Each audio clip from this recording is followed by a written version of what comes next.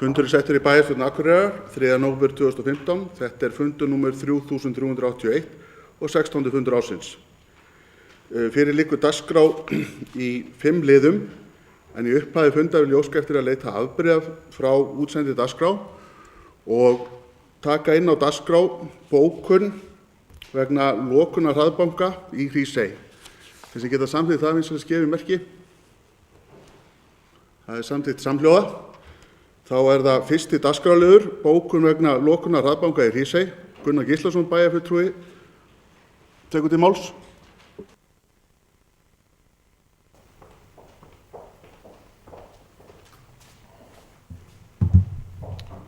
Forseti, ágætu bæjarfulltrúar. Ég ætla að bera hérna fram bókun vegna fyrirhugaðrar lokunar hraðbanka í Hrísey sem þýðir það að þar verður engin bankaþjónusta eftir þegar þessi hraðbanka hefur verið lokað. Það hefur komið fram í samtölum við íbúa í Hrísey og formann hverfisráðs að þetta bitnar á þjónustu þar og ég ætla bara að lesa hérna bókun sem ég vona að við getum þá tekið umræðum.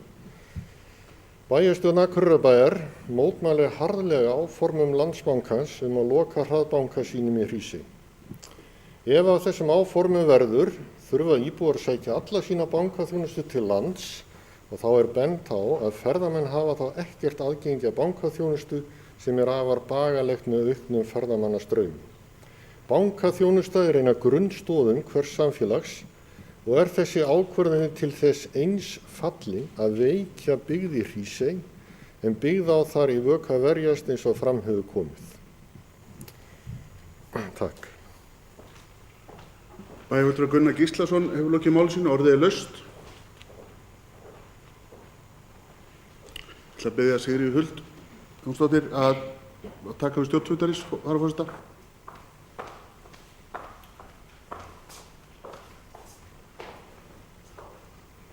Bæjarfulltrúi Matthías Rögnvaldsson hefur beðið orðið.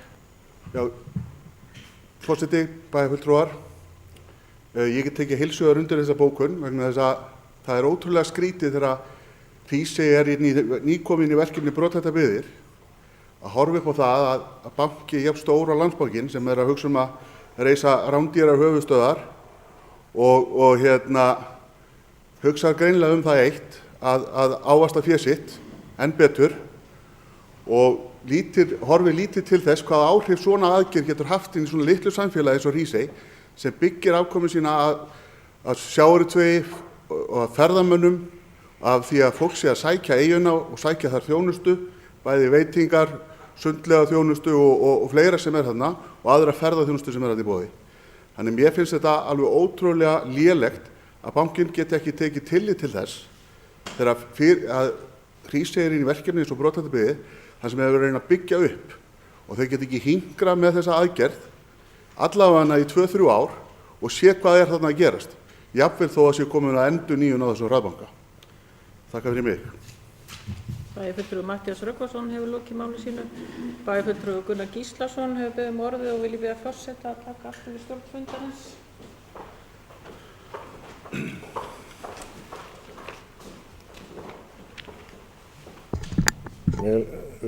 Forseti, ágætu bæjarfulltrúar. Mér langar aðeins til að leggja orðið í belg tengt þessu.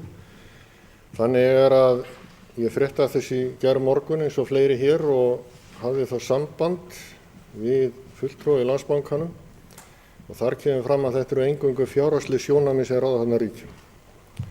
Það að halda úti hraðbanka í Hrísey er sagt að kosti bankanum 3 milljónir króna á ári og hraðbankinn sé gamall, úr sé genginn og þetta endurnýjun. Ég er nú benti á það í svari að það hljóti nú að vera einhver hluti af starfsemi þjóðarbanka Íslands sem er Landsbanki Íslands í eigu þjóðarinnar að sinna að lágmarki einhverjum samfélagslegum skyldum. Og það geti nú varla verið sá kostnaður fyrir banka eins og þennan að endurnýja hraðbanka þarna og ég er nokkuð viss að nýr hraðbanki er mun ódýrari rekstri heldur en sá gamli ef að líkum lætur. Og þess vegna finnst mér alveg einboðið að við samþykkjum þessa bókun og mótmælum bara þessari aðgerð harðlega því að þetta er að mínum mati bara aðför að samfélaginu. enn ein. Takk. Bæjarfulltrúi Gunnar Gíslason hefur lokið máli sínu og orðið er laust. Þar sem ekki fleiri hafa hvatt sér hljóðs, þá les ég upp bókunina aftur. Bæjarstjórn Akureyrarbæjar mótmælir harðlega áform Landsbankans að loka hraðbanka sínum í Hrísey. Ef að þessum áformum verður þurfa íbúar að sækja alla sína bankaþjónustu til lands og þá er bent á að ferðamenn hafa þá ekkert aðgengi að bankaþjónustu sem er afar bagaðið með auknum ferðamannastraumi. Bankaþjónusta er ein af grunnstoðum hvers samfélags og er þessi ákvörðun því til þess fallin að veikja byggð í Hrísey en byggð á þar við vök að verjast eins og fram hefur komið. Þeir sem geta samþykkt það vinsamlegast gefið merki. Það er samþykkt samhljóða. Þá göngum við til annars dagskrárliðar. Bæjarstjórn Akureyrar breytingar í nefndum 2014-2018. Lögðu fram eftirfarandi tillaga breytingar og skipan aðalmanna og áheyrnarfulltrúa í atvinnumálanefnd. Sóley Björk Stefánsdóttir, vaflista, tekur sæti aðalmanns í stað Margrétar Kristínar Helgadóttir æðlista og Margrét Kristín Helgadóttir tekur sæti áheyrnarfulltrúa í stað Sóleyjar Bjarkar Stefánsdóttir. Orðið er laust. Þeir sem geta samþykkt þessa tillögu eins og gefið merki. Það er samþykkt með 11 atkvæðum. Þá er það 3. dagskrárliður í Norðurbrekka, breyting á deiliskipulagi, Helgamannsstræti 22. Ingibjörg Ólöf Ísaksen, bæjarfulltrúi, tekur til máls.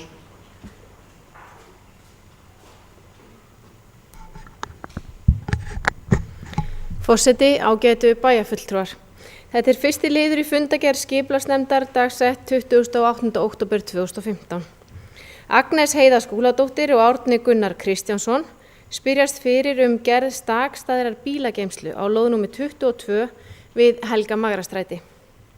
Lögð er fram tillaga að breytingu á deiluskipulagi dagsett 14. október 2015 unnin af Ómari Ívarsinni hjá Landslagi. Kostnaðargreining tillögunnar var unnin á framkvæmdadeild. Skipulagsnefnd getur ekki fallist á færslu hraðahindrunar sem gert er ráð fyrir í tillögunni og því skal gert ráð fyrir henni óbreyttri. Þar sem óverulega breytingu á gildandi deiluskipulagi er að ræða, leggur skipulagsnefnd til við bæjarstjórn að tillagan þannig breytt verði greindarkynnt samkvæmt 2. málsgrein 43. grein skipulagslaga nr. 123 frá 2010.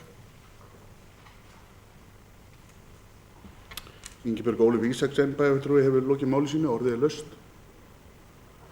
Þar sem enginn hefur hvað sér hljóðs göngum við til atkvæðagreiðslu. Þeir sem geta samþykkt vinsamlegast gefið merki. Það er samþykkt samhljóða. Þá er það 4. liður, hagahverfi, deiliskipulagsbreytingar og leiðréttingar gagna. Ingibjörg Ólöf Ísaksen, bæjarfulltrúi, tekur til máls. Forseti, ágætu bæjarfulltrúar.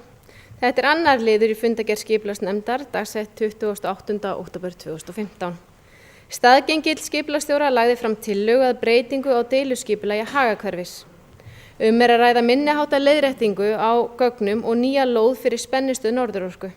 Tillagan er unnin af Árna Ólafssyni hjá Teknistofu arkitekta, Gylfa Guðjónsssyni og félögum EHF. Einnig er meðfylgjandi uppfærður uppdráttur af hverfinu. Skipulagsnefnd leggur til að grendarstöð verði fundinn staður á verslunarlóð til hliðar við spennistöð. Þar sem óverulega breytingu á gildandi deiluskipulagi er að ræða, leggur skipulagsnefnd til við bæjarstjórn að tillagan þannig breytt verði grendarkynnt samkvæmt 2. málsgrein 43. grein skipulagslaga nr. 123 frá 2010. Ingibjörg Ólöf Ísaksen, bæjarfulltrúi, hefur lokið máli sínu og orðið er laust. Njáll Trausti Friðbjörnsson, bæjarfulltrúi, hefur beðið orðið. Forseti, ágætu bæjarfulltrúar, ég var bara að átta mig núna með að bæjarfulltrúi Ingibjörg að lesa tillöguna á ekki standa grendavöllur. Hvað er grendastöð? Ég held að sé grendavöllur. Við höfum alltaf notað grendavöllur. Það er grendavellir í umræðunni. Þannig að spurning hvort maður vilji breyta eða maður skulle hafa grendastöð og grendavellir. Þannig að þetta sé rétt með að við hvernig við unnið þetta hingað til. Þetta fari rétt fram. Takk. Trausti Friðbjörnsson, bæjarfulltrúi, lokið máli sínu. Þeir sem eru sammála því sem Njáll Trausti var að ræðum, við bara göngum út frá því að það sé í lagi, nema einhver komið með athugasemd við það. Þeir sem geta samþykkt fram grunda tillögu, við gefið merki. Það er samþykkt samhljóða með 11 atkvæðum. Þá er það 5. liður, Fab Lab Akureyri. Ég ætla að biðja Sigríði Huld Jónsdóttir varaforseta að taka við stjórn fundarins.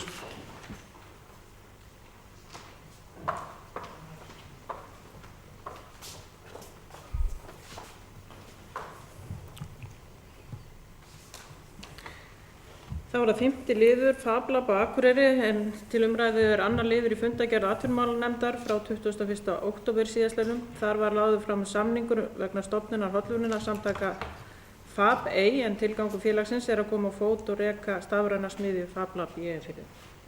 Matthías Rögnvaldsson hefur beðið orðið.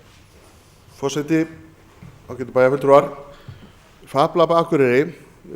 Lagður eru fram samningur vegna stofnunar hollvunar samtaka Fab Eyjar, en tilgangur félagsins er að koma á fót og reka stafræna smiðju Fab Lab í Eyjafirði. Með rekstri á stafræna smiðju Fab Lab í Eyjafirði er stefnt á að auka þekkingu skólafólks og almennings á persónumiðaðri framleiðslu og stafrænum framleiðslunaraðferðum. Verkefninu er ætlað að auka áhuga á verk- og tækninám í grunn- og framhaldsskólum, auk almennt tæknilæsis og tæknivitund og efla hæfni nýsköpunar í námi og atvinnulífi. Markmið verkefnisins er enn fremur að skapa vettvang fyrir í nýsköpun og efla samkeppnishæfi fyrirtækja, menntastofnana og nemenda. Atvinnumálanefnd leggur til að bæjarstjórn Akureyrar taki þetta þátt í stofnun hollvunasamtaka Fab Ey. Takk fyrir. Bæjarfulltrúi Matthías Rögnvaldsson hefur lokið máli sínu. Bæjarfulltrúi Logi Már Einarsson hefur beðið orðið.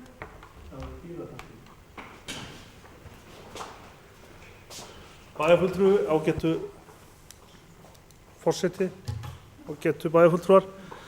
Ég styð þetta, en mér langar samt að vekja athygli á þessu orðskrýpi sem við erum farin að nota og þetta er farið að festast í málinu, Fab Lab.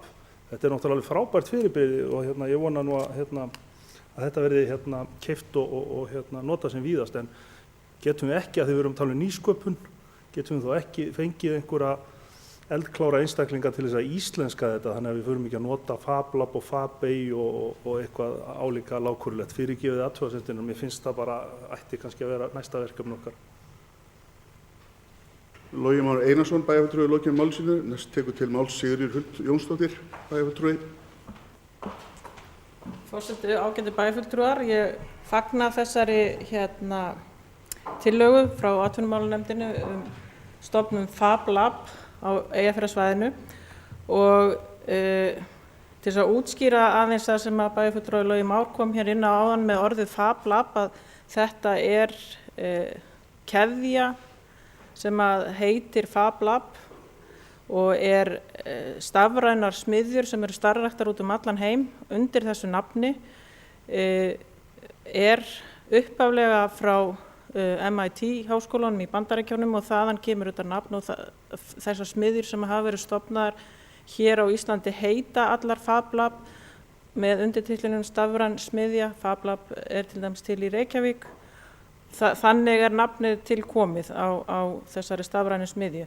En ég fagna því að Fab Lab hérna á Eyjafjarðarsvæðinu sé loksins að verða að veruleika og er til þetta að vera mikið framfæra skref fyrir sérstaklega tækninám hérna bæði hér á Akureyri og annars staðar á Eyjafjarðarsvæðinu og styð þessa tillögu heils hugar. Takk fyrir. Sigríður Huld Jónsdóttir, bæjarfulltrúi, lokið máli sínu. Næst tekur til máls Njáll Trausti Friðbjörnsson, bæjarfulltrúi.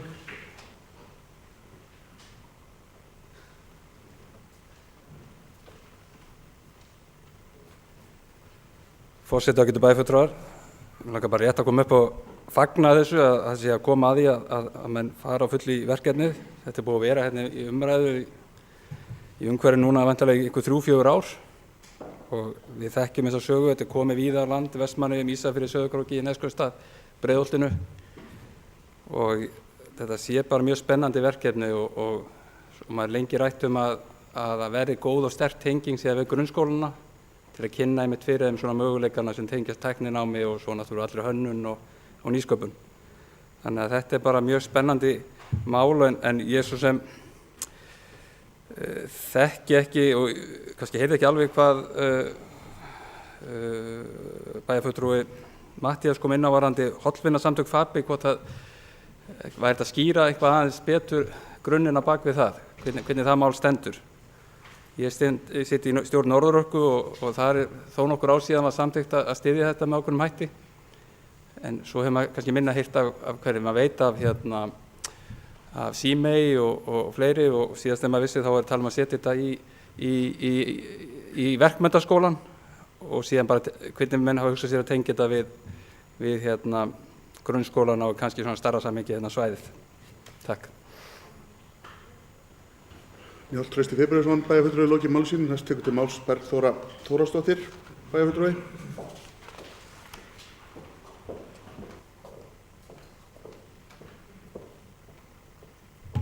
Forseti, ágætu bæjarfulltrúar.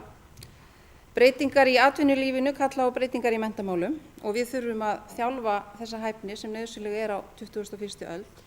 Markmið með stofnun FabLab samræmist markmiðum aðalnámskráa bæði fyrir leik-, grunn- og framhaldsskóla, og ég fagna því að þessi smiðja sé að verða að veruleika og styð aðkomu Akureyrarbæjar að þessum samningi heils hugar. Takk. Bergþóra Þórðardóttir, bæjarfulltrúi, lokið máli sínu. Það bið ég að Sigríður Huld Jónsdóttir, varaforseti, að taka við stjórn fundarins og gefa mér orðið.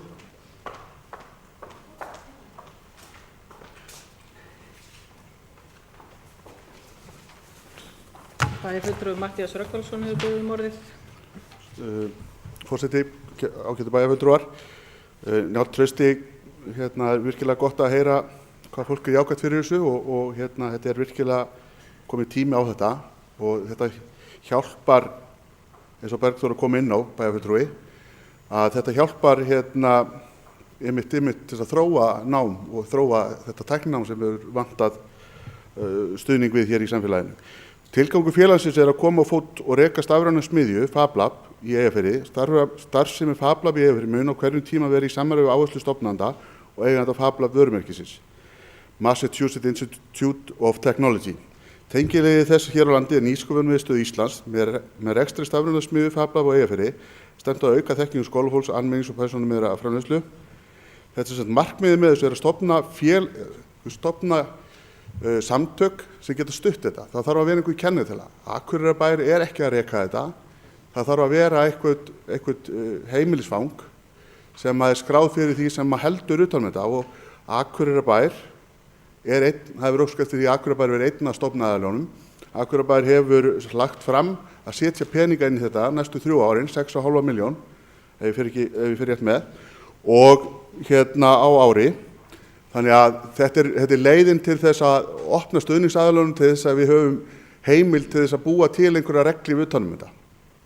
Þannig að aðilar hafi leiðið til þess að leggja fé inn á reikning og halda utanum verkefnið. Þannig að þetta eru hollvina samtök. Takk fyrir. Bæjarfulltrúi Matthías Rögnvaldsson hefur lokið máli sínum og biður hann að taka við stjórn fundarins.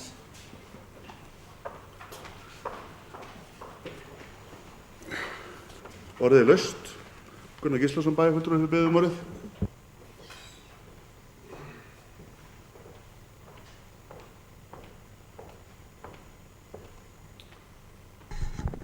Forseti, ágætu bæjarfulltrúar, ég vil eins og aðrir fagna þessu verkefni.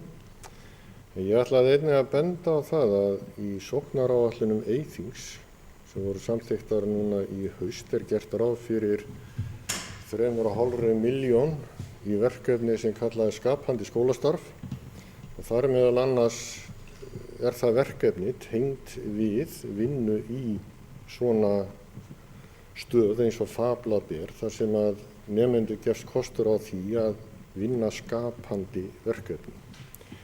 Og því fagna ég því bara ef að tekst að koma upp öflugu fyrirbæri sem FabLab er hérna á svæðinu, svo við getum nýtt þetta verkefnis vel og kostur er. En þetta verkefni er hugsað sem samstarfsverkefni Eyþings og Háskólans á Akureyri, og það er svona verið að fíni sér að það þessa dagana. Takk. Gunnar Gíslason, bæjarfulltrúi, hefur lokið máli sínu, orðið er laust. Það sem ekki fleiri á hvatt sér hljós, þá göngum við til atkvæðagreiðslu, þess að geta stutt við stofnun hollvinasamtaka FabEy, sem skefur merki. Það er samþykkt samhljóða. Þá er það 6. liður, fjárhagsáætlun Akureyrarbæjar 2016-2019, fyrri umræða. Guðmundur Baldvin Guðmundsson, bæjarfulltrúi, tekur til máls.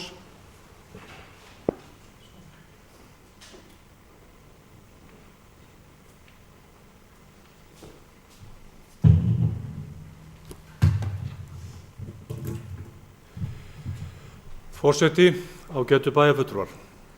Fjárhagsáætlun Akureyrarbæjar fyrir árið 2016 til 2019 hér lögð fram til umræðu í bæjarstjórn. Eins og tíðkast hefur við gerð fjárhagsáætlunar á liðnum árum, þá hefur hún verið unnin í samstarfi allra flokka, bæði í nefndum sem og í bæjaráði, þar sem öllum bæjarfulltrúum hefur verið boðið að taka þátt í vinnunni. Ég vil byrja hér í upphafi máls míns að þakka fyrir það samstarf. Umræða fjármál sveitarfélaga hefur að undanförnu snúist mikið samskipti við ríkið og tekjuskiptingu ríkis og sveitarfélaga. Við í bæjarstjórn höfum tekið þátt í þá umræðu hér í þessu sal og höfum sendt frá okkur bókanir, bæði í bæjarstjórn og í bæjaráði. Með þeirri umræðu höfum við bæjarfulltrúar viljað ítreka mikilvægi þess að ríkið greiði fyrir þann kostnað sem því ber. Við gerð fjárhagsáætlunar nú höfum við tekið inn í breytingar á fjárframlögum frá jöfnunarsjóði sem byggist á þeim ákvörðunum sem tekna verða á næstu dögum af hálfu ríkisins. Stuðst við þá hækkun sem forsvarsmenn Sambands íslenskra sveitarfélaga hafa rætt um. Verði niðurstaðan hins vegar önnur, verður það leiðrétt fyrir síðari umræðu fjárhagsáætlunina. Eflaust má spyrja sig í ljósi þeirra umræðu sem átt hefur sér stað stöðu sveitarfélaga og versnandi afkomu þeirra, hvort niðurstaða sú sem hér lögð fram í áætlun sé raunhæf. Því til að svara að áætlun sú sem hér lögð fram byggir á ákveðinni bjartsýni á hækkun tekna, eins og áður sagði, auk þess sem hér gert ráð fyrir áframhaldandi aðhaldi í rekstri. Þá ekki verið gert ráð fyrir frekari launahækkunum á árinu 2016 sem í samræmi við það verklag sem beitt hefur verið í gerð fjárhagsáætlana, það er að segja að byggt á gildandi kjarasamningum. Á næstu vikum getur línur hins vegar skýrst í samningaviðræðum sveitarfélaga við þau stéttarfélög sem enn eiga ósamið og mun þá tekið tillit til þess við endanlega áætlun sem lögð verður hér fram í bæjarstjórn í upphafi desembermánaðar. Áætlun nú gerir ráð fyrir að aðalsjóður sveitarfélagsins sé rekinn með neikvæðri rekstrarniðurstöðu upp á 216 milljónir króna og ljóst að slíkur rekstur ekki sjálfbær þegar til lengri tíma litið. Þrátt fyrir þennan halla á aðalsjóði þá rekstur A-hluta sveitarsjóðs sem og rekstur A- og B-hluta rekinn með rekstrarhagnaði samkvæmt áætluninni. Það hefur verið stefna okkar hér í bæjarstjórn að skerða ekki þjónustu í okkar mikilvægustu málaflokkum. Í ræðu minni hér fyrir ári síðan vísa ég til þess að það væri stefna okkar að taka frekar á okkur skell í rekstrinum á yfirstandandi ári og byggja áætlun á væntingum betri afkomu með batnandi efnahag og auknum skatttekjum. Útkomuspá ársins 2015 bendir til að rekstrarniðurstaða ársins verði neikvæð í heild sinni. Miklar launahækkanir vega þar þungt og skatttekjur hafa ekki hækkað umfram það sem gert var ráð fyrir í áætlunum. Að mínu mati það ljóst að ekki mikið svigrúm í rekstri sveitarfélagsins og frekari hækkanir muni að öðru óbreyttu kalla á enn frekari aðhald í rekstri. En hvernig höfum við brugðist við? Eins og margoft hefur komið fram hér í ræðu minni þá hefur líkt rekstri sveitarfélags siglingu á stóru olíuskipi. Snarpar og snöggar beygjur verða ekki teknar og stefnubreytingar þarf að undirbúa. Í þessu sambandi hefur við bæjarstjórn stigið nokkur skref. Nægir þar að nefna stjórnsýsluúttekt sem við væntum að liggi fyrir á næstu vikum. Þá höfum við sett í gang vinnu við úttekt á rekstri öldrunarheimilanna þar sem sérstaklega verður skoðuð sú þjónusta sem við erum að veita og þá hlutdeild sem ríkinu ber að greiða og gerum við ráð fyrir því að úttektin liggi fyrir í desember. Þá munum við meðal annars setja í gang úttekt á yfirvinnu hjá bænum og reglum hana. En snúum okkur þá á tölum fjárhagsáætlunar. Ef bornar eru sama fjárhagsáætlun fyrir árið 2016 og upphafleg fjárhagsáætlun ársins 2015 kemur í ljós að tekjur verða 1.346 milljónum krónum hærri á næsta ári í samstöðunni og rekstrarútgjöld 1.014 milljónum krónum hærri. Gert ráð fyrir sambærilegri fólksfjölgun og verið hefur á liðnum árum og íbúar verður orðnir tæplega 18.500 í árslok 2016. Reiknað með að útsvarsprósentan verði óbreytt frá fyrra ári eða 14,52%. Einnig með að álagning fasteignagjalda verði óbreytt á milli ára en sú tekjuaukning sem á sér stafar einkum af fjölgun bygginga í bænum og hærra fasteignamati. Þessi tveir liðir, þar að segja útsvarsprósentan sem og álagning fasteignagjalda, hafa þó ekki verið endanlega samþykktir en verða til frekari umræðu á milli umræðna fjárhagsáætlun. Í áætluninni jafnframt gert ráð fyrir að hlutur jöfnunarsjóðs hækki nokkuð í skatttekjum og að í hann renni 0,0% hærra hlutfall af tekjuskattsstofni vegna málefna fatlaðra. Áætlað er að það skili 120 milljónum króna hærri tekjum til bæjarins. Á síðasta ári hækkuðu sorphirðugjöld nokkuð þar sem tekið var upp tímabundið umhverfisgjald. Nú er gert ráð fyrir að sorphirðugjald lækki 400 krónur. Helstu forsendur útgjaldaáætlunar er að spáð 2,6% verðbólgu frá upphafi til loka árs og gengisvísitala krónunnar verði óbreytt.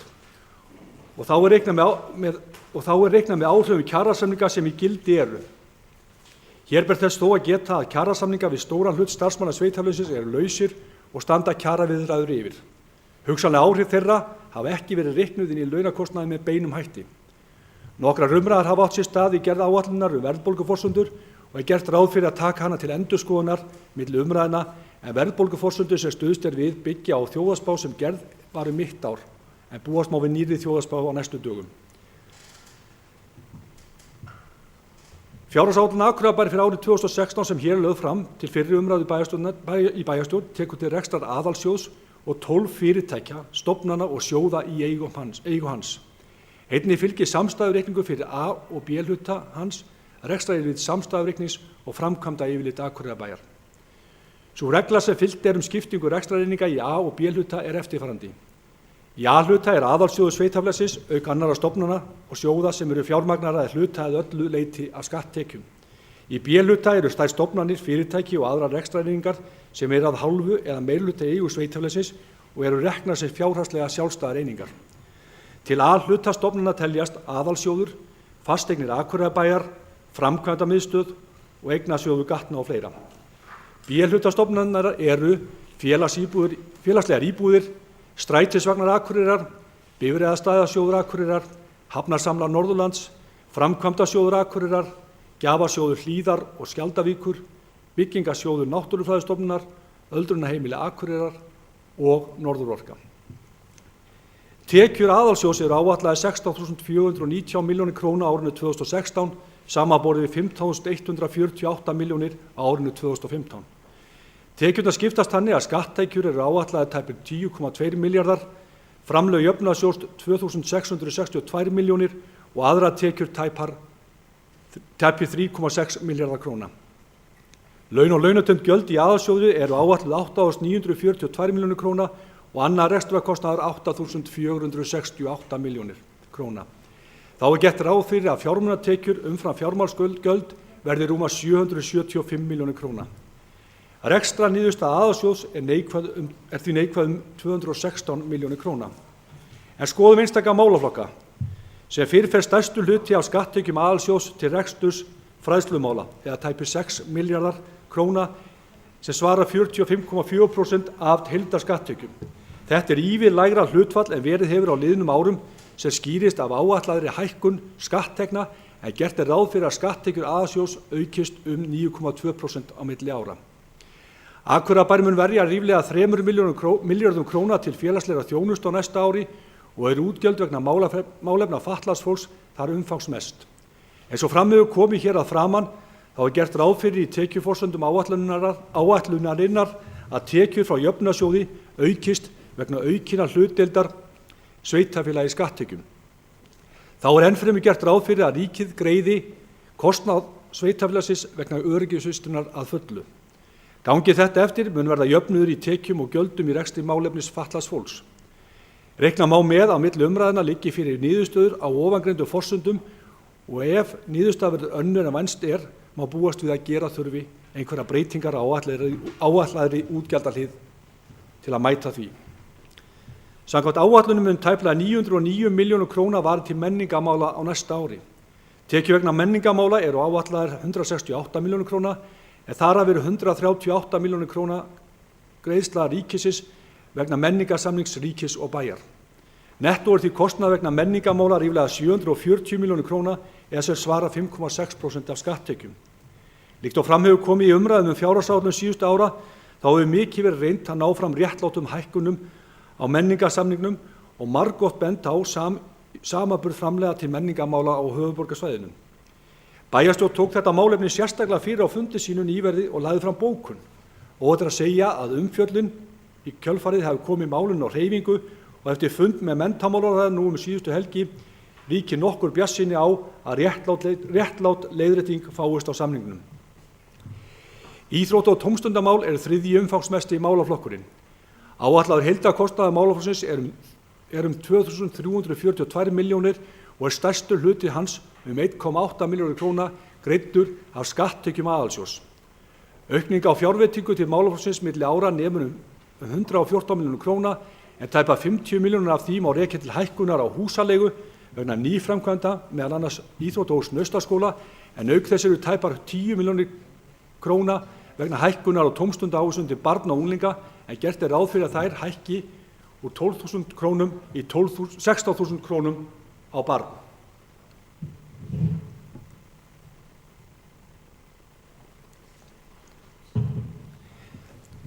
Til hreinlætismála verður varið rétt ríflega 300 milljónir króna á árinu 2016. Hér er að ræða kostnað við heilbrigðiseftirlit, sorphreinsun og sorpeyðingu sem og meindýra- og dýraeftirlit. 280 milljónir króna fara í sorpið og skiptist kostnaður í sorphreinsun, gámasvæði, sorpeyðingu og jarðgerð. Gert er ráð fyrir óbreyttu sorphirðugjaldi og sérstakt gjald vegna sorpeyðingar sem lagt var á tímabundið á liðnu ári verður lagt aftur á komandi ári en lækkað 400 krónur. Óhætt er að segja að sú nýbreytni sem tekið var upp á liðnu ári með tilkomu klippikorta hafi þegar á botni hvolft skilað árangri og öll umgengni og flokkun hefur stórbatnað. Þess er vænst að þegar framlíða stundir muni þetta verða til að draga úr kostnaði í förgun og þannig verða hægt að lækka gjaldtöku frekar.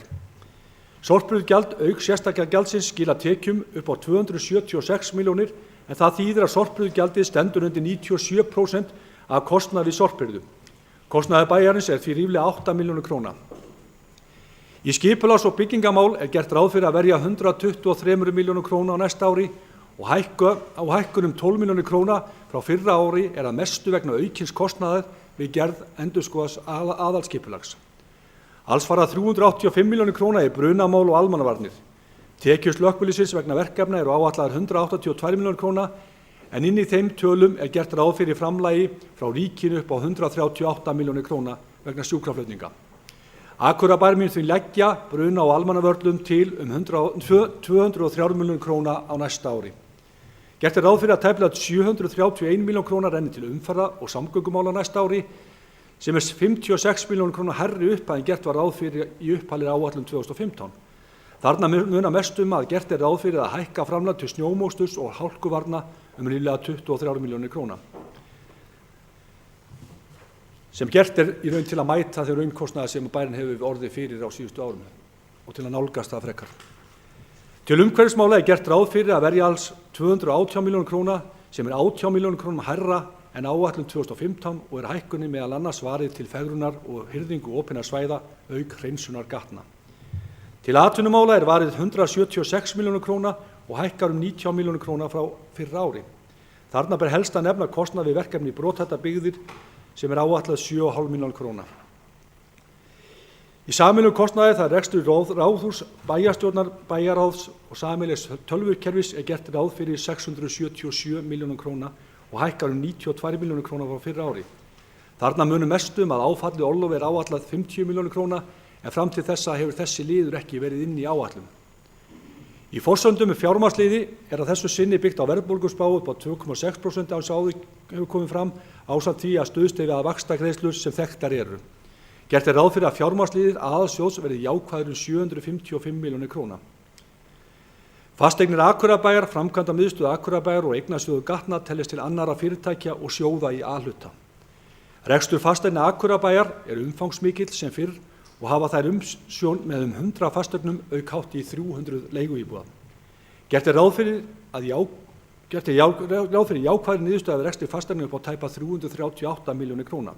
Helstu breytingar á rekstri milli ára má rekja til lægri fjármagnskostnaðar en að sama skapi er viðhald fasteigna aukið 120 milljónir króna frá fyrra ári og þar af er viðhald skólamannvirkja aukið 82 milljónir króna.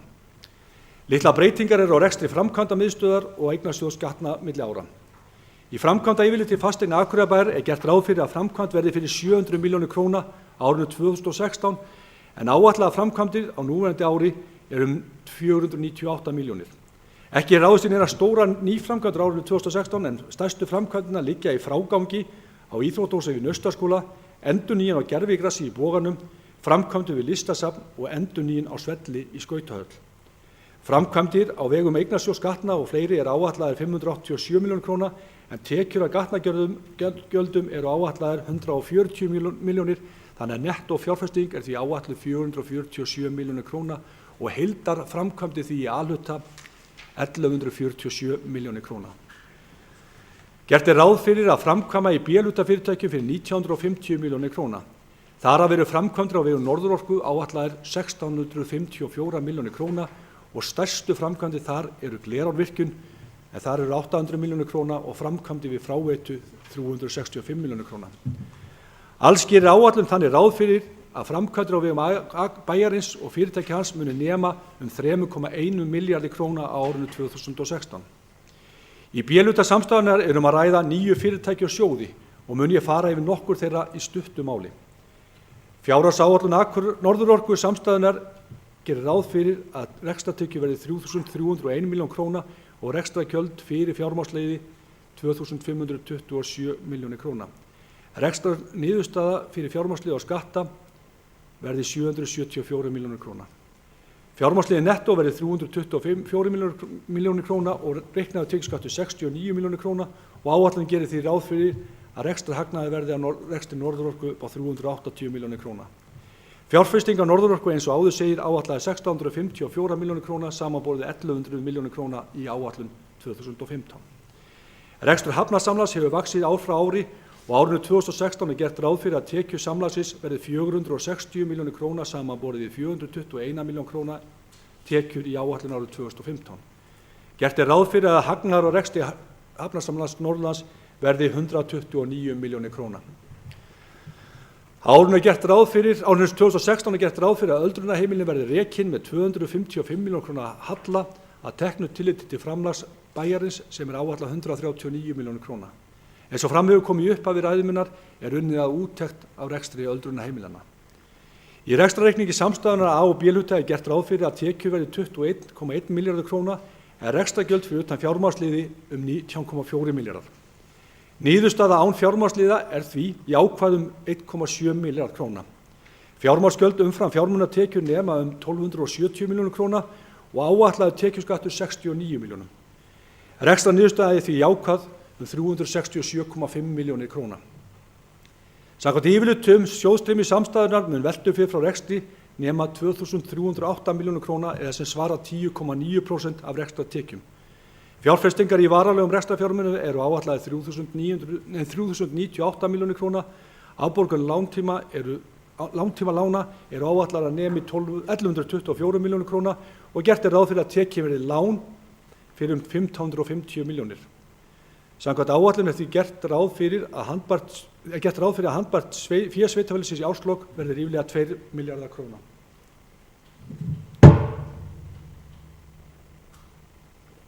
Heildar launagreiðslur samstæðuna ásamt launatengdum gjöldum eru áætlaðar 11.672 milljónir króna. Laun og launatengd gjöld sveitarfélagsins í hlutfalli við rekstrartekjur þess eru áætlaðar 55,2%. Annar rekstrarkostnaður er áætlaðir 30,1% af rekstrartekjum. Skatttekjur sveitarfélagsins ásamt jöfnunarsjóði eru áætlaðir 674.000 krónur á hvern íbúa en tekjur samtals 1.142.000 krónur á hvern íbúa. Áætlaðir eignir sveitarfélagsins í efnahagsreikningi 31.12.2016 verði bókfærðar á 42 milljarðar króna. Þar af eru veltufjármunir 3.728 milljónir króna. Skuldir sveitarfélagsins með lífeyrisskuldbindingum nema samkvæmt efnahagsreikningi 24,8 milljónir króna. Þar af eru skammtímaskuldir 4.055 milljónir króna. Veltufjárhlutfall samstæðunnar er áætlað 0,92.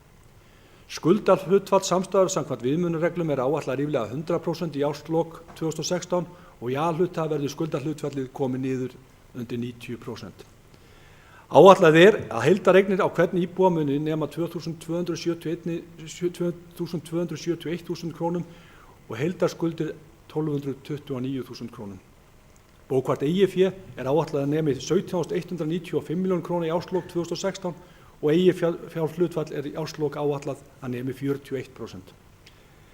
3 ára áætlun er hér lögð fram með áætlun ársins 2016. Ég ætla ekki að eyða mörgum orðum í þá áætlun að þessu sinni, en hún er gerð á sömu forsendum og liðnum árum, það er sett fram á föstu verðlagi. Ekki er gert ráð fyrir í þessum áætlunum miklum breytingum á rekstri sveitarfélagsins og gert ráð fyrir að hann verði nokkuð föstum skorðum. Forsenda 3 ára áætluna byggir að sjálfsögðu mikið á áætlun ársins 2016 og búast má við einhverjum breytingum á áætlun milli umræðana að þessu sinni. Ég mun því ræða áætlanir á árunum 2017 til 2019 ítarlegar við seinni umræðu fjárhagsáætlunar. Fjárhagsáætlun Akureyrarbæjar fyrir árið 2016 hefur verið unnin í samræmi við vinnuferla sem kynntir voru í bæjarráði í upphaf áætlunarinnar. Eins og fram hefur komið í máli mínu eru ýmsir lausir endar sem kunna að nýtast á þeim vikum sem eru á milli umræðna og má búast við að einhverja breytinga verði gerðar á áætlun fyrir síðar umræðu. Ágætu bæjarfulltrúar, fjárhagsstaða bæjarins er sterk en engu að síður er fjárhagsáætlun viðamikið verkefni og ekki auðvelt.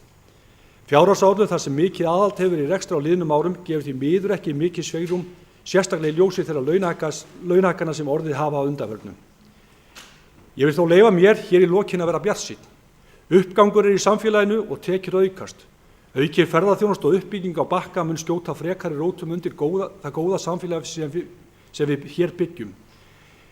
Þá trúi ég því að sú barátta sem sveitarfélög standa í þessa dagana við ríkið aukið hlut sveitarfélaga í skatttekjum muni skila áranga á komandi árum og sveitarfélög fái réttláta hlutdeild í skatttekjum til að standa undir sífellt stækkandi verkefnum. Ég vil að lokum þakka bæjarstjóra, öllum starfsmönnum bæjarins og nefndarfólki sérstaklega fyrir góð störf við gerð þessara fjárhagsáætlunar.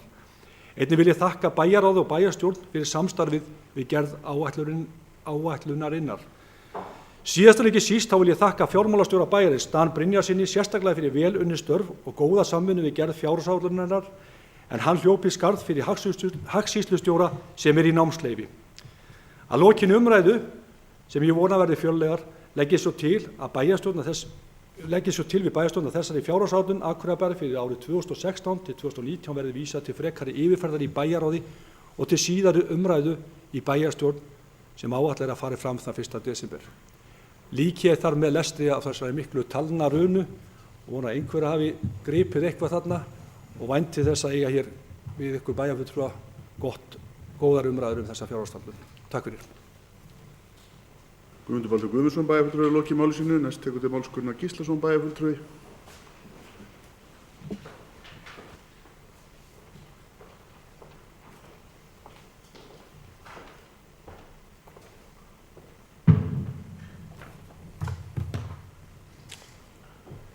Forseti, ágætu bæjarfulltrúar.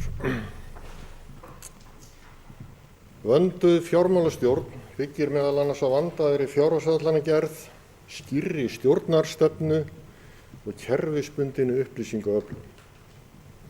Gerð er krafa að fjárhagsáætlun sé raunsæ, hún byggi á raunverulegum fjárhagslegum forsendum, skýr tengsl sé á milli þjónustustigs og gæða með tillit til fjárveitinga, hún sé gegnsæ og skýrt uppsett og þar sé svigrúm til pólitískrar forgangsröðunar. Þá þurfa að vera til staðar skýra verklagsreglur sem kalla á vönduð vinnubrögð, almenn skoðanaskipti og skýra verkaskiptingu.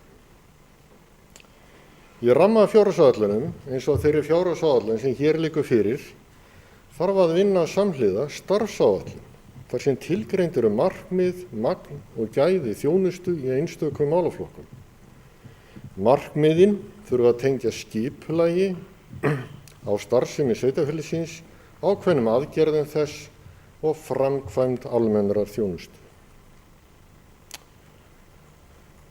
Það sem fram hefur komið hér að framan er allt atriði sem tilgreind er í skýrslu sem kynnt var á fjármálaráðstefnu sveitarfélaga í september síðastliðnum. Þar eru dregin fram þau vinnubrögð fjármálastjórn og fjárhagsáætlanagerð sveitarfélaga sem þykja vera til fyrirmyndar. Ég dreg þetta hérna fram því mér þykir mikið skort á að vinnubrögð bæjarstjórnar Akureyrarbæjar uppfylli þessi skilyrði. Þann 16. desember 2014 stóð ég hér og tilkynnti að ég samþykkti fjárhagsáætlun Akureyrarbæjar fyrir árið 2015 með því skilyrði að undirbúningur og vinna við fjárhagsáætlun ársins 2016 yrði hafin ekki seinna en í mars á þessu ári. Þá yrði safnað grunnupplýsingum starfsemi sveitarfélagsins, svo sem fjölda stöðugilda hverju stað á þróun þeirra undanfarin ár, og við vorum að ég hélt öll sammála það fyrir ári síðan að við værum ekki með nægilega skýr gögn þjónustu, gæði, fjölda stöðugilda og önnur verkefni til að geta tekið vel upplýsta ákvörðun þessa þætti í tengslum við fjárhagsáætlunina.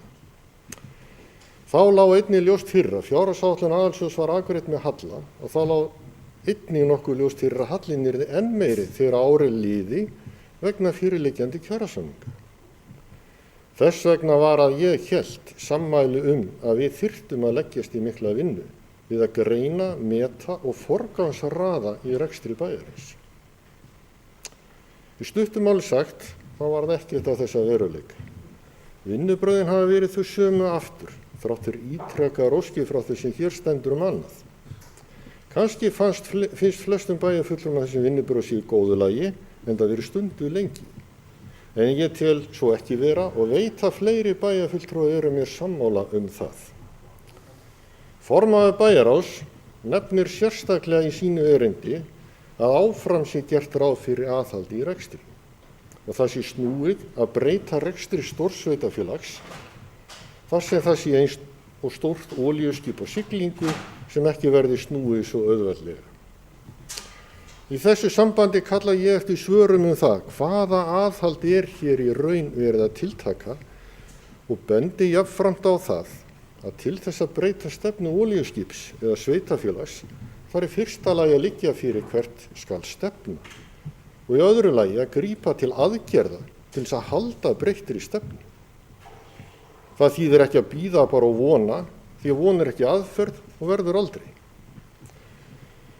Það nefnilega fátt eða ekkert lagt hér til sem bendir til þess að stefnubreyting sé í vændum og í raun liggur ekkert fyrir en það hver stefna meirihluta bæjarstjórnar Þrátt fyrir fögur orð í stefnuskjali ekki að sjá nein merki þess að þau fögru orð hafi verið eða eigi að útfæra í aðgerðir sem verði sýnilegar bæjarbúum. Þessi orð læt ég falla hér vegna þess að bæjarstjórn hefur ekki unnið eða samþykkt starfsáætlun undanfarin ár og það bendir ekkert til þess að svo verði nú. Þetta þó eitt af þeim atriðum sem talin eru skipta máli í ramma áætlanagerð. Stefna bæjarstjórnar þarf að vera leiðarljós fyrir nefndir og ráð bæjarins þegar kemur að ákvörðunum markmið, magn og gæði þjónustu, sem markaður fjárhagslegur rammi í fjárhagsáætlun. Vegna þess hve fátæklegar og sundurlausar upplýsingar liggja fyrir í þessari vinnu, óskaði ég eftir upplýsingum fjölda stöðugilda árið 2014, áætlaðan fjölda 2015 og fjölda stöðugilda í launaáætlunarkerfinu fyrir árið 2016. Þetta gerði ég vegna þess að ég hafði grunum að í fjárhagsáætlun 2015 hafi verið bætt í stöðugildum í reksturinn án þess að það lægi skýrt fyrir þegar bæjarstjórn samþykkti þá áætlun fyrir ári síðan. Þegar þessar upplýsingar eru greindar, kemur í ljós að fjölgun stöðugildi í heildina ríflega 40 frá árinu 2014 til áætlunar ársins 2016. Þegar einungis eru teknar þær deildir, þar sem stöðum fjölgar eina eða fleiri fjölgunin 80 stöðugildi. Ég lagði þessa greiningu fram á fundi bæjarráðs fyrir tæpum hálfum mánuði síðan. Ég hef ekki fengið neinar ábendingar annað en að í stærstum dráttum sé hér rétt með upplýsingar farið og ég hef heldur ekki séð að það sé sjálfs gert neitt með þær heldur. Það þannig með samstarfi gerð fjárhagsáætlunar að það á sér eingöngu stað inni á fundum, en það eru margar ákvarðanir teknar utan funda í raun án samráðs. Þó þar séu svo kynntar eftir á fundum. Ég nefni þetta hér vegna þess að ef þær upplýsingar sem hér liggja fyrir réttar, þá aðhald í rekstri afar lítið og bæjarráð eða bæjarstjórn hefur ekki fjallað þessar aukningu stöðugilda sem slíka nema í einstaka tilvikum eða sem nemur hugsanlega 5 stöðugildum í heildina. Þetta umhugsunarvert Í ljósi þess að hér er verulega fjármuna að ræða eða alltaf 400 milljónir króna á ársgrundvelli og þjónustu aukningu sem samkvæmt 5. grein samþykktar stjórn og fundarsköp Akureyrar kaupstaðar á að vera á ábyrgð bæjarráðs og bæjarstjórnar. Þessi þróun er einnig athyglisverð í ljósi þess að í forsendum fjárhagsáætlunar Akureyrarbæjar 2016 sem samþykktar voru bæjarstjórn í júní síðastliðinn er eftirfarandi klausa. Og ég tek það fram að sama klausa var í forsendum fjárhagsáætlunar Akureyrarbæjar 2015.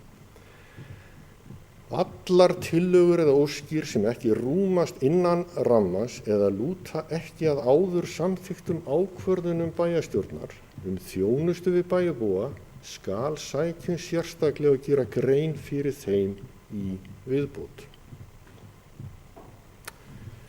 Miðað við þær upplýsingar sem fyrir liggja sé ég ekki betur en að þessum fyrirmælum hafi ekki verið fylgt.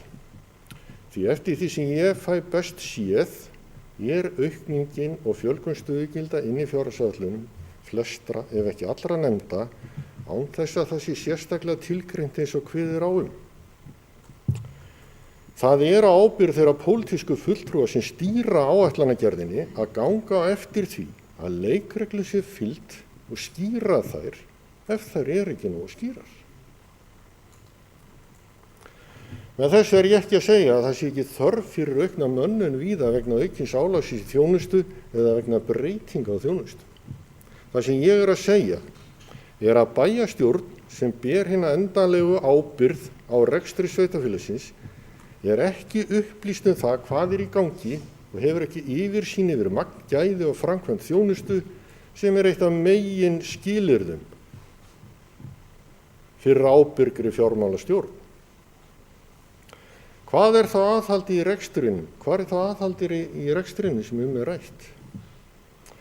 Af því sem hér hefur komið fram á ljóst vera vinnubrögðin við fjárhagsáætlanir og gagnrýniverð svo ekki sem meira sagt. Ég kalla því eftir skilvirkar og markvissar vinnubrögðum hér eftir sem byggja á raungögnum þannig að taka megi upplýsta ákvörðun í öllum tilvikum. En þá er komið að því að velta fyrir sér þeim tölum sem birtast okkur í þessari áætlun. Það eitt að aðalsjóður verði rekið með 226 milljón króna halla er verulegt áhyggjuefni. Því ég fæ ekki síðan neitt sé gert til að draga úr þeim halla. Það má til dæmis sjá af því að þegar fjárhagsrammi 2016 var samþykktur í júní síðastliðinn og sendur út til nefnda var gert ráð fyrir halla upp á 76 milljónir á aðalsjóði. Nú þegar fjárhagsáætlun liggur fyrir er niðurstaðan 226 milljónir í halla. Þetta skýrist af því að tekjur eru áætlaðar 479 milljón krónum hærri í áætlunni heldur en upp var gefið í rammanum en rekstrarkostnaðurinn er 690 milljón krónum hærri. Af hverju er þetta með þessum hætti? Við því þarf svar ef ætlunin er að takast á við þau verkefni að gera aðalsjóð sjálfbær. Það kallar á aðgerðir. Það liggur einnig fyrir að tekjurnar eru áætlaðar af mikilli bjartsýni og má ætla að þar geti skeikað 200-300 milljónum króna sem mun þá gera stöðu aðalsjóðs ennþá verri. Það er eins og að jákvætt að nú er tekist á við það verkefni að hluta að raungera áætlunina og er ég þá að tala um að kostnaðar vegna snjómoksturs, hreinsunar gatna, áfallins orlofs, tekna í Hlíðarfjalli, viðhalds gatna og viðhalds mannvirkja er færður til þess sem hann er líklegur að verða eða þarf að vera. Þá er gert ráð fyrir mikilli hækkun vegna lífeyrisskuldbindinga 280 milljón króna milli ára en hluta þeim fjármunum á einnig að dekka hugsanlega launahækkanir sem eiga eftir að koma til en mun ekki duga ef að líkum lætur. Með þessari ákvörðun er gerð tilraun til að eiga einhverju leyti fyrir óvæntum útgjöldum en hafa ber í huga að hingað til hefur verið farið heldur varlegar í hækkun á tekjuliðnum meðal annars með það í huga að tekjur verði meiri og þar með verði tekjuafgangur til að mæta óvæntum útgjöldum. Nú er tekjuliðurinn teygður til hins ýtrasta og því eðlilegt að gera þá ráð fyrir óvæntum útgjöldum með öðrum hætti. Það er svo umhugsunarvert hvort ekki þurfa að gera enn betur hvað þetta varðar. Því víða eru fordæmi fyrir því að sveitarfélög leggi til hliðar verulegar upphæðir til að mæta óvæntum útgjöldum. Það er við ramma reip að draga á fleiri sviðum því í áætluninni er gert ráð fyrir að öldrunarheimilin verði rekin enn og aftur miklum halla eða sem nemur 255 milljónum króna. Hallinn á árinu 2015 verður enn meiri ef fer sem horfir og þó að rekstur sé nú færður á B-hlutann en ekki aðalsjóð verður bærinn að punga út fyrir hallanum á meðan ekki fæst leiðrétting á daggjaldur frá ríkinu. Því má segja að hallinn sé enn meiri raun en framkemur í aðalsjóði. Eins og framkom hjá formanni bæjarráðs er verið að greina reksturinn til að fyrir liggi hvaða þessum umfram kostnaði er vegna ákvarðana sem bæjarstjórn hefur sjálf tekið aukna þjónustu og hvað er ríkisins. Að mínu mati má ætla að eitthvað að hallareksturinnum sé á ábyrgð bæjarins og bærinn þurfa að standa skil á því. Við höfum lagt á það áherslu í samþykktum okkar hér í bæjarstjórn og bæjarráði á undanförnu að það sé ekki rétt gefið hvað varðar tekjuskiptingu ríkis og sveitarfélaga. Og það hefur einnig komið fram víða á landsvísu. Vonandi fáum við leiðréttingu þar á lútandi og getum við þá andað léttar, en það leysir okkur ekki undan þeirri ábyrgð að vinna á skilvirkan og markvissan hátt þar sem við erum alltaf með fjárhagsáætlun byggð á grunni upplýsinga magn, gæði og framkvæmd þjónustunnar. Það sem ég er að reyna að benda á komið hefur fram hér að framan er að það er lítið sem ekkert gert til að takast á við verkefni sem býður okkar, hvort sem okkur líkar það betur eða verr, að gera aðalsjóð sjálfbæra. Eftir því sem við drögum það verkefni lengur, verður verkefni að stærra og verra viðureignar. Það er nefnilega rétt sem framkom í ræðu formanns bæjarráðs, að ef breyta á stefnu þarf að ætla góðan tíma til þess og vanda til verka. Það sem bjargar rekstri samstæðu Akureyrarkaupstaðar er að gert er ráð fyrir verulegum fjármagnstekjum og rekstrarafgangi hjá fasteignum Akureyrarbæjar, Norðurorku og Hafnarsamlagi Norðurlands. Fyrir vikið er ekki tekist á við hallan á aðalsjóðum í markvissum hætti eins og ætti að gera.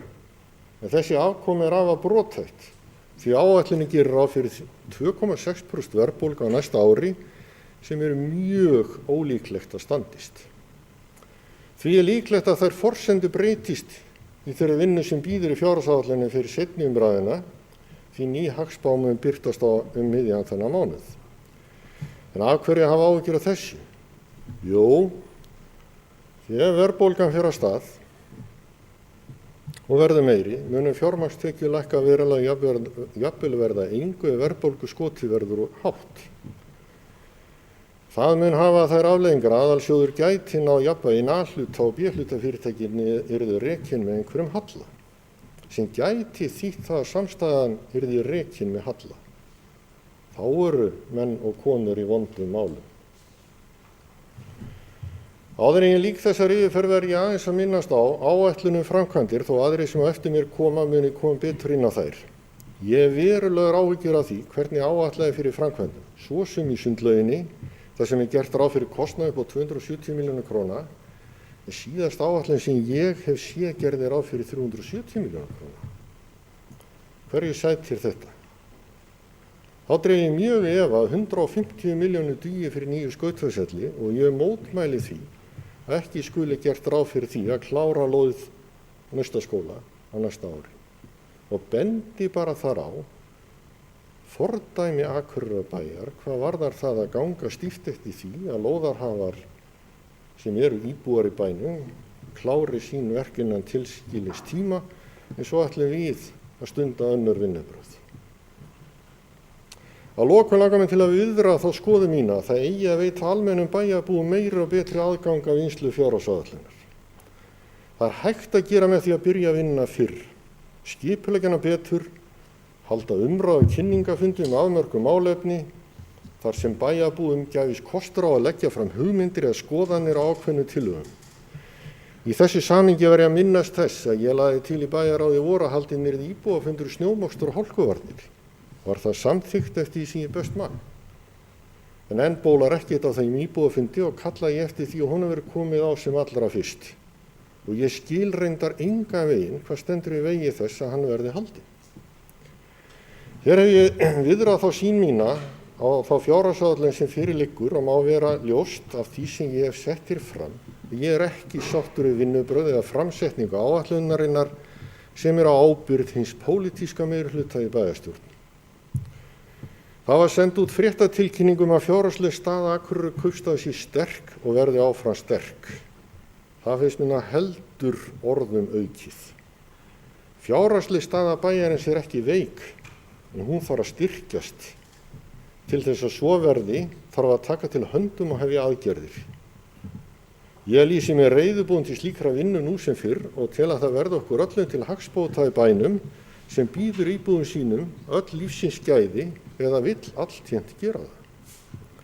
Til þess þarf skýra sýn á verkefnin og langar mig í lokin til að vitna til Helen Keller sem var blind þegar hún sagði: hvað er verra en að hafa enga sjón? Það er að hafa enga sýn. Takk. Gunnar Gíslason bæjarfulltrúi lokið máli sínu. Næst tekur til máls Njáll Trausti Friðbertsson bæjarfulltrúi.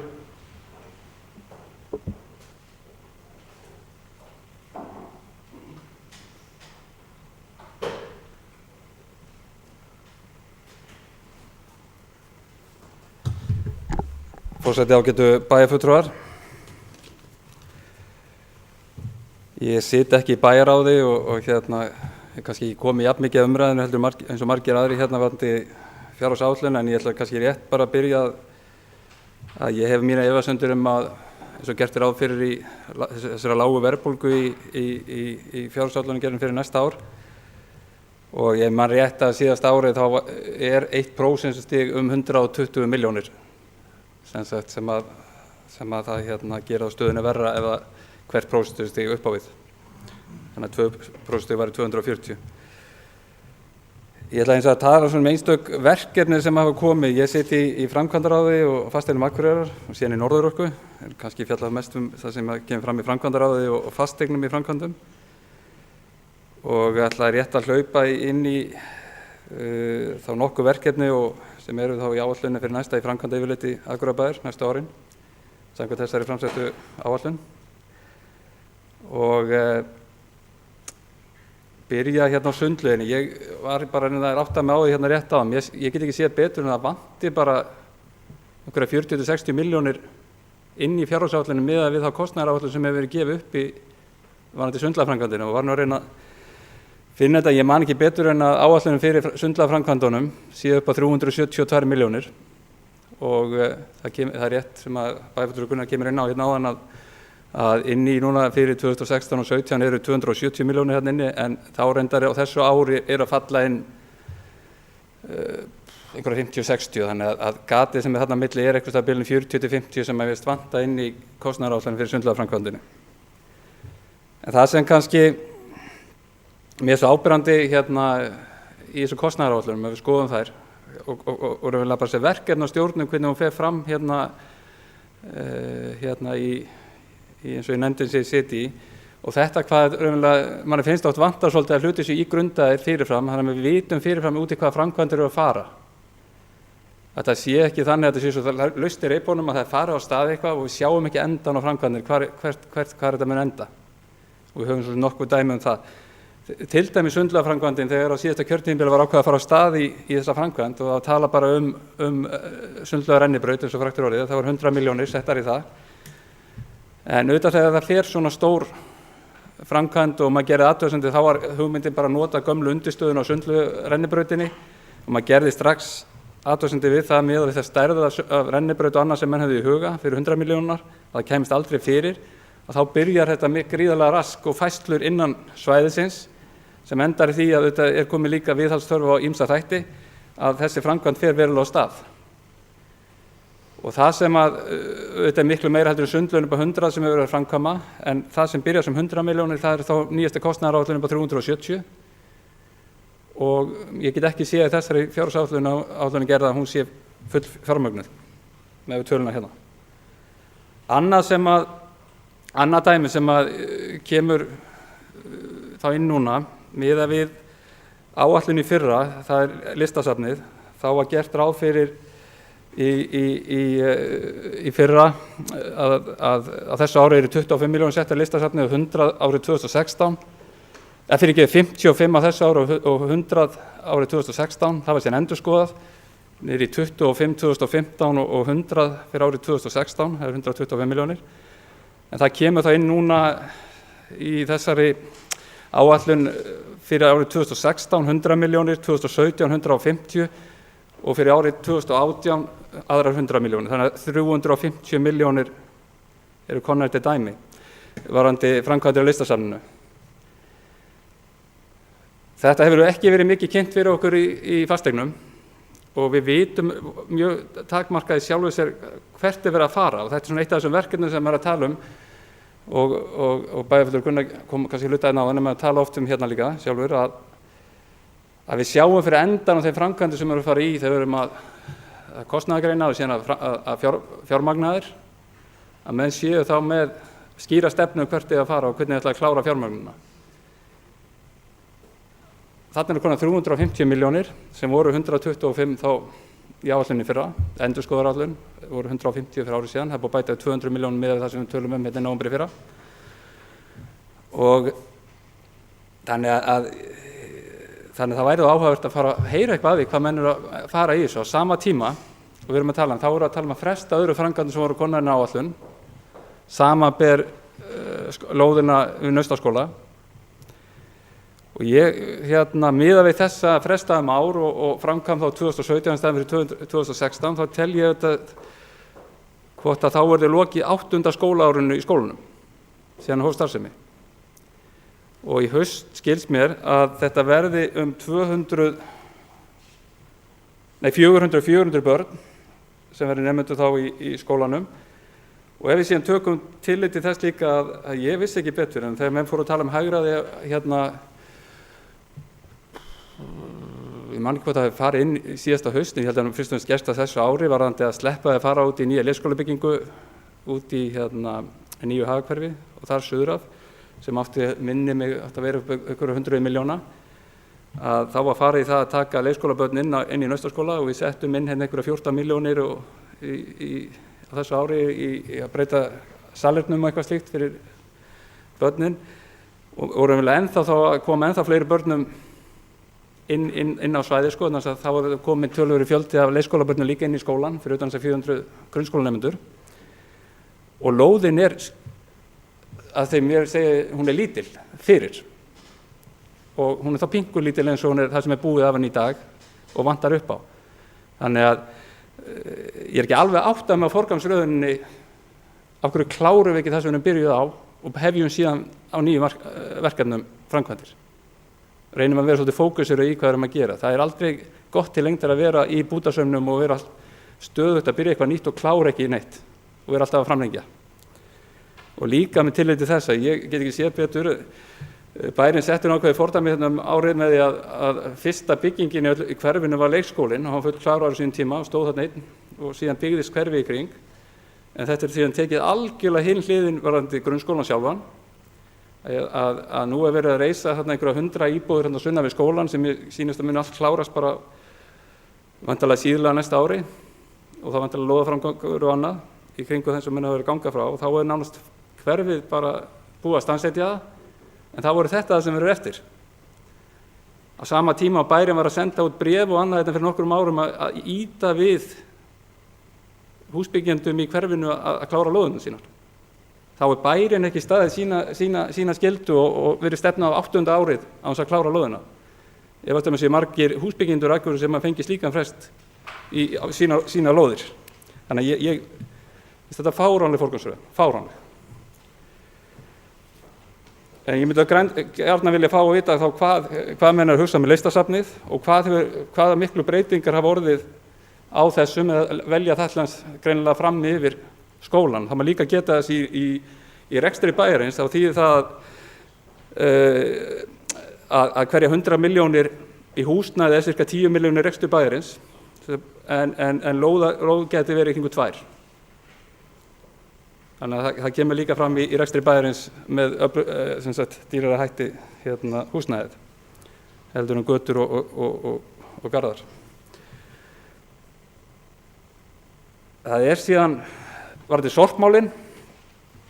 Það var kynnt í fyrra og ég spurði sérstaklega því hvort þetta verðum að tala tímabundi sorpgjald upp á 6.500 krónur. Og þannig var það kynnt. Og ég spurði sérstaklega eftir fyrir ári síðan í nóvember í fyrra hvort að það væri þá hugmyndin, þetta væri bara eins árs. Þá lögðum við á 30.700 krónur í sorpbyrjugjald og 6.500 í þetta umhverfisgjald minnum við kallað. En það sem hefur gerst núna er að umhverfisgjaldi fellur inn í sorpbyrjugjaldið, þannig að þegar við leggjum þessar 2 tölur saman sem kom inn í fyrra, þá munar 400 krónur sem er lægra núna samtalstalan. En það er ekki að fella niður neitt umhverfisgjald, það fellur bara inn í sorpbyrjugjaldið. Þannig að þá er það bara orðið hluti af skatttekjum eða þjónustugjöldum bæjarins. Þetta náttúrulega þjónustugjöld þarna, vegna þess að þetta á að standa undir sér sorpbyrðan. Og við höfum náttúrulega ekki verið að ná því undanfarin ár, eins og kom fram hér áðan. Svo því sé þetta haldið að haga. Hins vegar er rétt að geta þess að varðandi gámavellina, sem þessi umhverfisgjald kom nú að hluta til inn á og klippikortinu og annað, að það virðist vera, maður spurðist verið núna á föstudaginn, að það er að nást töluverður árangur með klippikortinu, sem gæti verið minnstakosti núna miðað við fyrstu mánuðina sem síðan það byrjaði í byrjun júní 1 milljón til 1.500.000 á mánuði, sem eyðingin frá gámavellinum er lægri. Þannig að þetta verið stefna, en að sama skapi verður náttúrulega gæta þess hvort að sé að koma eitthvað annað til einhvers staðar, að fólk sé að losa sig við einhvers staðar annar staðar, en þetta lítur ágætlega út eins og það gerir núna. En að sama skapi kannski er molta svolítið að kvarta yfir að fá óhreint efni af grendavöllunum til sín og verður sjálfsagt eitthvað auglýst betur og í nýju átaki í þeim málum. Varðandi, og þetta er umlega hluti af umræðu sem við tókum þetta fyrir árið síðan og þáverandi formaður framkvæmdaráðs sem satt bæjarstjórnarfund fyrir árið síðan þegar við tókum fyrir hluta af þessar umræðu, þá varðandi fjárheimildir, það voru umlega nákvæmlega sem við vorum að tala um áðan og er svolítið það sem við erum að tala um varðandi bara hvernig við erum að setja dæminu upp, að við virðumst oft fara bara á stað í hluti á þess að sjá fyrir endan á þeim, og það sem finnst kannski að við þurfum að vera stífari á, að passa það að menn fylgi þeim heimildum annað sem eru verið að vinna eftir gegnum fjárhagsáætlunina og sé betur unni. Og annað sem ég tók upp umræðu núna í síðustu viku í framkvæmdaráði er að mér finnst það þurfa að byrja með frekari skilalýsingar á verkefnum með samskona hætti sem við gert kannski meira í fasteignum, þannig að við fylgjum eftir hvernig framkvæmdin gekk fyrir sig, kostnaðaráætlunin og síðan hvernig framkvæmdin tókst kostnaðarlega. Þannig að við þekkjum bara verkefnin, hvernig er að standa undir sér og hvað tókst illa. Ég átti erfitt með að skilja þessa hugmyndafræði til að standast fjárhagsáætlun, það sleppum með verkefnum. Fyrir mér það er ekki rekstur. Ef eitthvað er að ganga illa, menn það getur réttlætt með að fella út verkefni. Þess vegna þurfum við að taka upp hérna leiðinni í þessu. Það er annað verkefni sem óskaði núna eftir í framkvæmdaráði á föstudaginn er að verið gert úttekt á gatnalýsingu í bænum. Hún var færð fyrir nokkrum árum, 2-3 árum frá Norðurorku yfir á framkvæmdadeildina á nýjan leik. Hún hafði verið í Norðurorku í einhver ár. En við vitum ekki sjálfur sér, það hefur ekkert alveg verið gefið uppi hvað þetta þýðir í heildarkonseptinu í rekstri samstæðunar, hvort er hagkvæmara að vera með þetta upp í Norðurorku eða inn í framkvæmdadeild.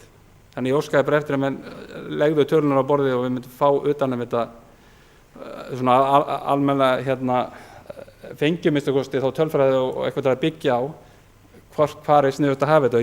Mér minnir að í fjárhagsáætlun núna sé gert ráð fyrir hækkunum á 8,2 milljónir í gatnalýsingu. Á sama skapi hefur maður verið að tala síðustu ár hérna á þessu stöðu sem maður að menn fara að tala betur saman.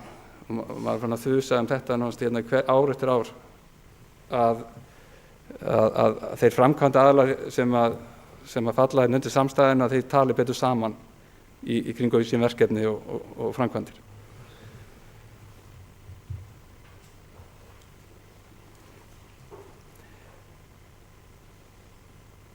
Mér langar líka varðandi brothættar byggðir spyrja hvers vegna við fórum út í það að borga sjálf frá Akureyrarbæ fyrir verkefnastjórnina. Það sem ég kynnti mig hjá Byggðastofnun á sínum tíma þá hefur mér skilist að Byggðastofnun eru hingað til borga verkefnastjórnina á brothættum byggðum, þessu verkefni sem að veri hér og þar.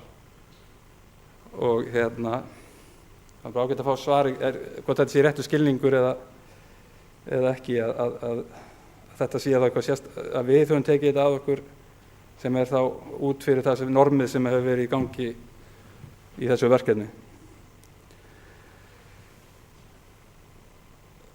Varðandi sem að koma inn á aftur og þau var ekki svarað held ég fyrra þegar ég spurðist út í þetta með sveiflujöfnunina, þetta er svolítið áhugamál. Nú erum við að framkvæma í heildina rúmið 3 milljarðar, þessi ekki 3,1 milljarður þegar allt er tekið, höfnin og það sem fellur undir framkvæmda deild, fasteignir og Norðurorku. Og þetta er umtalsvert hærra heldur en það verið lengi og eins og komið fram að þá eru mikla framkvæmdir hugaðar á vegu Norðurorku á næsta ári. Við erum með rúmlega 600 milljónir sem er þá rétt rúmlega helmingurinn af þessu öllu saman.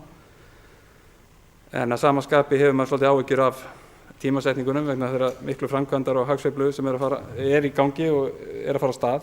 Og þannig að ég reynir bara aftur að spyrja fyrir hvað menn og þá formann Bæjarráðs, bæjarfulltrúa Guðmund að því hvort það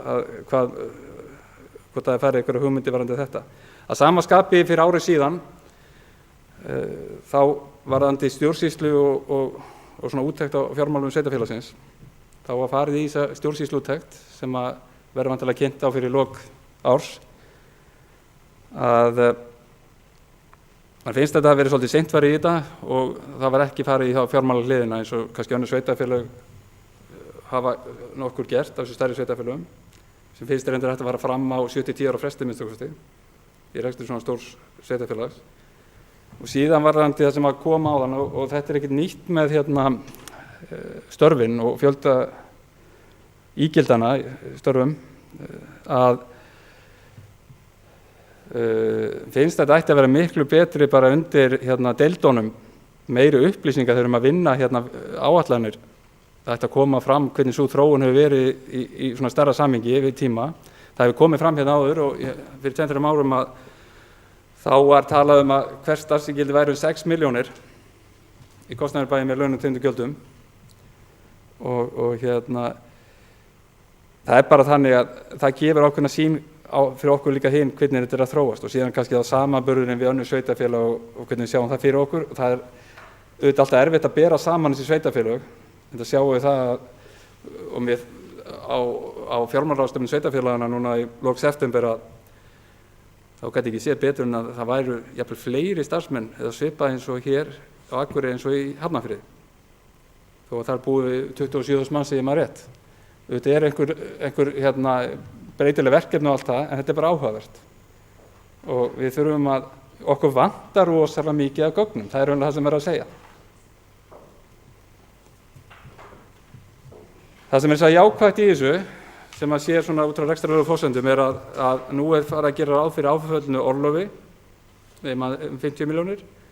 Það er lífeyrisskuldbindingarnar, það hefur verið að gera þetta svona raunsærra, með að hækka þær 280 milljónir í áætluninni og nær þá kannski að verða svona nær raunveruleikanum og snjómokstur hækkar og síðan viðhaldið. Svo sama skapi þessi tímasetning á einmitt viðhaldinu er kannski svolítið erfið. Þetta er svona sveiflujöfnunar atriði. Það hefur verið auðvitað betra að ná því fram í niðursveiflunum heldur en í svona uppsveiflu eins og er núna.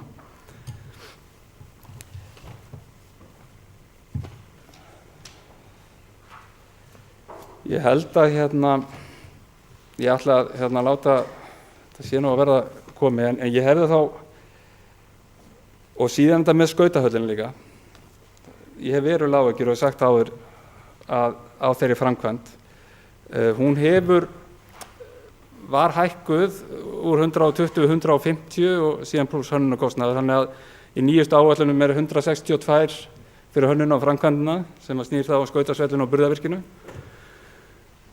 Og þetta eitt af verkefnum sem hefur mjög miklar áhyggjur af að fara af stað í svona fjárhagslega hliðin. Að það muni verða mun hærri tölu heldur en þarna hafa menn eru í áætlunum.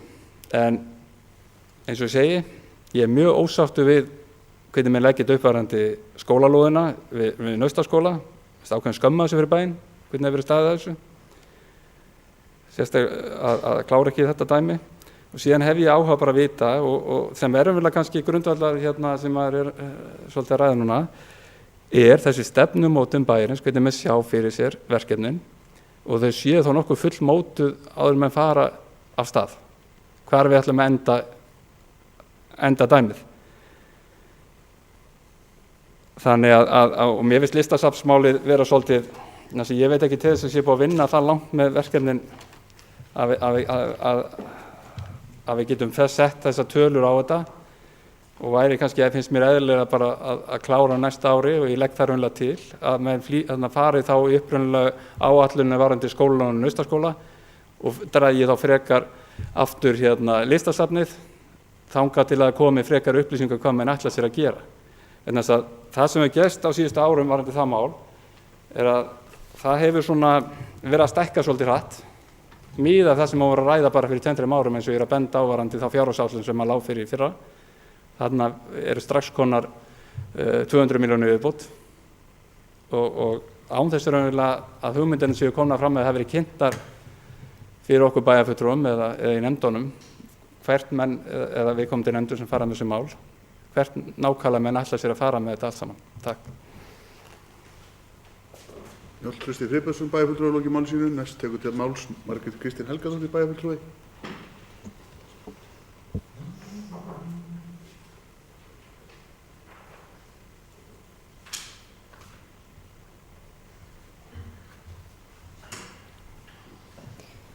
Forseti, ágætu bæjarfulltrúar. Ég vil byrja á því að þakka bæjarfulltrúa Guðmundi Baldvini fyrir greinagóða ræðu. Við svona fjárhagsáætlanagerð að þá detti alltaf í þessar pælingar hugmyndina á bakvið þennan sveitafélagssjóð sem við í rauninni ákveðum að setja okkur saman. Í rauninni af hverju erum við með þennan sameiginlega sjóð sem við ákveðum öll að leggja púkk í, kjósa okkur stjórn yfir og í rauninni hver er tilgangurinn með þessu apparati. Það eru ákveðnir þættir sem við teljum mikilvæga og sem okkur finnst nauðsynlegt að eru til staðar. Svo er það auðvitað misjafnt eftir skoðunum og aðstæðum hvers og eins einstaklings hvað nákvæmlega sem telst til þessara nauðsynlegu kjarnaþjónustu og þar koma kannski einmitt mismunandi stjórnmálaflokkar til sögunar. En einmitt það koma upp þessar spurningar einmitt á sveitarfélagið að sjá bara menntun og velferð og einkamarkaðurinn sjáu okkur fyrir öllu hinnu að það sé þá bara frambúð og eftirspurn sem að ráði því hvort að eitthvað leggist á hliðina eða ekki. En ég hugsa samt að við séum flest öll sammála því að sveitarfélagið komi að fleiri verkefnum. Við lifum í þannig samfélagi í dag að það er ekki nóg fyrir okkur í rauninni bara að vera með menntun og velferð og þak yfir höfuð. Við viljum líka hafa menningu og list í kringum okkur. Við viljum hafa fjölbreytt úrval af íþróttum, forvarnir og allt það. En einmitt hvar drögum við mörkin? Hvenær er sveitarfélagið komið í verkefni sem aðrir geta sinnt? Og svo einmitt til að flækja málin enn frekar að þá er línan oft ansi óljós á milli þess hvað í rauninni sveitarfélagssjóðurinn á að borga og hvað svo ríkissjóðurinn á að borga. En eins og ég hef áður nefnt í mínum ræðum hér að þá tel ég að það sé öllum hollt að rýna reglulega í reksturinn og í rauninni með það í huga hvort að það sé hægt að einfalda hlutina eða hagræða með einhverjum hætti. Við erum jú öll mannleg og við tökum mannlegar ákvarðanir og stjórnkerfið okkar í rauninni bara mannlegar ákvarðanir ofar á mannlegar ákvarðanir. Þannig að þetta eru allt einhverjar hugmyndir sem að þola dagsins ljós og endurskoðanir. Það eru nokkrir punktar sem að mig langar sérstaklega að koma inn á úr ræðu bæjarfulltrúa Guðmundar Baldvins. Það er í rauninni, það er hérna hagræðingarkrafa á íþróttamálin, 20 milljónir krónur. Og eins og ég segi, það er okkur öllum hollt að rýna í reksturinn með hagræðingu í huga, því að þá oft koma upp hlutir sem að annarkvort við viljum setja aftar í forgangsröðun eða framar, en þarna legg ég áherslu á að einmitt tómstundaávísanirnar haldi sér, því það er eitthvað sem að skiptir okkur miklu máli og við heldum sem öll sammála í því einmitt að forvörn sé fólgin, mikil forvörn sé fólgin í því að börn finni sér íþróttir eða tómstundir við hæfi. Mér finnst í rauninni ánægjulegt að við séum að gera ráð fyrir þessu áfallna orlofi sem ekki hefur verið gert hingað til. Mér finnst það sýna svolítið að við viljum hafa áætlunina sem raunverulegasta og ég bara vona að þessi upphæð haldi sér inni, að hún detti ekki út í síðar umræðu, eitthvað slíkt. Og einmitt með þetta inni og með því að ná að loka gatinu þá tel ég það líka bara ákveðin áfang út af fyrir sig. Ég sakna þess að hafa inn í áætlun fjárhæð sem að var búið að setja inn í áætlun varðandi það að stytta sumarlokanir í leikskólum. Þetta er eitthvað sem við vorum búin að ræða og ræddum í síðustu fjárhagsáætlanagerð og þetta er mikið kjaramál fyrir bæjarbúa og ég til ansi mikilvægt að við förum í þetta mál. Ég vona að við getum tekið umræðu þetta á milli umræðna. Frágangurinn á lóð Naustaskóla. Ég tek undir með þeim sem á undan mér hafa talað að þetta er mjög mikilvægt mál að við klárum. Ég rauninni hafi komið með tillögur þess efnis hvort að við gætum mögulega gert eitthvað, hvort það væri hægt að leggja einhvern pening í þetta til þess að undirbúa þá allavega einhverja vinnu. Og ég rauninni held því þá bara opnu, það væri betra að gera eitthvað heldur en að gera ekki neitt, en auðvitað væri best bara að klára þetta. Og einmitt velti því líka fyrir mér að einmitt að af hverju við erum að byrja á verkum sem að við síðan klárum ekki, að myndi bærinn fara á hliðina ef við tækjum 100 milljóna króna meira lán heldur en verið er að gera til þess að klára lóðina. Á sama skapi velti ég því fyrir mér hvort að hönnunin á samgöngumiðstöðinni sé eitthvað sem að megi bíða. Væri möguleiki, ég veit að við erum í vandræðum með stoppistöðuna við Hof og það er ákveðið óhagræði í miðasölukerfinu. Er það eitthvað sem að væri hægt að lagfæra með einföldum hætti, jafnvel ódýrari hætti? En á móti kemur ég styð hugmyndin samgöngumiðstöðuna alla leið, en ég velti fyrir mér jafnframt hversu mikið forgangsatriði hún er. Hefðu þessar 15 milljónir sem eru eyrnamerktar í hönnun á samgöngumiðstöðinni, hefðu þær til dæmis geta nýst í eitthvað á Naustaskólalóðinni, bara sem dæmi. Það sem við höfum aðeins verið að brenna okkur á síðan að við tókum við, og í rauninni það sem að bæjarfulltrúi Gunnar kom aðeins inn á í sinni ræðu, er einmitt þetta með þegar málaflokkarnir er að fara fram úr áætlunum og einmitt hversu mikilvægt það er að það sé í rauninni bæjarstjórn eða bæjaráð að við séum meðvituð þær breytingar sem verið er að gera. Bara til að taka dæmi sem að ég held að allir geti relata til, að einmitt bara þegar fjármagnið sem er áætlað í snjómokstur er uppurið í októbermánuði, að það sé þá í rauninni bæjarstjórn eða bæjaráð sem að taki pólitíska ákvörðun það hvort að nú eigi bara að minnka snjómokstur, draga úr þessari þjónustu, eða hvort að það eigi að auka við fjárveitingu í þennan rekstur og þar að leiðandi kannski minnka fjárveitingu í einhvern annan rekstur innan bæjarkerfisins á móti. Þetta er bara pjúra pólitík. Þetta er pólitík ákvörðun sem að við eigum að taka og við eigum að standa og falla með og bera ábyrgð á. Að sama skapi, eitthvað sem við höfum ótal oft rætt að það er samskipti okkar við ríkið. Þarna þurfum við heldur betur eitthvað að taka okkur á eins og í samningagerð. Þegar við erum að fá að heyra það frá ráðamönnum þjóðarinnar að við höfum einfaldlega samið af okkur að það getur ekki verið eðlilegt. Fyrir utan það að ég hélt að við værum að vinna saman í þessu, ríkið og sveitarfélögin, að einhverjum sameiginlegum markmiðum, en þegar að svona gengur, að þá þurfum við einfallega bara að hugsa þetta upp á nýtt. Við þurfum að vanda okkur betur, við þurfum að vera með einhverja varnagla inn í samningsgerðum sem að við í rauninni getum þá nota til þess að bregðast við. Já, ég saknaði svolítið að formaður bæjarráðs hafi gengið út úr salnum, en ok. Við erum einmitt einhvern veginn alltaf í þessu að við erum alltaf einhvern veginn að slökkva elda. Við erum alltaf að bregðast við einhverju. Við erum mjög sjaldan á undan atburðarásinni að leiða það hvernig atburðarásin fer fram. Og rétt eins og bara þetta þunga olíuskip sem að bæjarfulltrúi Guðmundur ræðir gjarnan, að það er erfitt að breyta alveg stefnu, en við verðum einhvern veginn samt að vera sífellt að pota til þess að gera eitthvað. En einmitt inn í fjárhagsáætluninni, það eru þarna ákveðnir óvissuþættir, nákvæmlega eins og bæjarfulltrúi Guðmundur Baldvin kom inn á, að það eru tekjurnar, og ég var að velta því fyrir mér bæjarfulltrúi Guðmundur Baldvin hvort ég ætti að byrja upp á nýtt svo þú myndir heyra allt sem ég sagði.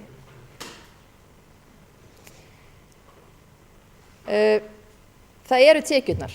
Við erum að áætla, eins og bæjarfulltrúi Guðmundur Baldvin kom inn á, við erum bjartsýn í tekjuáætlun. Við erum að fara þarna upp í 8,9% eða 9,2% eftir í hvernig maður leggur saman prósentunar. Það er líka eftir að koma í ljós hvernig hagræðingarkröfunum verður mætt, eins og þessi hagræðingarkrafa á íþróttadeildina, að það er eitthvað sem við erum að fara að samþykkja að verði gert. Fjármagn vegna öryggisgæslunnar, það er ekki fast í hendi.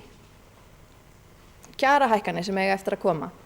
Þetta allt saman gæti breytt myndinni mjög mikið á milli umræðna. Nokkrar spurningar. Við ræddum ekki mikið Hlíðarfjall í aðdraganda fjárhagsáætlanagerðar. Og ég er rauninni bara með langar svolítið að vita hver er svona stefnan í því máli. Að nú liggur fyrir að það þarf að gera eitthvað fyrir fjallið. Það þarf að fara í einhverja endurbætur svo að við getum verið þarna meðal þeirra bestu, og við erum að tapa í rauninni á rekstrinum, við erum sífellt að borga með fjallinu.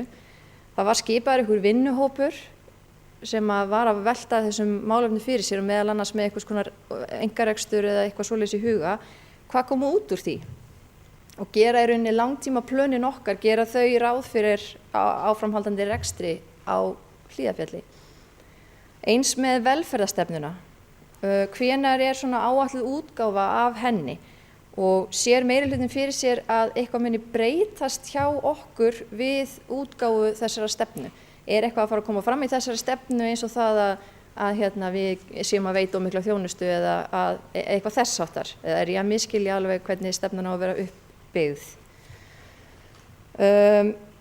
Ég tek undir með bæjarfulltrúa Gunnari og bæjarfulltrúa Njáli Trausta með skautasvellið. Og þá í rauninni bara, ég væri til í að fá að vita eftir hverju er farið. Þegar það er áætlað að þetta muni kosta þetta marga peninga, að hversu áreiðanlegt er það? Ég skil alveg að það geti oltið á einhverjum frávikum upp eða niður, en þegar það eru orðnar háar fjárhæðir. Eins hef ég beðið það í bæjarráði að skoðað verði í rauninni húsakostir undir starfsemi Akureyrarbæjar. Núna er Akureyrarbær með skrifstofur í nokkrum húsnæðum á Akureyri og ég rauninni leitaðist eftir því tvisvar innan bæjarráðs að þetta væri eitthvað sem yrði skoðað. Gætu við hagrætt á einhvern hátt með því að vera í einhverju einu húsnæði? Er slíkt húsnæði til? Myndi það skapa líka kannski einhverja hagræðni innan í rauninni bara upp á samvinnu starfsmanna og betri nýtningu? Ég velti fyrir mér einmitt með nú hafa verið rætt óskir frá nefndunum. Ég væri til í að fá eitthvað svona plagg yfir það hverjar óskirnar frá nefndunum voru, því að það var eitthvað sem við fengum aldrei í hendunar. Þannig að við í rauninni vitum ekki hvað það var sem að til dæmis félagsmálaráð hefði vilja ná inn, eða hvort að það hefði verið eitthvað sem að við hefðum vilja berjast fyrir, af því að við í rauninni bara höfum ekki þær upplýsingar. Og svo í rauninni nokkur atriði, ég gerði þetta nú líka í síðustu fjárhagsáætlana umræðu, þannig að ég kannski bara held þessu áfram næstu ár. Nokkur atriði úr meirihlutasamningi meirihlutans sem að mig langar svolítið að fá að heyra frá meirihlutanum hvernig endurspeglast í þessari fjárhagsáætlanagerð. Til dæmis er hérna punktur með leyfi forseta, lögð verið aukin áhersla á langtíma áætlanagerð örugga og ábyrga fjármálastjórn og forgangsröðun verkefna og vísa þar með í orð bæjarfulltrúa Gunnars Gíslasonar. Auka fjármagn til uppbyggingu skóla og velferðarmála og við fjárhagsáætlanagerð munum við miða því að styrkja þessa þætti rekstursins ásamt því að jafna stöðu bæjarbúa. Gera stjórnsýsluna faglegri og gegnsærri. Einmitt, ég veit að við erum með einhvern hópi í gangi sem á að koma með hugmyndir og svo framvegis, en mér langaði bara að heyra, erum við bara að bíða eftir niðurstöðum þessa hóps eða er eitthvað annað sem við getum gert á meðan. Koma á fót ungmennamiðstöð og efla geðheilbrigði ungs fólks, stuðla að aukinni lífsfyllingu eldri borgara, frístundastyrkur til eldri borgara, vélakostur bæjarins vistvænni, efla forvarnastarf. Þetta er eitthvað sem ég myndi gjarnan vilja heyra. En í lokin þá ætla ég að vera bara mjög á jákvæðum nótum, allavega í smástund. Og mér langar að þakka sérstaklega bæjarfulltrúa Guðmundi Baldvini fyrir vel unnin störf. Að ég upplifði það að bæjarfulltrúi Guðmundur væri bakinn og sofinn yfir þessari áætlun, með fullri virðingu fyrir hinum.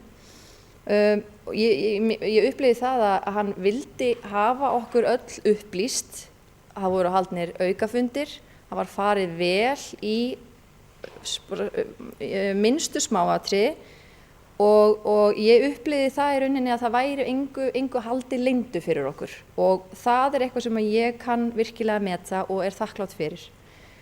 Þessi samvinna, hún skiptir mig mjög miklu máli og í rauninni að þá met ég hana í kannski meira heldur en það hvort að meirihlutin hafi flaskað í ákveðnum undirbúningi á síðastliðnu ári eða hefði getið farið fyrr í einhverjar rekstrarúttektir og annað slíkt.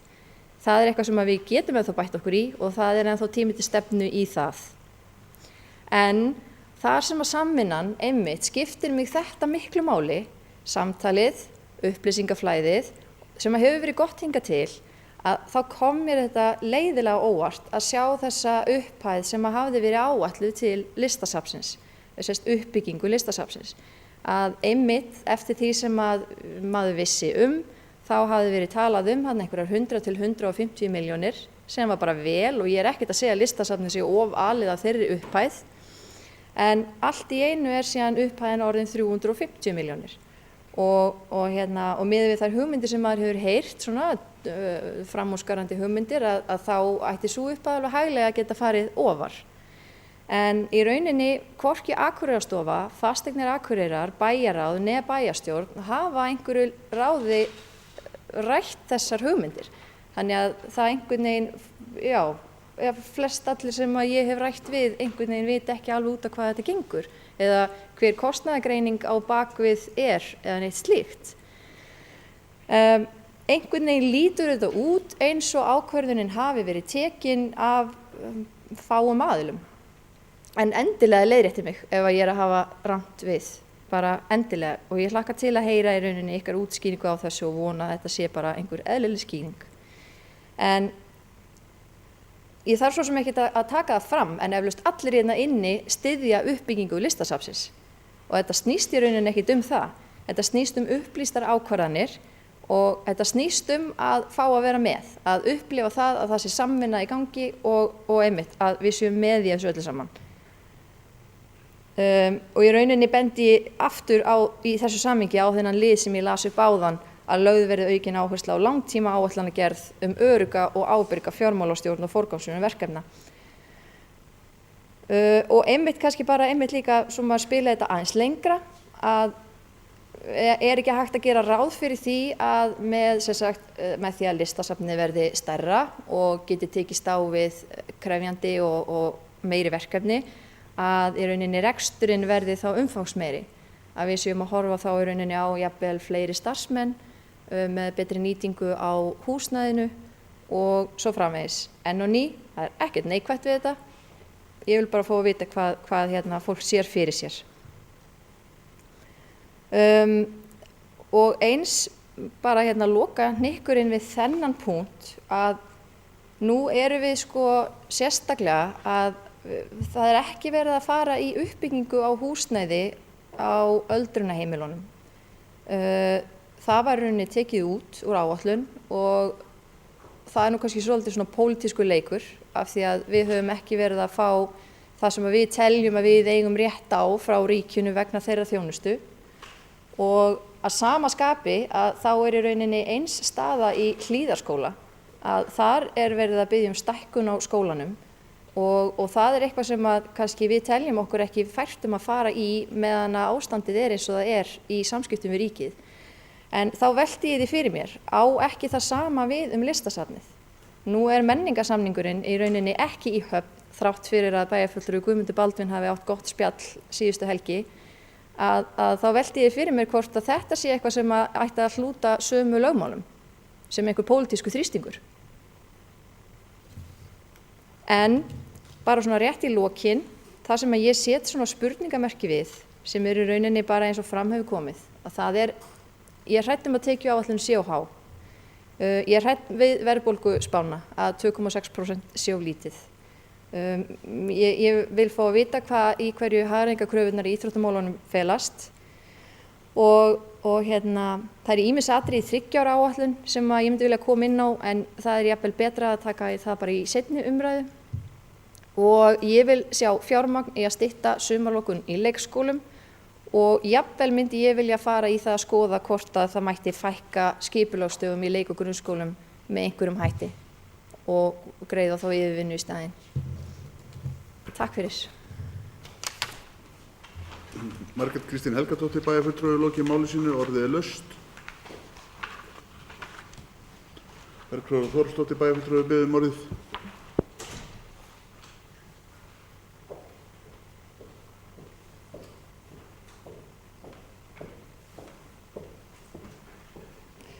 Forseti, ágætu bæjarfulltrúar. Stærsti kostnaðarliðurinn í fjárhagsáætlun Akureyrarbæjar er í fræðslumálum og okkur ber að horfa á þennan stóra og mikilvæga málaflokk við vinnslu fjárhagsáætlunar að sjálfsögðu eins og aðra flokka. Á fundi samfélags- og mannréttindadeildar fengum við gagnlega kynningu á hugmyndafræði valdeflingar og hvernig hún getur nýst í starfi með einstaklingum og hópum. Valdefling einstaklinga er göfugt verkefni og getur reynst hagkvæmt fyrir rekstur bæjarins á mörgum sviðum. Valdefling á ekki bara við einstaklinga, heldur einnig fyrirbæri eins og tækni.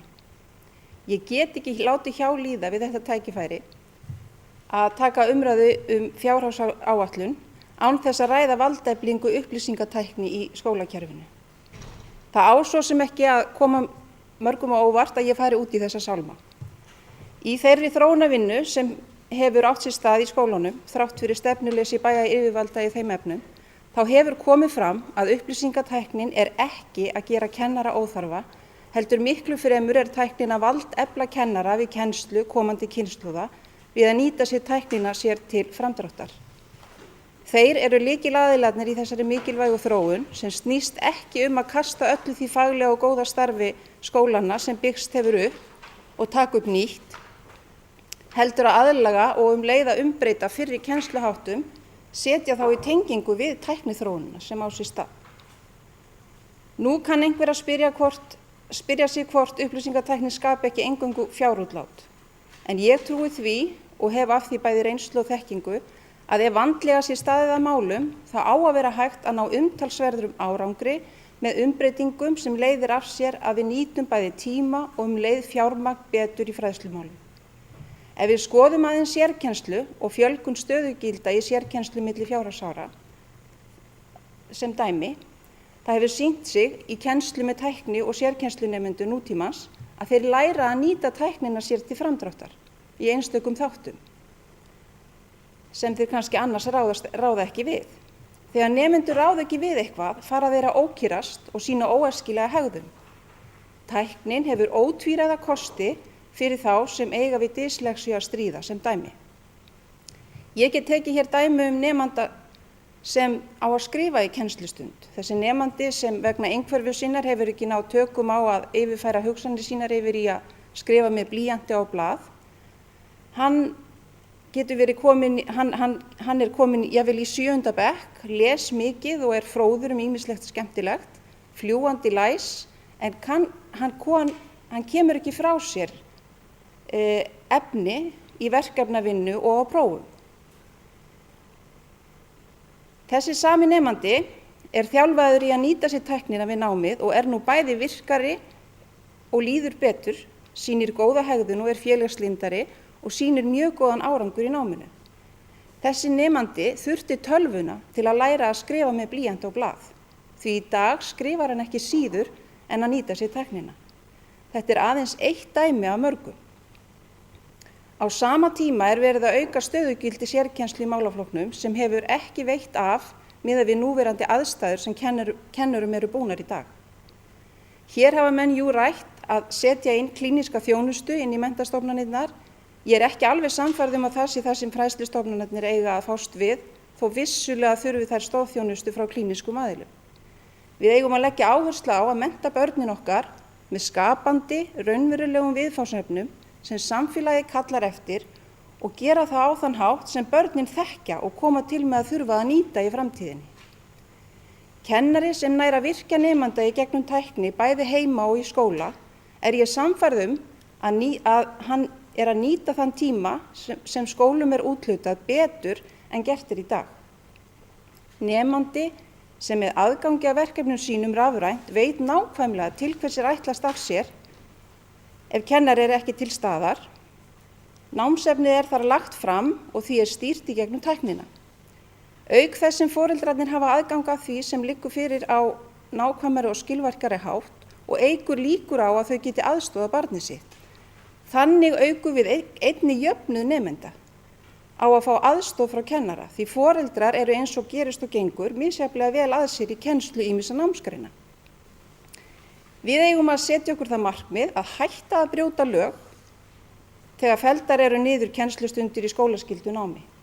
Við eigum að nýta tæknina til að útrýma forfallakennslu og efla þess í stað vinnustundir nemenda innan skólana, þar sem skilvirkni tækninar er nýtt og nemendum kennt að fara vel með tímann sinn.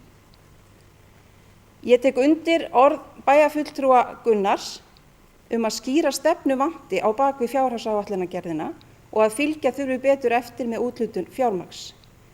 Ég skora á bæjarráð og okkur hér í bæjarstjórn að fara vel yfir og endurskoða forgangsröðun verkefna fyrir aðra umræðu og leggja auki fjármagn í að byggja upp grunnmenntun komandi kynslóðar í takt við það samfélag sem nemendur lifa í og það atvinnulíf sem samfélagið kallar á.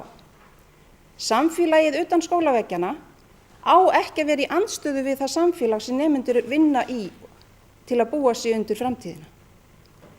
Við tökum hér á þessum stað ákvarðanir hundruð milljóna í einstaka framkvæmdir sem vissulega snúa mörg hver að betri lífsgæðum fyrir nemendur okkar og aðra íbúa bæjarins, en stefnumörkun í grunnmenntuninni þarf að vera í forgangi. Það sem til þarf er að gera alvöru stefnu þetta mikilvæga mál í samstarfi við starfsfólk skólana og standa síðan á bak við það með verulega auknu fjármagni. Takk. Bergþóra Þórhallsdóttir, bæjarfulltrúi, lokið máli sínu. Næst tekur til máls Logi Már Einarsson, bæjarfulltrúi.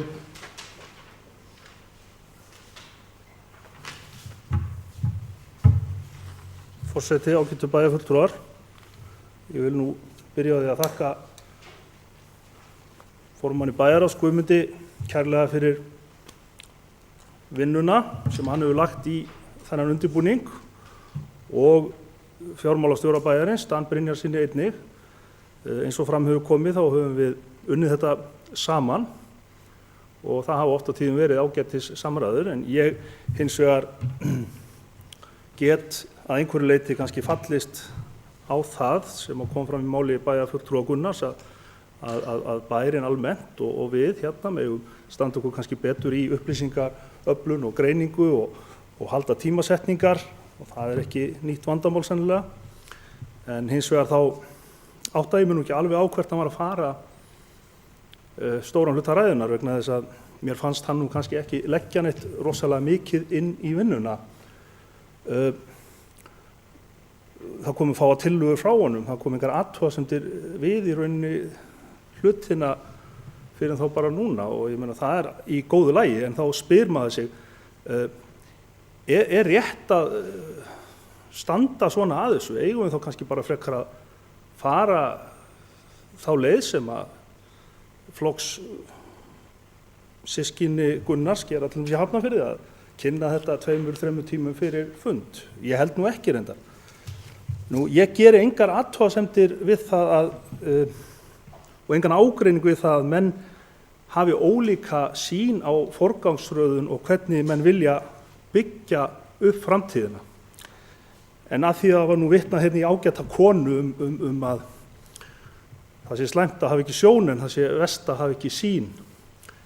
Þá hef ég nú ekki rekist á þessa djörfu og bjartsýnu framtíðarsýn bæjarfulltrúa Gunnars og ég held að það sem að kannski kemur fram hjá okkur þrátt fyrir allt þar að við höfum markað okkur ákveðna sýn. Ég er ekki að biðja að menn séu sammálinni en hún kemur algjörlega klárt hérna fram.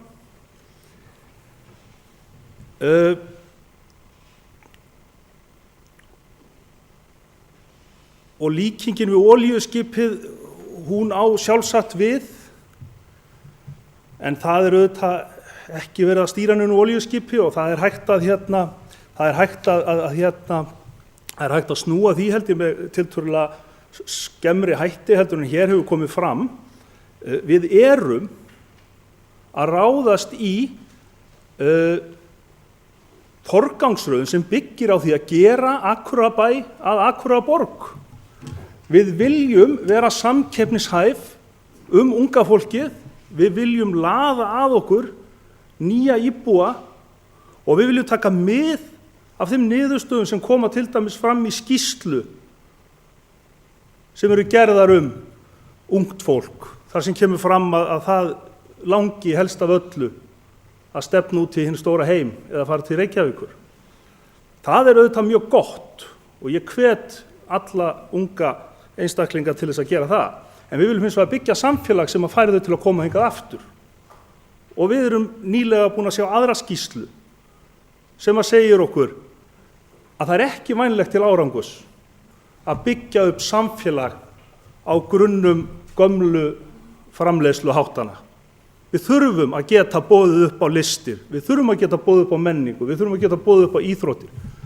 Auðvitað hefum við skyldum að gegna, en við erum þrátt fyrir allt að nota 70% af tekjum okkar í þessa 2 stóru málaflokka, skólamál og félagsmál. Og við viljum ekkert hvika þar. Við megum heldur ekki gefast upp fyrir því verkefni að búa hérna til samfélag sem að snýst ekki bara þessa 2 þætti.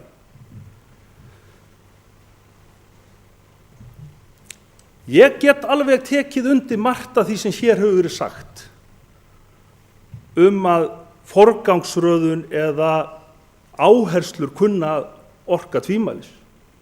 Í fyrsta lagi vegna þess að við höfum ólíka sýn, við viljum held ég öll á sama staðinn, en okkur greinir á hvað best að gera fyrst og hvernig við höfum að komast þangað. Og satt að segja þá hef ég líka eins og þið öll verið hugsi yfir sumu sem við erum að gera. Ég vakna stundum upp á morgnana eða get ekki sofnað á kvöldina því ég er að velta því fyrir mér, erum við að gera rétt með þessu eða ættum við frekar að gera þetta? Auðvitað nagar mig samviskubill líka yfir að við skulum vera að fella út framkvæmdir eins og við öldrunarheimilin eða Hlíðaskóla. Þó að hér hafi komið fram ágætlega hjá bæjarfulltrúa Margréti að það eru ástæður fyrir því. En á endanum þá tekur maður ákvörðun út frá bestri samvisku en ekki einhverjum annarlegu sjónarmiðum. Og það verða menn bara að virða.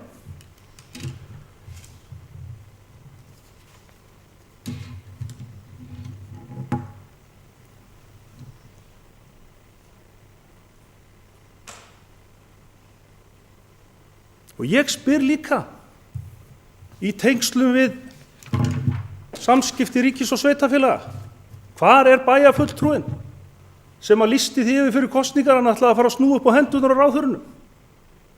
Mér hefur ekki sýnst það ganga neitt sérstaklega vel. Við erum hins vegar með lagni og með því að vera nógu uppáþrengjandi og með því að hringja nú oft og virkjað minni hluta og meiri hluta og unnið öll saman af því að ná því. Og ég held satt að segja að svoleiðis aðferðir gagnist nú betur heldur en ætla að gera þetta í einu vettfangi.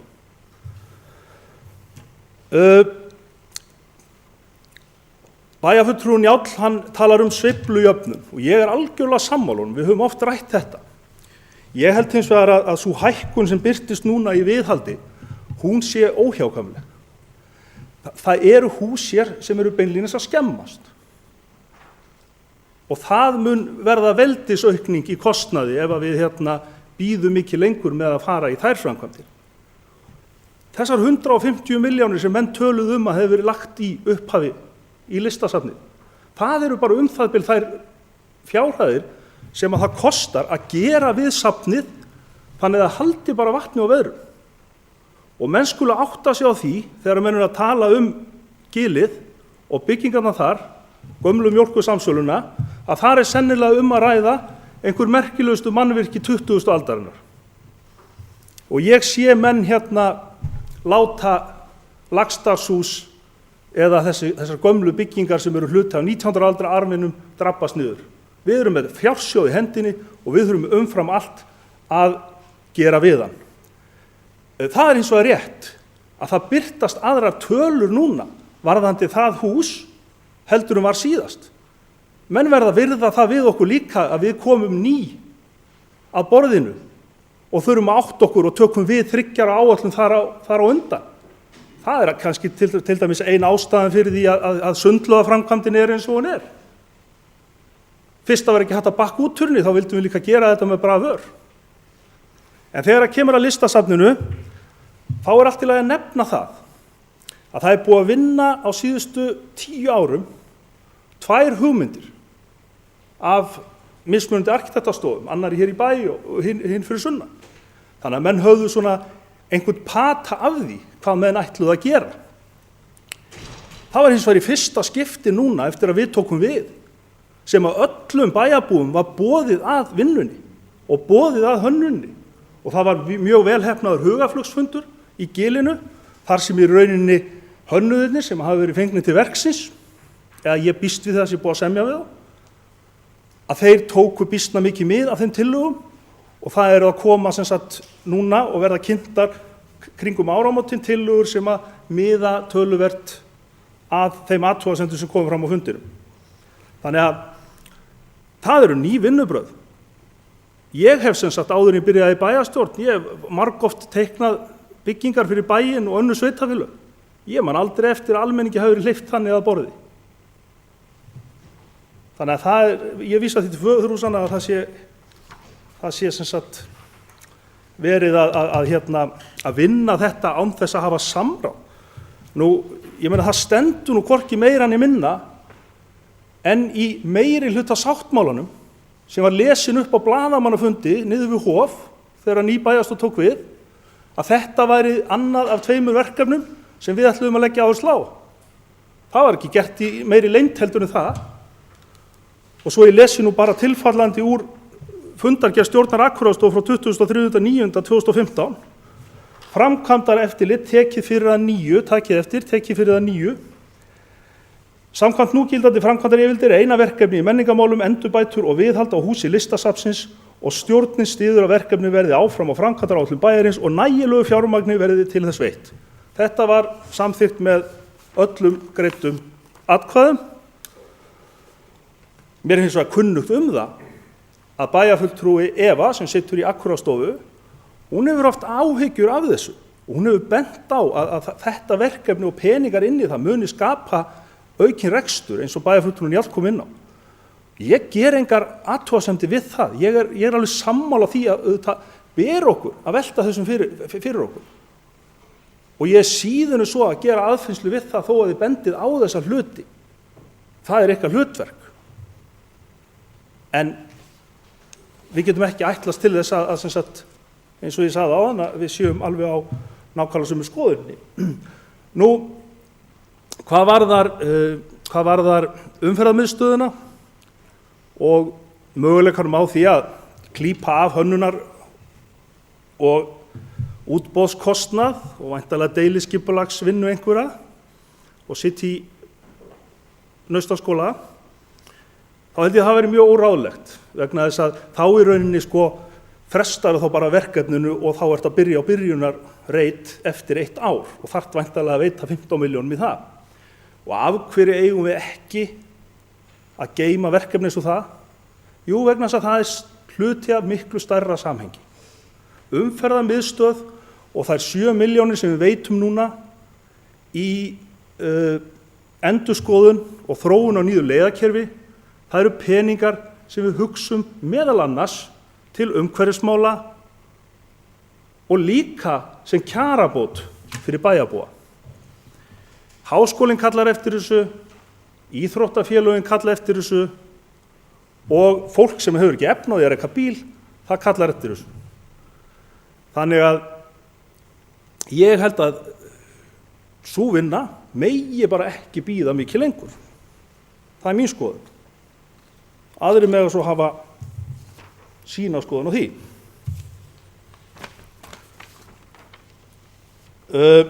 Nú, Margrét Kristín hélt ágæta ræðu hérna áðan og spurði nokkra spurninga upp úr einmitt meirihluta sáttmálunum okkar eða hvað maður kalla.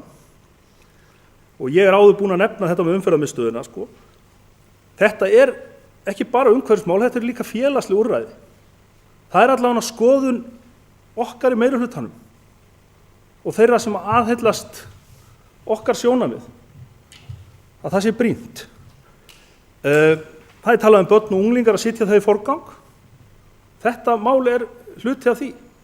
Ég skal hins vegar algjörlega vera fús til þess að viðurkenna það að maður hefði viljað sjá meiri peninga lagða í börn og unglinga og sérstaklega þau sem eiga erfitt fyrir og tekjulægra fólk.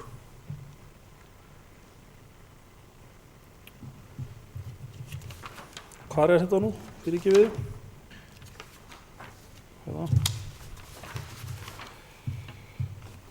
Bæjarfulltrúi Margrét, hún spurði langtíma áætlunina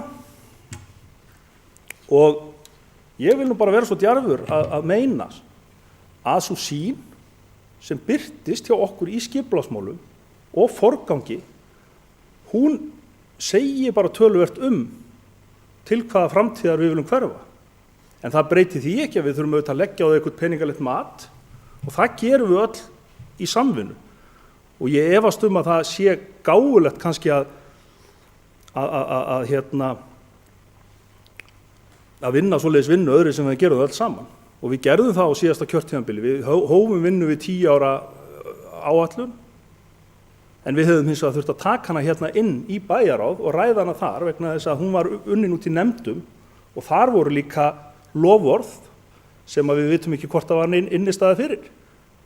Bæjarfulltrúi Gunnar, þá fræðslustjóri, leiddi nú svoleiðis vinnu fyrir skóladeild sem var mjög umfangsmikil og metnaðarfull, en ég er ekkert viss að það sé allt þar sem að kemur til með að sjá eða komast í gegnum Nálarauga bæjarráðs á endanum.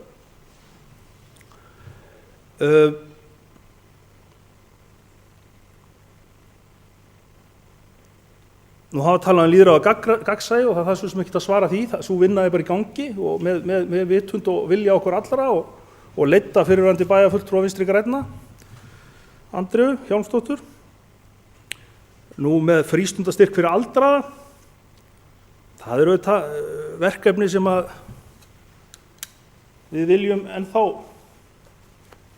vinna að, en það er hægt að gera það með margvíslegum hætti. Ég spyr mig, hefðum við átt eða eigum við, eða erum við of sein, eigum við að skoða leiðir sem Reykjavík er að fara með því að hækka verð á einstökum miðum í þjónustu hér í bænum eins og sundlaugum og á móti búa til einhvers konar miða sem að gagnast á börnum og eldra fólki sem gerir þeim kleift að sækja sundlaugarnar svona fyrir lítið gjald.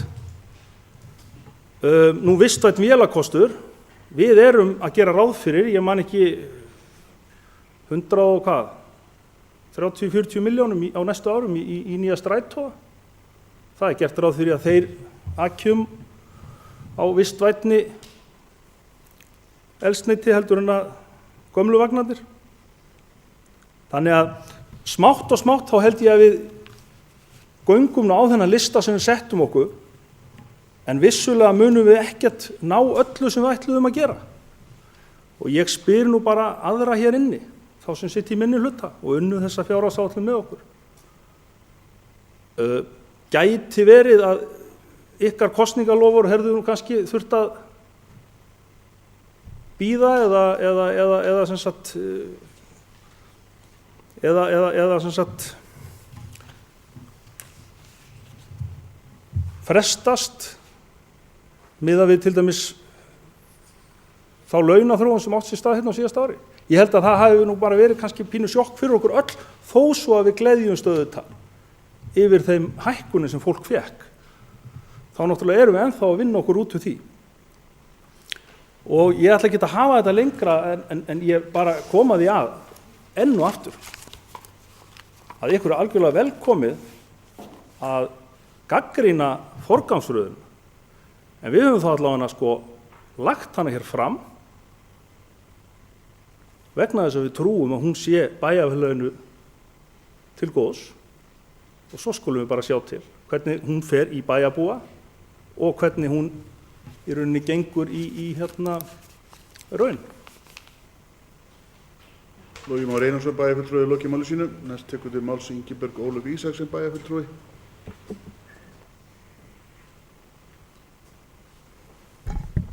Forseti, ágætu bæjarfulltrúar. Ég vil líkt og aðri byrjaði þakka formanni bæjarráðs og bæjarfulltrúa Guðmundi Baldvini fyrir greinagóða skýringar hérna áðan og góða yfirferð. Og einnig vil ég þakka þeim sem komu að gerð fjárhagsáætlunar hjá mér í mínu íþróttaráði fyrir góða vinnu og góða samvinnu. En ég vildi aðeins tipla á svona stærstu þáttunum varðandi kostnaðaraukningu í íþróttamálunum, svona til upplýsingar fyrir bæjarfulltrúa og líka þá sem heima sitja. En það bættist við ný kostnaðarstöð sem Naustaskóli og hefur komið fram hérna fyrr á fundinum, og það voru 35 milljónir sem bættust við áætlunina hjá okkur. Einnig lækkuðum við tekjur í Hlíðarfjalli til þess að gera áætlunina aðeins raunhæfari og skýrari, en við hefðum jafnvel geta farið neðar þar. Áætlunin á tekjunum er miðað við 60.000 heimsóknir, en á síðasta ári voru í kringum 45.000 heimsóknir vegna veðurfars, en það hefur töluvert áhrif á hvernig reksturinn í Hlíðarfjalli kemur út. Það er laun og starfsmat höfðu einnig verulega áhrif á áætlunin okkar, og við vildum hækka frístundastyrkinn úr 12.000 krónum í 16.000 krónur og íþróttaráð mun leita allra leiða til þess að láta það ganga eftir. Hækkun innri leigu var töluverð, en það var 15 milljónir, en það var aðalega vegna Hlíðarfjalls. Hlíðarfjall er að fara í gegnum reksturinn hjá sér og áætlunin og reyna að gera það skýrari, og þarna vorum við í rauninni að gera kostnað sem fyrir er sýnilegan, sem er meðal annars skíðakort, æfingatímar í fjallinu fyrir skíðaiðkendur og lengri opnun vegna æfinga. Þetta og nokkur önnur atriði komið fram, og meðal annars er það þannig að Íþróttaráð hefur á sinni könnu ansi mörg íþróttamannvirki sem kalla á viðhald líkt og önnur mannvirki í eigu Akureyrarbæjar. En á næsta ári, eins og komið fram, verður farið í endurnýja gervigrasi í Boganum, nýtt svell mun komið í skautahöllinni og auk þess verður farið í undirbúning á sundlaugasvæði vegna rennibrautar, og einnig verður líka farið í viðhald á sundlaugasvæði sem hefur verið af skornum skammti undanfarin ár. En ég tek undir orð bæjarfulltrúa Loga hérna að það er komin tími á það að hefja sundlaugin okkar aftur til Fyrrahorns. En sundlaugin er mest sótta mannvirkið á Akureyri með rúmlega 350.000 heimsóknir árlega. Þannig að það er alveg orðið tímabært að eyða í viðhald þarna, en sagan vegna þess að rennibrautar er orðin löng eins og komið hefur fram. Það fyrsta sem að við gerðum þegar við tókum við hérna sem meirihluti var að kanna alla leiðir hvort hægt væri að draga okkur út úr þessu eða allavega minnka þetta í einhverju magni. sem því miður reyndist ekki vera hægt. Ekki nema kostnaður myndi bera á við hálfa rennibraut. Þannig að við héldum áfram ótrauð og munum gera það, en í fyrstu áætlunum þá var ekki gert ráð fyrir undirstöðum og það var ekki gert ráð fyrir vinnu til þess að koma rennibrautinni fyrir. Þetta var því miður ekki hugsað alveg til enda, en þegar var farið í að skoða þetta, þá var leitað leiða til þess að gera þetta á sem hagkvæmastan hátt. Og ég trúi því að það verði gert. Það kom einnig hérna, þegar var verið að tala allan kostnaðinn, þá þetta ekki bara rennibrautin, þetta viðhald, það kom auka verkefni núna inn á okkar borð, varandi vaðlaugina í Sundlaug Akureyrar, þá ég að tala barnalaugina. Og þar vorum við að hugsa að skipta yfirborðsefni, taka svokallað gúmmíefni í burtu og flísalegja pottinn. Við fengum kostnaðartölur sem því miður þegar farið var í hönnunina, þá var kostnaður meiri en upphaflega var áætlað og því var horfið frá þeim framkvæmdum. Og við munum halda áfram með gúmmíefnið og bæta í. Þannig að þetta allt skoðað og íhugað. En þetta nú þannig að sem kom mér töluvert óvart þegar ég byrjaði hérna í bæjarstjórn að við erum að gera áætlanir. Nú erum að gera áætlanir fyrir framkvæmdir fyrir árið 2016. Hönnun á sumum af þessum verkefnum, ef ekki flestum, hefur ekki farið fram ennþá. En þegar hönnun á sér stað, þá breytast forsendur og áætlunin hækkar. Og þetta rauninni það sem við lendum stundum í. Og bæjarfulltrúar hafa komið hérna að því að lýst yfir áhyggjum sínum af kostnað við Skautasvellið. Og ég get alveg tekið undir þær áhyggjur.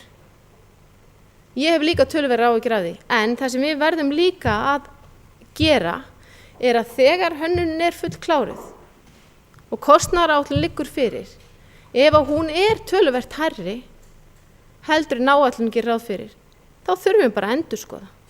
Viljum við halda þessu áfram? Viljum við færa framkvæmdir á milli ára eða erum við tilbúin til þess að leggja aukalegi? Við verðum bara að gera svo vel að staldra við og skoða það nánar.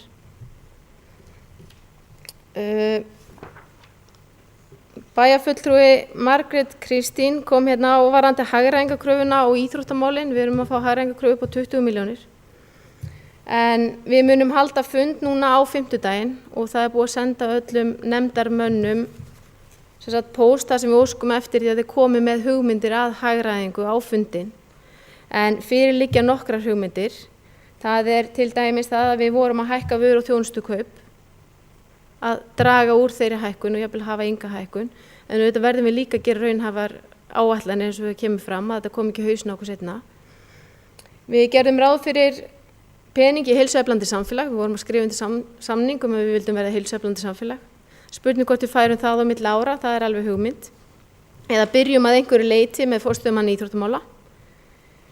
Það líka svo hugmynd hvort við ættum að auka tekjur í Sundlaug Akureyrar, fara sömu leið, kannski ekki alveg sömu leið og Reykjavíkurborg, en svipa það, hækka stakagjaldið en halda 10 skipta og 30 skipta árskortum niðri. Það líka hugmynd. Skautasvelli mun vera lokað vegna framkvæmda í mars til ágúst. Það gefur okkur 2,5–2,6 milljónir þar. Það pottitt leið sem við munum fara, því að þetta kemur skila sér sjálfsögðu. Það verið að yfirfara launakostnaðinn í Hlíðarfjalli. Við erum að huga að breyttu rekstrarformi þarna líka, í rauninni með við núverandi ástand. Og svo tel ég líka mikilvægt við ættum að yfirfara starfsmannareglur bæjarins. Því að með því að yfirfara þær og breyta þær, þá gefur það okkur möguleika á hagræðingu og við getum nýtt mannauðinn okkar mun betur. En ég fekk einnig spurningar varðandi Hlíðarfjall, hvernig stefnan væri í því máli.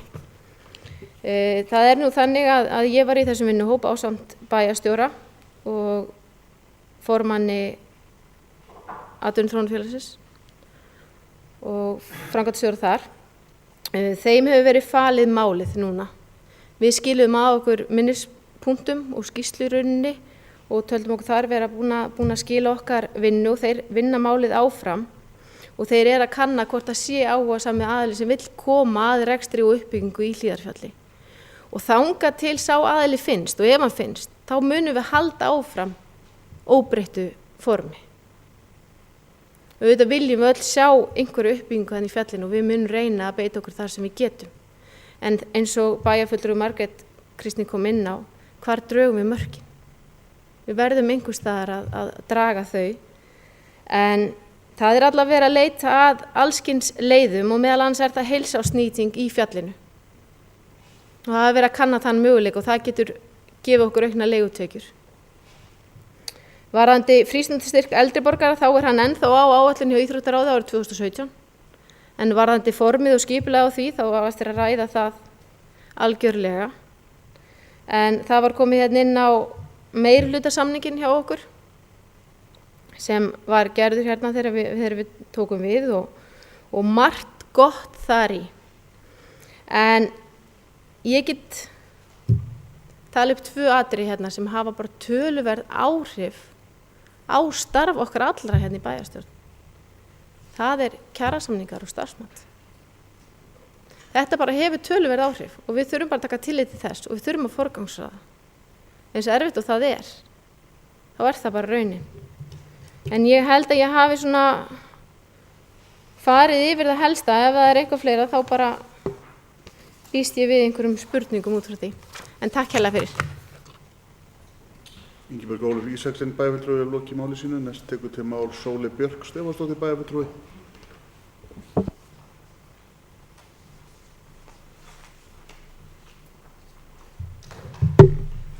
Forseti, ágætu bæjarfulltrúar. Ég vil nú byrja á því að þakka bæjarfulltrúa Guðmundi Baldvini sem er líka formaður bæjarráðs fyrir sitt innlegg hérna og ég vil raun og veru bara taka undir þakkir til hans upplýsingagjöf í raun og veru hefur hann verið duglegur finnst mér að koma upplýsingum til okkar í minnihlutanum hvað verið að gera. Og það í raun og veru gott, en það bara ekki nóg og ég ætla að taka undir með bæjarfulltrúa Gunnari Gíslasyni að okkur vantar miklu betri greiningu á því hvers vegna erum við eða meirihlutinn eða við eða hvernig sem við höfum það að taka þær ákvarðanir sem við tökum. Það auðvitað þannig að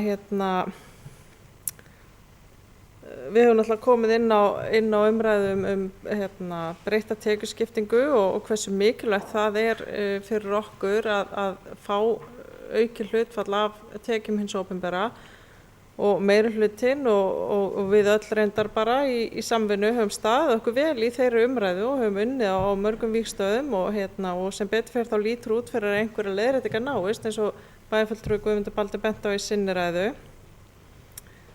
Og það heilmikið gott í gangi. Það eins og bæjarfulltrúi Guðmundur benti á verið að vinna úttekt á rekstri öldrunarheimilanna og stjórnsýslu úttekt og það auðvitað verið að fara hefja vinnu við gerð velferðarstefnu og þetta gríðarlega mikilvægt en þetta náttúrulega samt ekki nóg eða við erum náttúrulega að gera þetta í annað skipti núna fjárhagsáætlun og mér finnst bara einmitt við ekki fá kannski nógu vel framsettar greindar upplýsingar og mér finnst eins og við séum í einhvers konar ástandi þar sem við erum að gera hlutina eins og þeir hafa alltaf verið gerðir. Þetta einhver svona, ég hef svona tilfinningunni þetta sé svona eins og lært hjálparleysi. Við erum bara inn í þessu kerfi og við vitum svona eitthvað af því sem að því að það náttúrulega þannig að við erum 11 sem sitjum hérna inni og það eru 2 sem hafa setið hér áður en þetta kjörtímabil hófst og þannig að við erum bara að taka við alls konar hlutum og alls konar leiðum og alls konar aðferðum og við erum með gríðarlega reynslubolta hér inn í kerfinu sem starfsmenn bæjarins sem að þekkja kerfið alveg inn og út og ég verð bara að viðurkenna að þegar maður kemur svona nýr inn í þetta þá finnst manni maður bara pínu vitlaus og finnst maður á bara rosa erfitt og svo dælast yfir mann gögn og Excel-skjöl og alveg svoleiðis og uppdata því og með ótal flipum og þetta í raun og veru vantar ekki gögnin þannig en það alveg hægt að drekja upplýsingum í gögnum og það það sem við verðum og ég held að við séum bara Sko ég held nefnilega ekkert að meiri hlutin sé eitthvað að fara illa með okkur minni hlutan. Ég held við séum bara öll í sömu buslulöginu með þetta. Að við erum bara að tróða einhvern marfaða í einhverju sem við náum ekki almennilega nógu vel fótfestu á. Og það er eitthvað sem við ætlum að reyna að gera betur á þessu ári en höfum kannski ekki náð að gera. Þú veist, vonandi gerum betur á næsta ári en ég held að við ættum virkilega og ég bara skora meirihlutina að virkilega taka það alvarlega. Að reyna að staðla gögn og upplýsingar til dæmis sem að koma inn frá deildum bæjarins og taka saman eins og náttúrulega hefur oft verið rætt, taka saman þróun og aftur í tíman af því að það er náttúrulega í upplýstri ákvarðanatöku þá er náttúrulega mikilvægast að öllu er að geta hort aftur í tíman. Það er ekki bara þetta mikilvægi þess að horfa fram í tíman, heldur verðum við að vita hvernig hlutinir hafa verið gerður og af hverju kannski til þess að geta hort til framtíðar.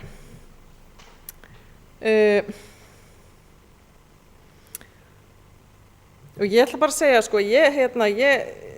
ég skil vel að það sé mikilvægt að byggja upp listasafnið og ég skil vel að það sé mikilvægt að fara í lagfæringar á skautasvellinu og áður en það skemmist meira á báðum þessum stöðum. Ég skil vel bara almennt af hverju er nauðsynlegt að setja meira fé í viðhald fasteigna en áður og ég skil vel af hverju við getum ekki hætt við rennibrautinu í Sundlauginni og þurfum að takast á við það sem er nú, ætlum bara að segja það hér, bara klúður ellistans í því máli á síðasta kjörtímabili. Ég get alveg skilið hvers vegna ákveðið var að setja lóð Naustaskóla á bið. Það er ekki eins og valkostirnir séu margir ef að hlutir liggja undir skemmdum og þá að velja milli þess að taka áhættuna á því að eitthvert húsnæði skemmist meira. Og ég skil líka af hverju þetta eru erfiðar ákvarðanir að taka eins og bæjarfulltrúi Logi lýsti hérna áðan. Og ég, eins og ef við ætlum að ræða Naustaskólalóðina, þá veit ég ekki hvort á hvern veginn ég hefði farið, hvað hefði ég þá viljað skipta út. Taka sénsinn á því að listasafnið skemmtist meira, ég veit það ekki. Kannski þolir þetta enga bið, en kannski hefði við geta gert smá á báðum stöðum. Ég auðvitað veit það ekki. En það sem við náttúrulega kannski er, það sem við verðum að hugsa er náttúrulega líka þetta eins og bæjarfulltrúi Njáll Trausti bendir á og bæjarfulltrúi Logi Már tók undir að við ættum í raun og veru að vera framkvæma þegar að kreppir þá á hið opinbera að framkvæma og en þegar það er þensla þá á hið opinbera að halda þessar höndum í framkvæmdum. En það er auðvitað ekkert auðvelt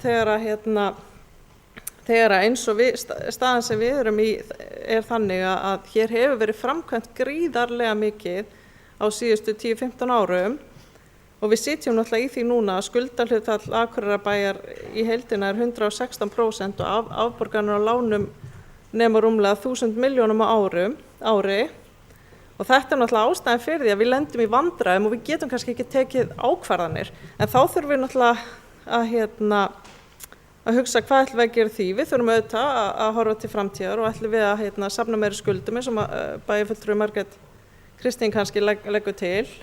Ég myndi ekki vilja fara þá leið. Þannig ég bara tek undir, ég skil vel að þetta er flókið og ég í sjálfu sér er ekkert viss að ég hefði gert þessa fjárhagsáætlun öðruvísi, allavega ekki miðað við þær upplýsingar sem ég hef. En það er bottom line, ég hef ekkert allar upplýsingar. Ég veit ekkert af hverju það þarf að bæta við 10-12 stöðugildum í sérkennslu í skólakerfinu. Ég veit ekki kannski hverjir eru valkostirnir. Þetta auðvitað, við erum alltaf í kerfi sem er verið að byggja við og bæta við og til þess að fara í virkilegt endumat þá þarf náttúrulega bara að gera góða greiningar á hlutunum og hér erum við eins og nefnt hefur verið að fara af stað í einhverja greiningar og það kostar peninga líka, þetta er allt vinna sem maður þarf að borga fyrir. Þannig og ég gerum mig grein fyrir því að þegar að kalla eftir athugasemdum, þegar að kalla eftir tillögum til minnihluta, þá erum við að spila eftir þeirri leikreglu að ef maður leggur til eitthvað sem kostar pening, þá þarf maður að leggja til hvað á að skera niður á móti. Og þá er það líka, eins og ef ég segi, ég vil efla tómstundastarfa annað en íþróttum, ég vil svo ægilega vel á að stofna listaskóla til dæmis. Þá þarf ég að segja hvað ætla ég að skera niður og ég get þá sagt að ég þarf bara að skera niður í íþróttum. og leggja til eitthvað 20-30 milljónum krónur niðurskurð, ég tæki til útfærslu í nefndinni eins og meirihlutin gerir. Ég veit ekkert hvort að ég kemst upp með það. Ég er ekkert alveg viss að leikurinn sem við ætlum að spila sé alveg þannig að ég hafi sömu möguleika á meirihlutin á því að leggja til eitthvað til útfærslu í nefndinni.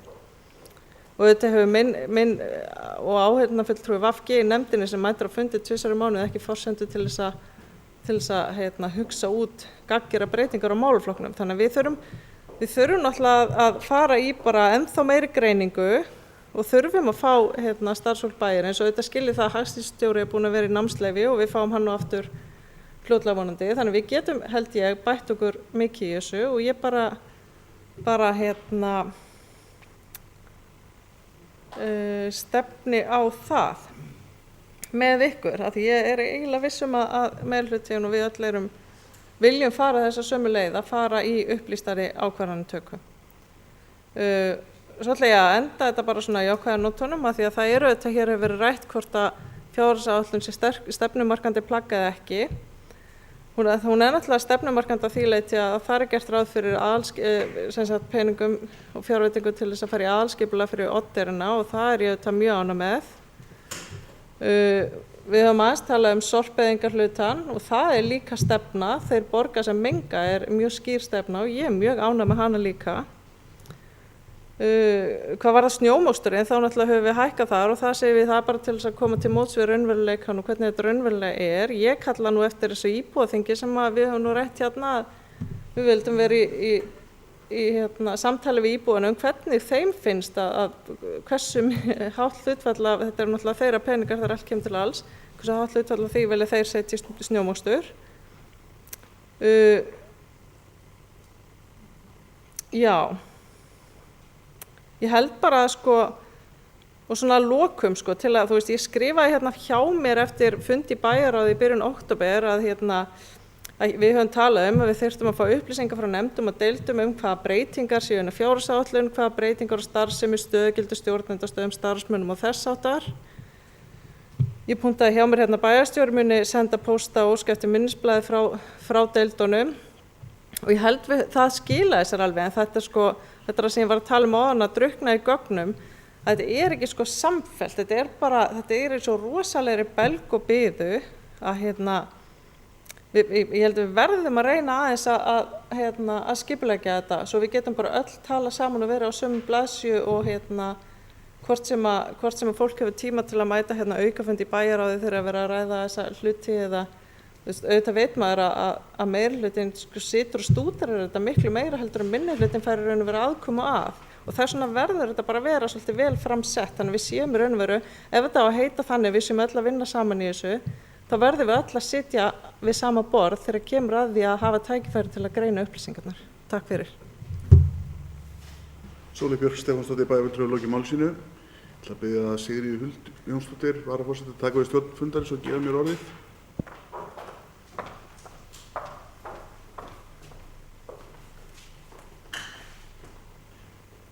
Bæjarfulltrúi Matthías Rögnvaldsson hefur beðið orðið. Forseti, ágætu bæjarfulltrúar. Ég vil byrja að þakka Guðmundi Baldvini, bæjarfulltrúa og formanni Bæjarráðs fyrir að leiða þessa vinnu og Dan Brynjars fyrir það miklu vinnu sem búið að vinna. Við höfum haldið ótal fundi og reynt að vera með gott samráð í öllum þessum málum og það hefur nú komið fram að við reynum að hafa allar upplýsingar á borðinu en auðvitað megum við bæta ýmislegt og það er markmið okkar. Og leiðin fyrir okkur fram á við er náttúrulega það að klára þessar úttektir sem við erum að vinna. Það skiptir miklu máli að við vitum hvernig hlutirnir eru nákvæmlega vegna þess að það er fullt af mjög hæfu fólki og þessi Akureyrarbær er búinn að vera til í rúmlega 100 ár og hefur verið rekin þokkalega vel og þetta góða fólk sem eru embættismenn við treystum þeim fyrir þessum verkum. Við eigum að sjálfsögðu að vera stefnumótandi og stefnumarkandi en við eigum náttúrulega að horfa til miklu meira heldur en 3 ára eða 4 ára. Við eigum náttúrulega að horfa til 10 eða 20 ára eða 30 ára og það er lengur. Hvað við sjáum, hvernig við viljum þróast, hvernig við viljum verða.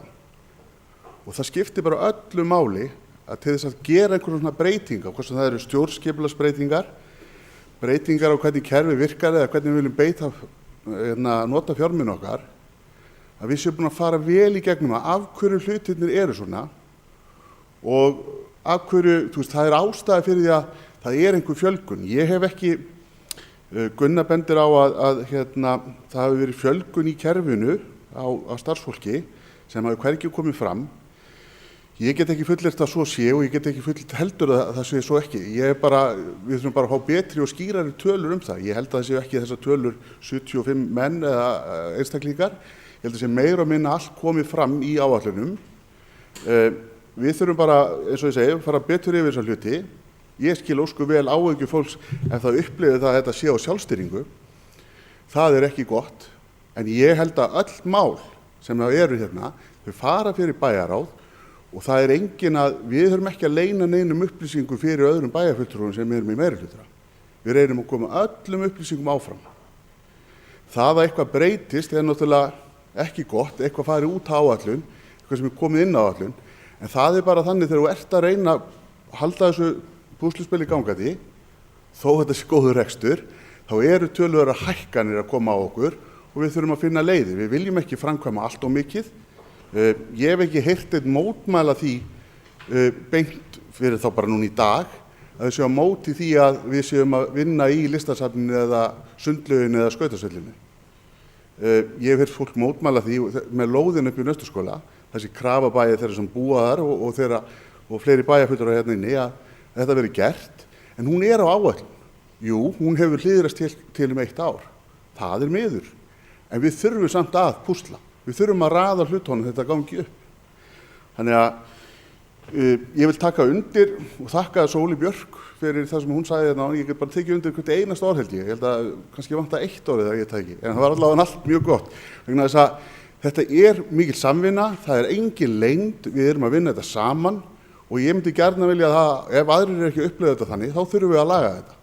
Ég held að við munum aldrei breyta þessu rekstri nema að gera stjórnsýsluúttekt, fara í gegnum reksturinn og við ætlum að fara í gegnum reksturinn. Við erum að fara í gegnum stjórnsýsluna, svo förum við í gegnum reksturinn enn betur og þá verðum við enn betra. Það mun ekki hafa höfuð áhrif hvort þetta gerist 6 mánuðum fyrir seinna. En ég held að sé líka mjög jákvætt að við byrjum fyrr á fjárhagsáætlun, miklu fyrr. Ég myndi vilja sjá það í mars. Takk hérlega fyrir. Fulltrúi Matthías Rögnvaldsson hefur lokið máli sínu og biður forseta að taka aftur við stjórn fundarins.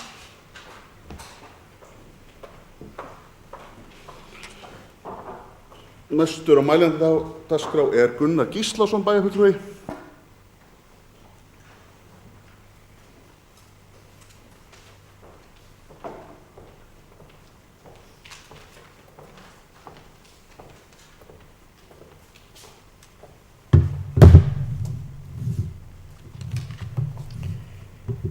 Forseti, ágætu bæjarfulltrúar.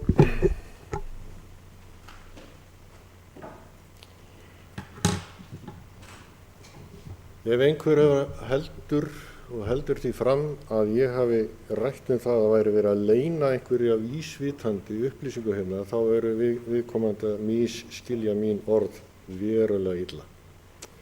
Það sem ég er að ræða og ræddi í því innleggi sem ég var með hérna fyrr í dag var einfallega það að við erum ekki að setja upplýsingarnar með skýrum og markvissum hætti fram og taka þær inn.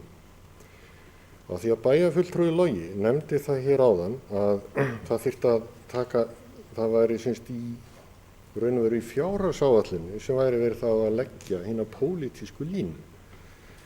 Þá er ég akkurat að segja það að það sé ekki nóg að setja hina pólitísku línu fram í tölum og útgjöldum. Það þarf þá að fylgja því einhver útskýring. Hann lagði hér fram munnlegar skýringar í sínu máli áðan og þá vitum við allavega að það sem þar kom fram með það að það skipti máli að huga vel að listinni. Og að því að hann veltir því fyrir sér hver mín stefna sé og ég hef ekki lagt neitt til, þá vil ég nú bara benda honum á það að heimsækja Íslending.is og þar getur hann síðan mjög nákvæmlega hver okkar stefna í þessum málum. Það er meðal annars lagt til að það verði farið í vinnu við listasafnið og það klárað, það dæmi. Við getum öll verið sammála það, en við erum kannski ekki endilega sammála forgangsröðunina sem slíka þegar við komum að henni. Og þá komum við akkurat að þessu. Hvar og hvenar erum við að ræða forgangsröðunina? Sko, þegar ég fer inn á skólanemndarliðin eða linkinn og fer þar undir skólanemnd og gögn sem þar liggja undir, þar meðal annars koma fram óskir skólanemndar viðbætur við ramma. Og þar meðal annars nefnt að menn vilja skólanemndin leggur til að það veri bætt inn kostnaði vegna tölvuumsjónar í grunnskólum, ráðningu mannauðsstjóra, sumarlokun leikskóla, húsvörslu í leikskólum, nútímavæðingu náms og kennslu sem þá tæknivæðingin upp á 10 milljónir og síðan auki svigrúm fyrir leik- og grunnskóla til þess að sinna hinum ýmsu verkum og einnig auki námsráðgjöf. Þetta höfum við bara aldrei tekið umræðu inn í bæjaráði, ekki heldur inn í bæjarstjórn. Og það er kannski akkurat þetta sem var komið hér inn á. Ég man nú ekki hvort það var bæjarfulltrúi Margrét eða, sennilega sem var að tala þessar óskir líka, þær væri ekki að koma hérna inn og við værum ekki að ræða þér. Þá það bara nákvæmlega þetta sem máli að við erum ekki í gegnum vinnuna að taka þetta nú skipulega fyrir og taka þá þessa pólitísku umræðu þessi mál á okkar vettvangi. Það það sem megin atriði minnar gagnrýni og vinnubrögð. Ég þakka bæjarfulltrúa Guðmundi Baldvin einnig fyrir þá vinnu sem hann hefur lagt í að leiða þetta starf. Það ekkert við það að athuga. Og ég veit að bæjarfulltrúa Guðmundur vakinn og sofinn yfir þessu verkefni. En verklagið þarf að bæta og við vorum búin að ræða að það þyrftum við að gera, eins og bæjarfulltrúi Matthías, forseti vor, nefndi hér áðan að þá skiptir miklu máli að byrja þessa vinnu miklu fyrr. Og það kannski það sem lykil atriði í þessu öllu saman. Ef menn með einhverja tillögur, þá ég til dæmis með þá tillögu að og við getum sem sagt rætt það þá ítarlegar. Ég til þess vilja klára bara sundlaugina miklu fyrr. Það enginn að tala að það sé verið að leggja of mikið í sundlaugina. Við þurfum bara að klára þetta verkefni. Sundlaugin aðdráttarafl. Við erum ekki að vera með framkvæmdir í sundlaugin í 4 ár. Það bara tóm vitleysa. Við erum að klára sundlaugin á cirka 2 árum og bara leggja okkar metnaði það. Ef það ekki búið að hanna breytingarnar sem þarf að hanna á skautahöllinni, þá þarf kannski bara að gera það og byrja það bara á því og fara síðan í breytingar á svellinu þegar fyrir liggur kostnaðaráætlun sem gæti þá verið árið 2017. Spurning komist við eitthvað í það fyrir hvort þið Samgöngumiðstöð. Erum við búin að ákveða hvar hún á að vera? Það hefur ekki verið allavega að það var tekin ákvörðun það hér í fyrri bæjarstjórn. Ég veit ekki til þess að við höfum rætt það neitt frekar. Ég get alveg séð fyrir mér að við bara frestuðum þeirri framkvæmd nokkur ár og meðan við tökumst á það hvar hún ætti að vera. Það komið hérna inn svo og mér langar til að forvitnast það og kannski kalla eftir upplýsingum það að í framkvæmda yfirliti komið hérna inn undir miðbær uppbygging 600 milljónir á árunum 2018 til 2019. Hvað menn að hugsa þar til dæmis? Og við eigum í raun kannski eftir að taka þennan pakka og ræða frekar. Það líka hérna inni til dæmis leikskóli nýbygging 5 milljónir. Það engin nýbygging á næstu 3, 4, 5 árum. Ætlum við samt að fara í leggja peningi í undirbúning þar eða hvað verið hvað liggur þarna baki, bara sem dæmi. Nú varðandi upplýsingagjöfina sem okkur hefur orðið tíðrætt hér. Þá svo sem eins og ég sagði, staða Akureyrarbæjar, ég ætla ekki að segja þessi sterk en hún ekki slæm. Í gögnum sem við höfum fengið, til dæmis frá Sambandi sveitarfélaga, notaðu lykiltölur við stjórnum, að það sem við erum brýnd til þess að afla okkar lykiltalna og greina þær og leggja það fram til þess að byggja ákvarðanir á, að þá eru þessar lykiltölur eða grunnurinn aðeins til. Við erum með mjög dýrt upplýsingakerfi hérna hjá Akureyrarbæ, SAP-ið. sem var fjárfest í fyrir 20 ef ekki 100 miljóna í heildina talið. Þar á hægt að afla þeirra upplýsingar sem við þurfum. Þetta bara spurning að gera það, nota kerfið. Það þarf engar óskapa vinnu í það. Ég veit að þessar upplýsingar til meira og minna til dæmis í tengslum við skólamál. Við þurfum bara að fá þar hérna inn. Þannig að það alveg klárt mál að við getum gert betur og það mín brýning hérna í dag að við reynum að taka okkur saman það að gera betur í þessum málum þannig að við séum yfir höfuð upplýstari og getum tekið að mínum mati betri ákvarðanir og ég ætla bara að brýna meirihlutann í það verkefni líka að vinna starfsáætlun. Það sem eru sett markmið, það sem forgangsraðað, þar sem að menn setja það bara hreinlega niður að hvers konar þjónustu og gæðum hennar menn vilja stefna. Ég til í að taka þátt í þeirri vinnu. Ég bent á leiðir til þess að afla upplýsinga, leggja það fram og vinna með þær. Og ég ekki að þessu bara til þess að vera með einhverju leiðindi. Mér finnst við þurfa að gera betur enn og aftur. Og það náttúrulega alveg óásættanlegt og við hljótum öll að vera sammála það að vera að reka aðalsjóð með 216 milljón króna halla. Það bara óábyrgt í sjálfu sér og við hljótum að þurfa að gera eitthvað til að snúa þessari þróun við vegna þess að við erum líka að leggja grunn að ákveðinni framtíð hérna. Við verðum bara hér hugsanlega í 4 ár, við höfum umboð í 4 ár, næstu 2,5 árið. Við þurfum að skila á okkur búi til næstu bæjarstjórnar og það felst í því mikil ábyrgð og þess vegna þurfum við að vera vandvirk. Ari en við erum. Það mitt mat. Og ef við ætlum að taka raunverulega umræðu forgangsröðun þó okkur greini á ýmislegt, þá það alveg morgunljóst að þá þurfum við að taka umræðuna á annað stig en við gerum akkurat núna. Svo langar mig aðeins til að nefna að það verið að gera í úttektir, stjórnsýslu úttekt eða stjórnkerfis úttekt, en það ekki rekstrarúttekt. Það eingöngu stjórnkerfis úttekt á því hvernig stjórnkerfi okkar virkar. Við þurfum átt okkur á því. Það mun ekki leysa verkefni okkar gagnvart rekstrinu sem slíku. Við þurfum líka að vera með það á hreinu. Og það ýmislegt sem við þurfum að skoða í þessu og vanda áætlanagerð, vanda til þess þegar við förum að stað í verkefni hvernig við ætlum að ljúka þeim, hvar og hvenær. Og það ekki þannig að óvissan sé ennþá svo mikil að við getum ekki horft nokkur ár fram í tíma. Það bara ekki þannig. Þess vegna líka mikilvægt að taka þessa langtímaáætlun upp og við erum til dæmis búin að ræða það áður.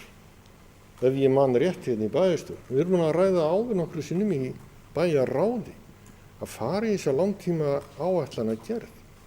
Eins og bæjarfulltrúi Logi bent á þá eru til gögn sem ekki komi hérna inn í bæjarráð eða bæjarstjórn til umfjöllunar og það vissulega margt þar sem að þarf að ræða til hlítar og forgangsraða. Það fínt tækifæri til að takast á við þetta. Og af því þetta til, þá þetta ekki spurningin hvort við að gera það, heldur bara spurningin hvenær. Setjum bara málið á dagskrá og förum í það. Ég til í hvaða pólitíska umræðu sem þá forgangsröðun og hlakka bara til hennar. Takk fyrir. Gunnar Gíslason bæjarfulltrúi lokið máli sínu, næst tekur til máls Bergþóra Þórðardóttir bæjarfulltrúi.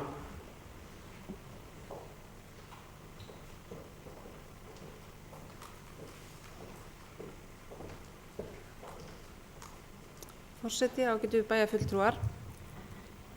Í ljósi þess að við höfum áhyggjur af hraðbankaleysi í Hrísey hér í upphafi fundar þá kom upp í huga mér hugmynd sem kom fram í stjórn Akureyrarstofu að koma upp náttúrugripasafni í Hrísey. Þar voru nefndarmenn sammála því að mikilvægt er að koma safninu upp og að Hrísey sé kjörinn staður til þess. Mér langar að spyrjast fyrir hvernig staðan á því verkefni og hvað mikið áætlað í það verkefni. En þau gögn sem liggja fyrir gera ekki sérstaklega grein fyrir þessu brýna verkefni fyrir þessa brothættu byggð. Ég leyfi mig líka að spyrja hvort mikilvægara viðfangsefni í menningarmálum að styðja við okkar brothættu byggðir eða að útvíkka þá starfsemi sem hér nú þegar í þokkalegu ásigkomulagi fyrir utan endurnýjun á þaki. Takk. Bergþóra Þórðardóttir, bæjarfulltrúi lokið máli sínu. Næst tekur til máls Silja Dögg Baldursdóttir, bæjarfulltrúi.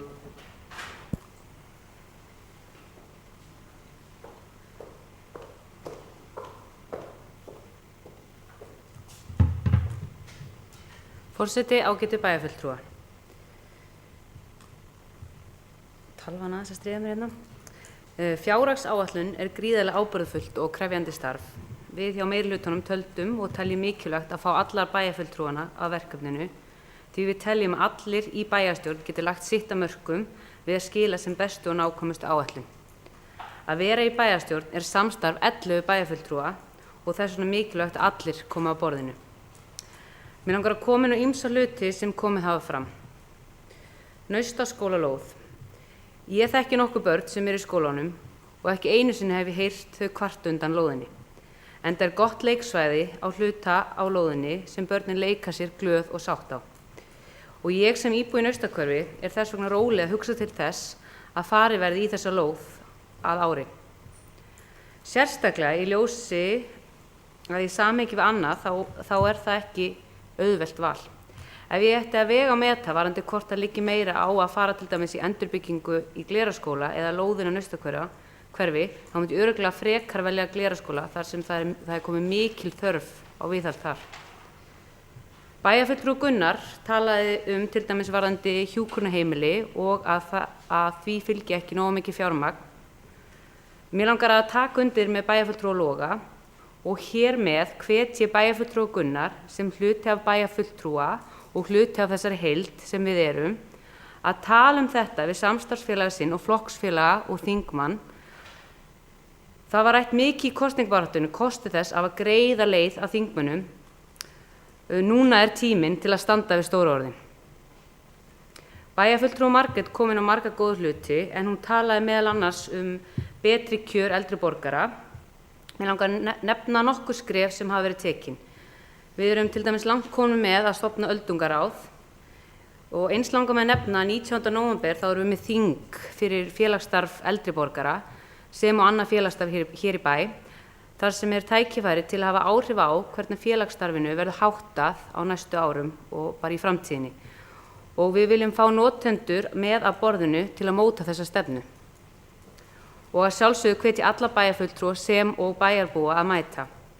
Bæjarfulltrúa Margrét tala einnig sumarlokun. Ég get að einhver leyti tekið undir það. Hins vegar nefndi hún líka lokanir vegna starfsdaga, þá tekið á fullu leyti undir það. Ég myndi vilja sjá það að starfsdögum fækki og til mikilvægara að byrja þar, þó hitt sé mikilvægt líka.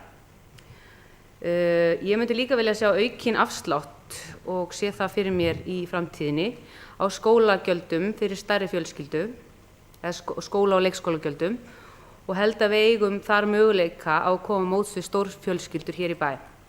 Við erum jú fjölskyldubærin Akureyri. Ég hef séð þessa tíma sem ég hef setið í bæjarstjórn að það mjög auðvelt að sitja annars staðar við borðið eða heima og gagnrýna forgangsröðun og það sem ég hef lært að ákvörðun ekki alltaf auðvelt og ég hef til dæmis núna í þessari fjárhagsáætlun farið margar hringi. En að sjálfsögðu eru allar upplýsingar teknar saman og við tökum upplýsta ákvörðun. Ég vil líka þakka góða samvinnu heildarinnar, það allra 11 bæjarfulltrúa. Hins vegar hefði ég vilja heyra frá sumum, sérstaklega frá Sjálfstæðisflokknum, fyrr heldur en hér í bæjarstjórn. Til dæmis hefði ég vilja heyra meira undirbúningsfundunum. Sumt hefur heyrt áður eins og lóð Naustaskólans en sumt ekki. Og ég saknaðist þess líka heyra hvernig þeir bæjarfulltrúar sem hefðu viljað sjá forgangsröðuna öðruvísi, hvernig þeir hefðu viljað sjá hana. Og ég heldur ekki frekar en bæjarfulltrúar Njáll í bæjarráði, en mér var boðið á alla fundi þar sem unnið var á fjárhagsáætlun og það var undir mér komið og mæta og komið tillögur. Annars þakka ég ágætar umræður og gott samstarf og þakka bæjarfulltrúa og formanni bæjarráðs Guðmundi og Dan fyrir vel unnin störf við gerð fjárhagsáætlun. Takk fyrir. Silja Dögg Baldursdóttir, bæjarfulltrúi, lokið máli sínu. Næst tekur til máls Njáll Trausti Friðbertsson, bæjarfulltrúi.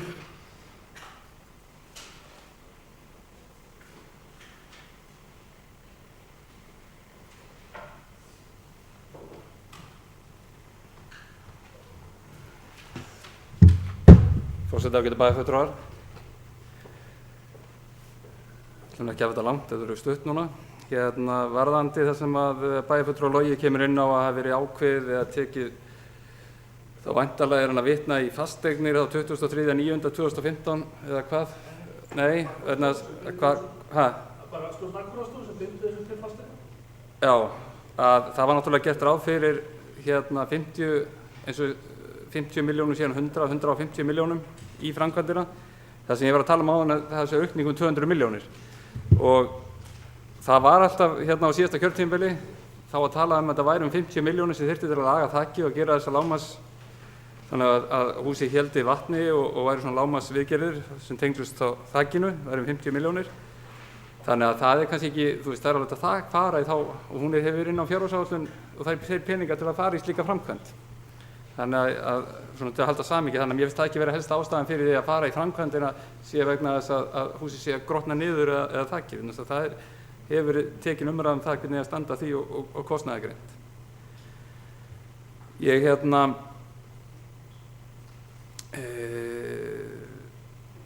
Við bíðum þá spennt eftir listasafninu að þessar hugmyndir verði kynntar, en það sem ég var að gera athugasemdir áðan var bara að við vinnum fjárhagsáætlunum þegar búið að kynna hugmyndirnar. Þannig að við séum að gera þetta með markvissara hætti og það er það sem var að fara í þarna áðan og svona þetta beindist að. Varðandi rennibrautinu, það kom svona upp þessi hugsun helgina. Nú við erum væntanlega að kaupa þessi rennibraut í evrum að utan og bara með hvernig gengi evrunni hefur þróað síðustu 80 mánuði eða svo síðan þessi ákvörðun var tekin rennibrautina. Það vildi bara vita, var gert ráð fyrir því innkaupunum að þetta fylgdi innkaupum einhverju leyti í evrónum. Þess að nú hefur evran, þegar krónan styrst gagnvart evrunum cirka einhvers staðar væntanlega bilinu 10–15%, ég er ekki með það nákvæmlega, en það er svona tilfinningin, 10–15% styrking. Hvernig var staðið þessu? Er þá bæri með búin að baktryggja sig varðandi gengisveiflur? Ég er að spyrja hvernig bæri, ekki geri ég samningin sjálfur, sko. En þetta var svona ein hugmynd sem bara var að hugsa helgina og svo bara mundi ég eftir núna rétt áðan. Þannig að ég held að við þyrftum að kanna þetta. Af þessari upphæð sem var, þetta getur kannski verið einhvers staðar bilum 10–15 milljónir sem lægi bara í slíkum innkaupum. Síðan rétt í lokin ætlaði ég að koma með bókun hérna og hún fer það væntanlega í bæjarráð til efnislega á milli umræðuna. Ég legg til að í framkvæmda yfirliti fjárhagsáætlun Akureyrarbæjar 2016–2019 verði gert ráð fyrir að klára framkvæmdir við lóð Naustaskóla sunnan við skólann eins og gert var ráð fyrir fjárhagsáætlun síðasta árs. Bara stutt og simpul og fá það bara efnislega fram í framhaldinu hvernig það er. Ég get verið hjartanlega bara gjörsamlega ósammála þá bæjarfulltrúa L-listans áðan varðandi Naustaskóla og lóðina. Ég get alveg farið að tala börn líka í hina áttina, en ég veit líka heyrt í foreldrum aðra og stýtti þarna í hverfisfundum öðru og fundum í skólanum á vegum foreldra og ég hef ekki var við að síðan sérstök sátt þetta. En þetta er búið að vera mál sem búið að fresta og var líka fresta á síðasta kjörtímabili, það stöðugt búið að frestaði. Þannig að ég er löngu hættur að hlusta og það er eitt sem maður læri að þetta með að frestum 1 ár, þetta verður oft bara ansi mörg ár. Þannig að stundum vil maður bara hafa stefnu að vera með á hreinu og standa eitthvað við af því sem við erum að tala um. Og það hefur bara ekki verið gert í þessu máli.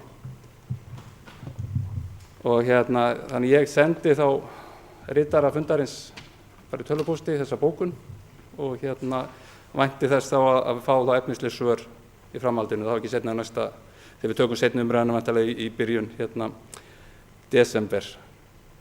En bara aðeins takk fyrir. Trausti Friðbertsson, bæjarfulltrúi, lokið máli sínu, orðið er laust.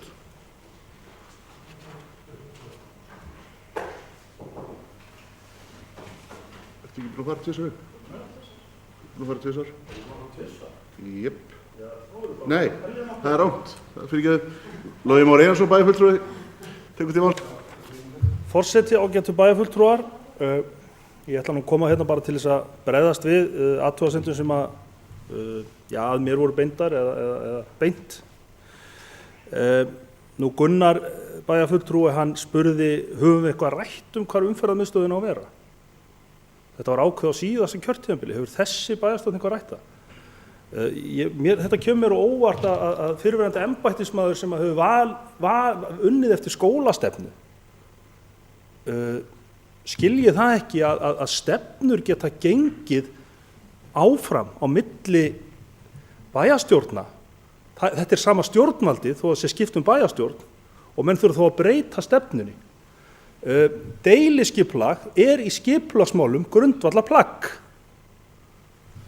og þar er gert ráð fyrir umferðarmiðstöðinni á þessum stað. Einhverjar efasemdaraddir hafa svo komið upp seinna það að lóðin væri hugsanlega ekki nægilega stór eða eitthvað svoleiðis, en það er þá eitthvað sem kemur í ljós í þessari skoðun. Þannig að ég skil þetta nú ekki alveg. Þetta er bara í fullu gildi. Hvað varðar svo þessar 400 milljónir sem er áætlað í miðbæjarsvæðið, og það er ágætt að sú spurning komið fram, því að það er bara málefnaleg spurning. Það er ekkert skilgreint nákvæmlega vegna þess að við vitum ekki nákvæmlega hvernig þetta mun þróast.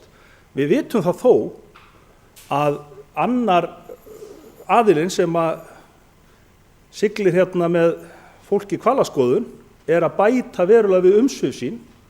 Við vitum það líka að það er annar rekstraraðili sem hefur áhuga að koma inn á svæðið, þannig að það er áhugi á svæðinu og við vitum að þessu munu fylgja framkvæmdir.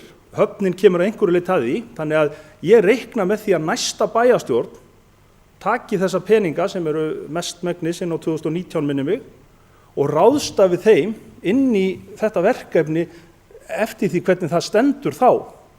Nú eða fellið það niður ef menn vilja gera einhverja kúvendingu í málum við miðbæjarins.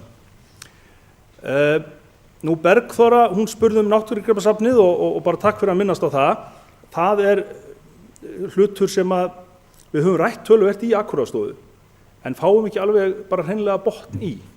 Það er rétt að Hríseyingar hafa óskað, eða einhverjir Hríseyingar hafa óskað eftir að fá safnið til sín, en það liggur ekki alveg fyrir hvort við höfum í fyrsta lagi heimild til þess, vegna þess að samkvæmt einhverjum blöggum þá eigum við ekki safnið lengur, þetta hluti af Náttúrugripasafni Íslands. Það er mögulegt samt að fá kannski leyfi til þess að setja það upp einhvers staðar. Því fylgja hins vegar kvaðir, við verðum til dæmis að setja það upp allt á einum stað, við höfum ekki getað dreift í skólana eins og kannski kom hugmynd upp Nú, en það sem kannski mestu máli skiptir er að það liggur ekki fyrir ástand safnsins. Og svo í þriðja lagi kannski, að þá er náttúrulega ekkert húsnæði tilbúð út í Hrísey ennþá til að taka við því. Við getum ekki látið svona safna hendi nema að húsnæði uppfylli einhverja kröfur, en tiltekna kröfur. En það er hins vegar sannarlega vilji og áhugi fyrir því inn í Ákvarðarstofu að ýta þessu máli áfram, þó að ég viðurkenni að það hefur gengið allt og hægt. Hvort það er mikilvægt að byggja upp menningarstarf í brothættum byggðum eins og Hrísey eða Akureyri, af því að hér sé ásættanleg aðstaða, við getum alltaf tekist á það. Uppbygging íþróttamannvirkja eins og sundlaugarinnar, listasafnsins og fleiri slíkra auðvitað liður í að afla tekna fyrir bæinn. Þær renna því miður ekki beint í bæjarsjóð og við þurfum að breyta einhvers konar með einhverjum hætti skiptingu á tekjustofnum, þannig að það renni til okkar eitthvað af þeim til dæmis virðisauka sem að renna beint til ríkisins fyrir uppbyggingu sem við erum búin að leggja út í. En þetta eru tekjur sem sannarlega munu skila sér í fyrirtækin í bænum og ég held að veitingamenn í bænum til dæmis munu alveg staðfesta það að aðkoma okkar að íþróttamannvirkjum og menningarstofnunum alveg örugglega að gera helling. En ég alveg sammálaður, við þurfum hins vegar að gera eitthvað varðandi Hrísey og Grímsey og ég held nú að mest effektífa leiðin væri að við kæmum einhvern veginn að því að gera fólki, Akureyringum fyrst kannski til að byrja með, kleift til að fara út í eyju 3-4 sinnum á ári með fjölskylduna, að því ég er viss að ef að þetta er gert bara að útivistarsvæði sem er sjálfsagt að við Akureyringa sækjum, þá munum við eyða hellinga peningu þar. Og ég held að það sé bara miklu betri stuðningur að frjálsa atvinnulíf sjáu svo að keppast að draga hann til sín. Hvað var það Njál, bæjarfulltrúa og athugasemdirnar listasafnið sko. Það getur vel verið að einhverjir fyrir meirihluta hafi sagt að 50 milljónir nægðu í þakið. Það er ekki bara þakið að ræða. Ég held að það verði nú kostnaðarsamara. Þetta er opinber stofnun sem býður ekki upp á aðgengi fyrir hreyfihamlaða. Það er hlutur sem bara óleyfilegt samkvæmt lögum í dag. Þannig að það er bara hlutur sem við verðum að bregðast við. Brunavarnir eru algjörlega í lamasessi, þannig að við verðum að ráða bót á því. Loftræsikerfi, öryggiskerfi, ef við ætlum að fara að fá fleiri myndir eftir heimsfræga listamenn, þá þurfum við að hafa það í lagi. Þannig að það eru ýmsir þættir sem gera það bara verkum að verkefni hefur verið að þróast og menn eru meira og meira að átta sig á því hvað það raunverulega kostar.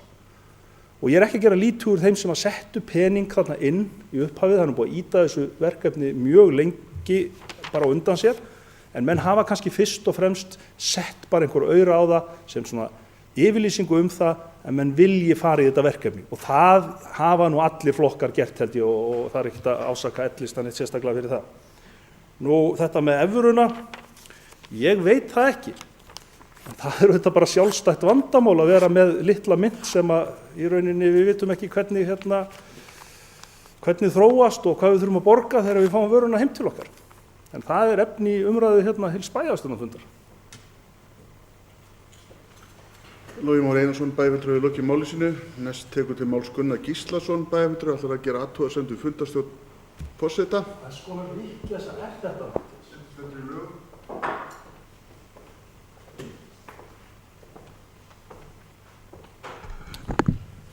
Ég ætla að nýta mér rétt minni á til að gera örlitla athugasemd við fundarstjórn forseta sem liggur í því að forseta er heimilt að veita mönnum að koma leyfi til að koma upp í 3. skipti eða 4. skipti ef að svo ber undir og mikilvægi máls er þannig. Ég tel að fjárhagsáætlunar umræða skipti það miklu máli að það eigi að veita bæjarfulltrúum leyfi til að koma oftar upp. Takk. Gunnar Gíslason, bæjarfulltrúi, hefur lokið máli sínu. Ég myndi gjarnan vilja ræða svona mál fyrir fundinn og ef það sé sameiginlegur vilji allra bæjarfulltrúa svo sé, þá er það eitthvað sem ég er tilbúin að skoða á næsta bæjarstjórnarfundi, það sem við tökum fyrir fjárhagsáætlun Akureyrarbæjar sem er þá væntanlega í byrjun desember. Þá er mælendaskrá laus. Margrét Kristín Helgadóttir ætlar að taka til máls í annað skiptið og henni er það frjálst og velkomið.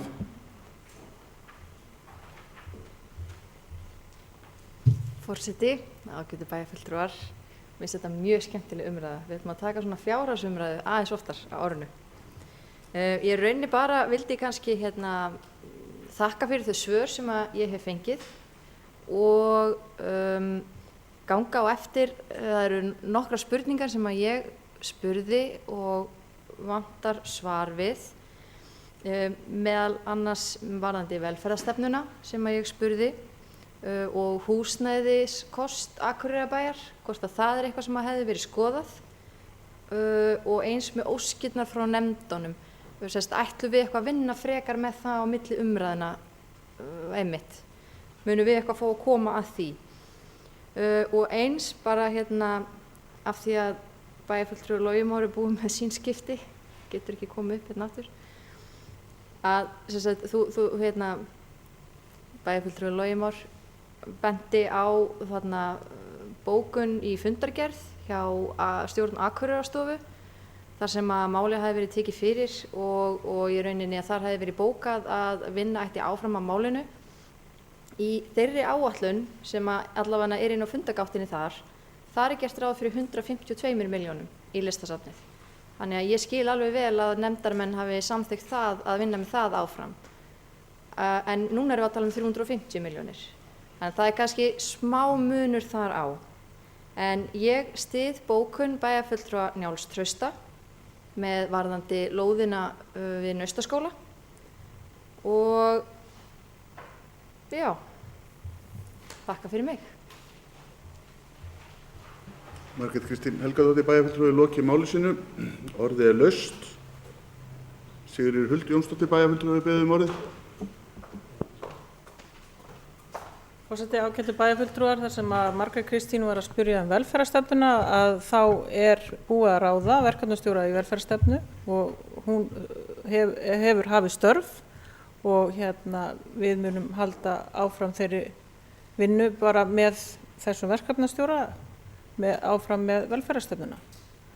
Og það er náttúrulega mjög vítt svið innan velferðarstefnu og bara hef ekki áttað mig almennilega á spurningu bæjarfulltrúa Margrétar Kristínar sem varðaði velferðarstefnuna, en ef það var það sem var úr málefnasamningnum að þá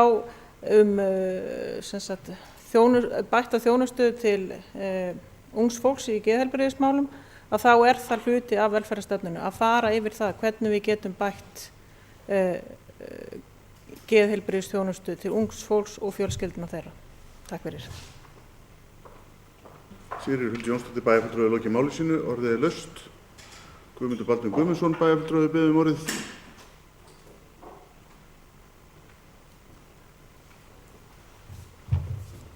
Forseti, ágætu bæjarfulltrúar.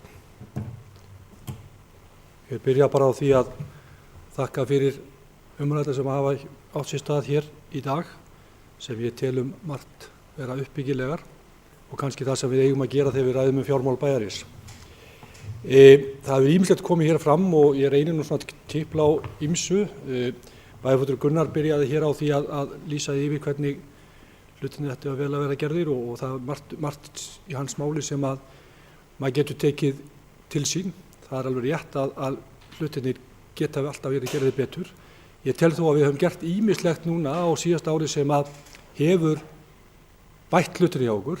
Ég nefni sem dæmi að við höfum verið að kalla eftir mánaðarlegum skýrslum frá nefndum sem að ekki var gert áður og erum þá þar leiðandi að fylgjast betur og eigum þar leiðandi sem bæjarfulltrúar og bæjarráðsmenn að eiga auðveldara með að fylgjast með reksturinn hverju sinni og grípa inn í ef eitthvað er. 9 mánaða uppgjöri sem að við erum nú að fara að ræða í bæjarráði sýnir það að rekstur almennt undir eða á áætlun, þannig að það er ekki eins og bæjarfulltrúi Margrét Kristín kom inn á að við þurftum að að það var eins og menn held að við værum að keyra einhvers staðar fram úr. Það er sem betur verið ekki, að við erum í raun að halda í þá áætlun sem við lögðum fram á síðastliðnu ári. Þannig að það finnst mér vera hinu góða. Hins vegar er það að ljósta að það er náttúrulega urðu breytingar vegna þar sem breytingarnir eru, okkur er það ljósar og við erum núna í næstu viku að taka, eða næsta fundi að taka viðauka sem að stafar af ýmsum þáttum sem við vitum alveg og hefur komið inn á okkar borð, sem snýr af starfsmatinu, sem snýr af hækkunu vegna ýmsa þátta og því að sjá það verður náttúrulega tekið fyrir í bæjar á næsta 50 dag og tekið og samþykkt á næsta bæjarstjórnarfundi. En þannig eða yfir 300 milljónir sem er að bætast við okkur kostnað á árinu 2015 sem okkur er kunnugt og við vissum af og erum að ganga frá í viðauka. Það er áhyggjuefni en einhvers veginn þá er sem sagt reksturinn sem slíkur, hann er ekki að fara fram úr nema fyrir það sem við þegar vitum. Þannig að við erum á áætlun hvað þetta varðar. Þannig ég er aðeins að ítreka það. Ég get alveg tekið undir með bæði bæjarfulltrúa Gunnar og forseta honum Matthíasi Rögnvaldsyni að þeir ræddu það að við þurfum að byrja á fjárhagsáætlunum vinnunni fyrr og ég held að það sé mjög mikilvægt að við gerum það á næsta ári og ég við stefnum að því og ég brýni fjármálastjóra sem stattur hér sjálfur til þeirra vinnu. Það að vísu vandamál, bæjarfulltrúi Sóli kom inn á það að hagsýslustjóri væri í frí og væri brátt að koma tilbaka, en hagsýslustjóri fór í frí á miðju sumri og kemur aftur næsta sumar, þannig að hann er ekki alveg á næsta leiti, þannig að það mun náttúrulega mæða mikið á fjármálasviðinu þegar við förum út í þetta. Ég er líka búin að, það er mikið búin að ræða hér langtíma áætlanagerð og ég sendi á formenn nefnda var falið að fríska upp þessa skýrslu sem að fara yfir hana í sínum nefndum, þessa skýrslu sem var unnin á síðasta kjörtímabili, til þess að athuga hvort að hún sé í gildi og hvort það eitthvað sem einhverja viðbætur sem menn sjáu fyrir sér, og svo munum við fá þetta inn í bæjarráð til þess að taka það pólitísk umræðu sem að menn að tala og ég hef stemt að því að þeir noti nóvember mánuð, búin að biðja að formenn nefndin taki þessa vinnu í nóvember mánuði og við fáum hana þá getum þá byrja að vinna með hana í desember eða í janúar byrjun. Þannig að við getum þá hort til þeirra vinnu og samhliða því munum við vonandi geta komist af stað með fjárhagsáætlunarvinnuna fyrir árið 2017 fyrir en í dag. Ég tek alveg undir með bæjarfulltrúa Njáli varðandi verðbólguna og verðbólgursforsöndu sem við erum með, og við ræddum það bæði á öllum okkar fundum held ég undir það síðasta hér í bæjarráði, að þetta væri eitthvað sem við þurfum að skoða. Það var ákveðið að gera það ekki vegna þess að það kostar mikla tilfæringar í öllu, það breytir öllu rekstrarlíkaninu, þannig við ákváðum að bíða með það og taka það frekar í seinni umræðunni. Það er alveg ljóst eins og bæjarfulltrúi benti á að það mun breyta niðurstöðunni og við sáum það líka, við settum hérna upp scenaríu á skjáin hjá okkur þegar við vorum að ræða þetta, sáum hvaða breytinga þetta geti haft ef að verðbólgan yrði meiri, og hún er áætluð meiri greinilega, þess að ég sá það til dæmis að Reykjavíkurborg sem dæmi, þeir voru að birta sína fjárhagsáætlun í dag og þar gera þeir ráð fyrir 4,9% verðbólgu á árinu 2016. Þannig að þarna er náttúrulega verulegur munur frá okkar verðbólgu og það þurfum við þá bara að skoða og vega og meta, og eins og ég benti líka á að á milli umræðina þá kemur frá þjóðhagsspáin kemur í núna miðjan nóvember, þannig að við getum nýtt okkur það og ég held að við þurfum að hækka þessa verðbólgu spá okkar sem breytir niðurstöðum, það er alveg ljóst. Það var rætt hér sorphirðugjaldið sem var tímabundið og það var sett á árinu síðasta ári og ég sagði að þetta yrði tímabundið gjald. Ég er ekki sáttur við það að það sé verið að fella þetta inn í sorphirðugjald eða sorpgjaldið sem slíkt, þetta var kallað umhverfisgjald og ég vil halda þessu sérstaklega vegna þess að ég tel að við eigum að nota þetta svona einhvern veginn sem markmið til þess að láta fara út aftur. Ég er ekki viss að það náist að fullu en við erum þó að sjá lækkun á þessu umhverfisgjaldi núna 400 krónur og ég vil ekki að þetta renni inn í eitt sorphirðugjald og legg áherslu á það að þeir bæjarfulltrúar sem eru í framkvæmdaráði fylgi því eftir. Þetta á ekki að vera, þetta á að vera til staðar, þannig við getum fylgst með þessu. Ég deili áhyggjum manna hér af skautasvellum. Ég er alveg sammála því að þetta er náttúrulega, maður er alltaf hræddur þegar við fáum til svona áætlanir að við séum að vanáætla, en hins vegar er ég sannfærður það að við munum ekki fara í framkvæmdir á næsta ári eða næstu árum ef að menn að fá einhvern verðtilboð sem enga megin geta staðist. Þannig að við þurfum náttúrulega þegar við erum að fara núna í framkvæmdum næstu árum, þá förum við ekki í framkvæmdum ef að það eru langt umfram þær áætlanir sem við höfum þegar gert. Þannig að við erum að hafa það í huga. Ég sé að það komast smá órói í salinu vegna þess að við erum búin að sitja hérna næstu í rúman 3 tíma á fundi, þannig að menn virðast nú vera orðnir pínu þreyttir, kannski en ég verður samt að fá að ljúka mér af, þannig ég ætla bara að halda áfram að þó að menn séu farin að benda mér að ég fara að þegja, en ég ætla ekki að gera það.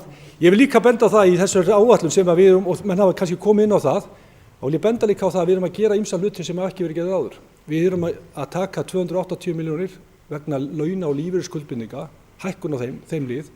Við erum svona til að mæta því hugsanlega þeim breytingu sem við verðum fyrir, það er alveg ljóst. Við erum að auka viðhald hjá fasteignum 120 milljónir, það var orðið brýnt viðhald. Við erum búin að fá hérna lýsingar á því að viðhald í skólum og öðrum mannvirkjum sé mjög ábótavant og við verðum að bregðast við því.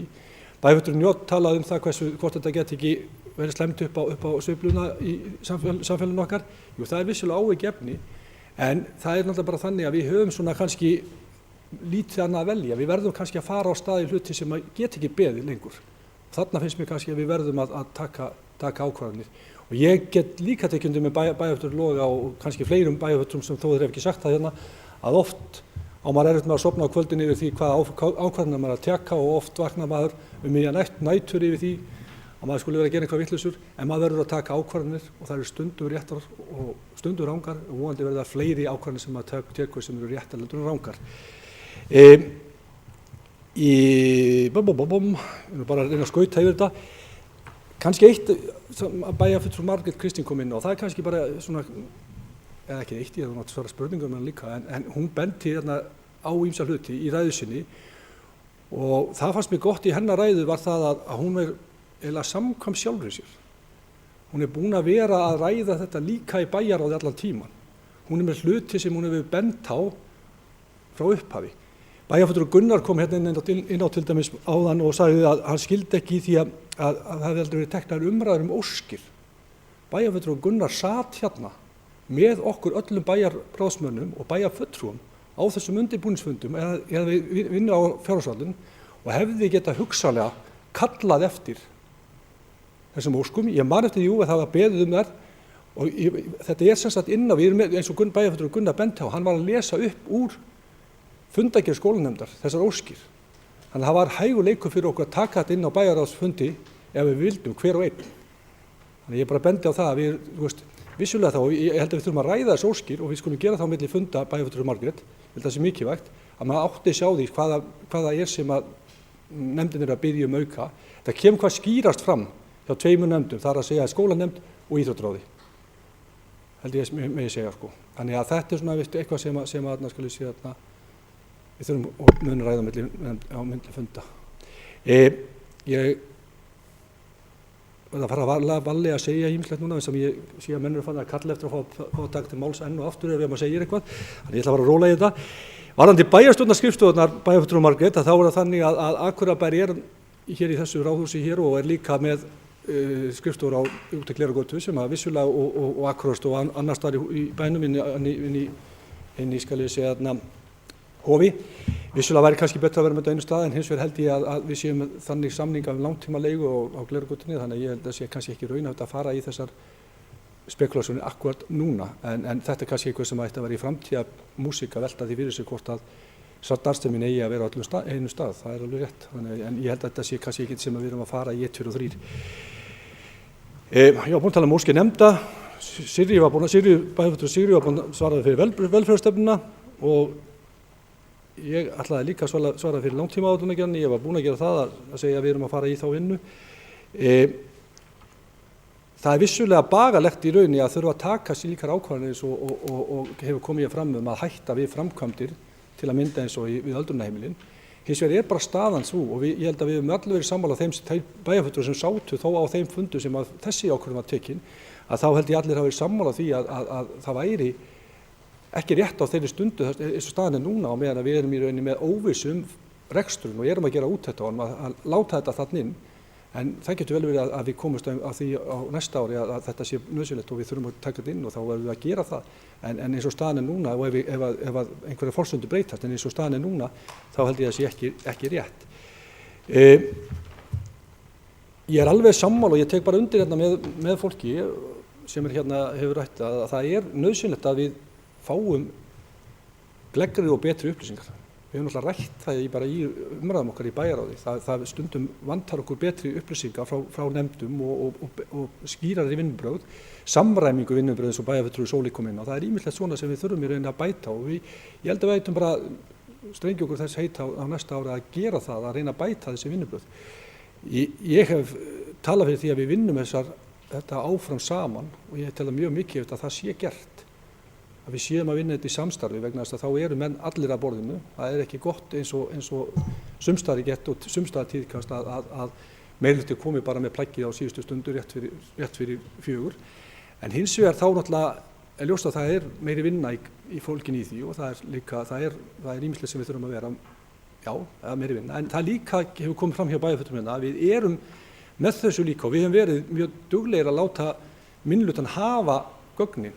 Leyft þeim að fylgjast með og við hefum ekkert verið að halda neinu svona frá minnihlutanum, við viljum að þau viti sé alveg jafn upplýst eins og við.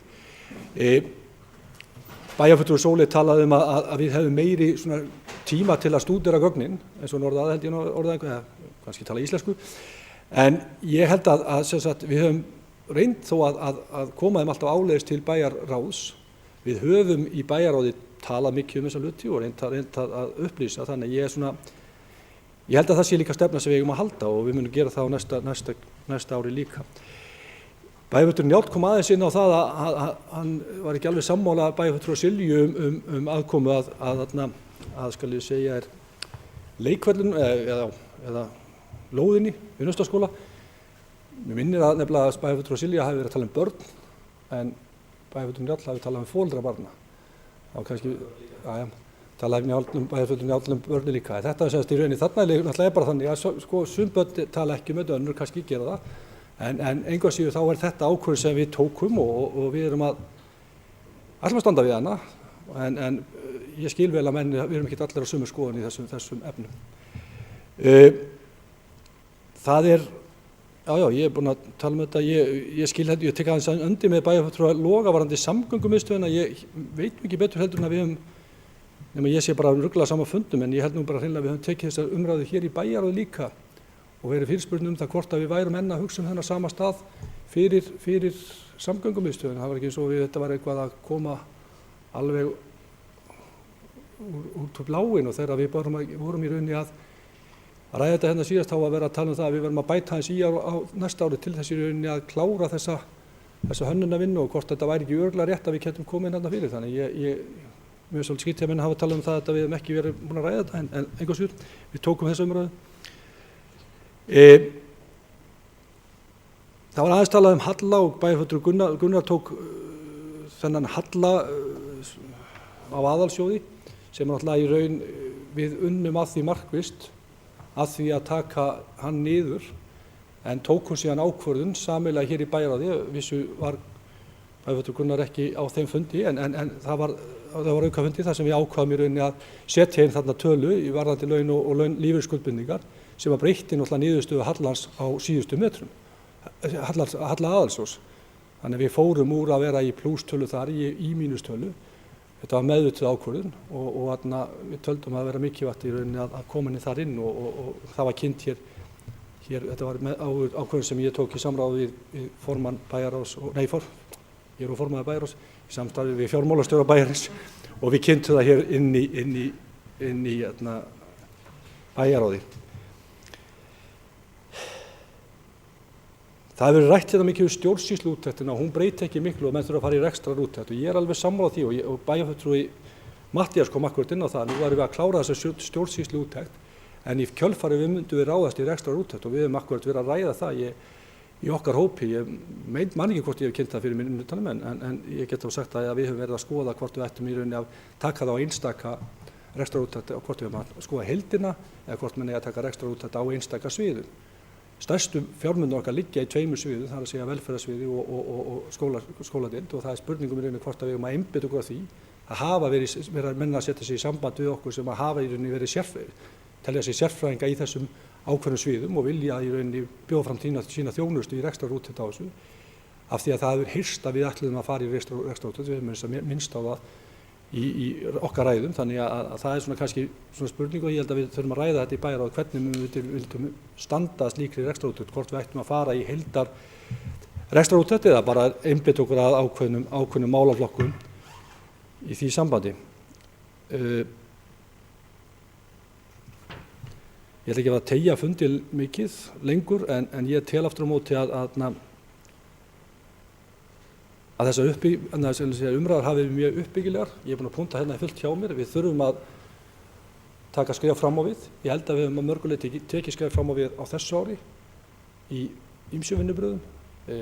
Við erum bara eins og bæjarfulltrúi Matthías kom inn á, við erum bara á miðri leið. Við ætlum að halda áfram, við ætlum að læra, komast lengra og gera það saman. Þá er ég samfærður með að við höfum eftir að gera það sem Gunnar bæjarfulltrúi talaði að skila okkur góðu búi í lok kjörtímabils. Takk fyrir. Guðmundur Baldvin Guðmundsson, bæjarfulltrúi lokið máli sínu. Gunnar Gíslason, bæjarfulltrúi ætlar að bera af sér ámæli.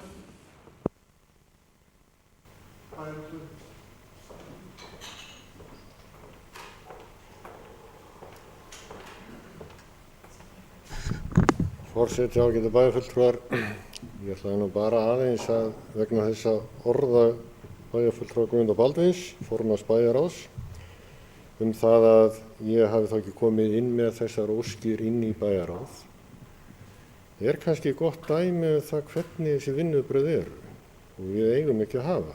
Þetta náttúrulega eitthvað sem á að vera borðliggjandi inn á borði og við eigum að vera að taka umræður Það á ekki að vera í valdi einstakra bæjarfulltrúa eða þeirra ábyrgð að draga þessi umræðu hérna inn. Og þetta bara hluti af því að vera í meiri eða minni hluta.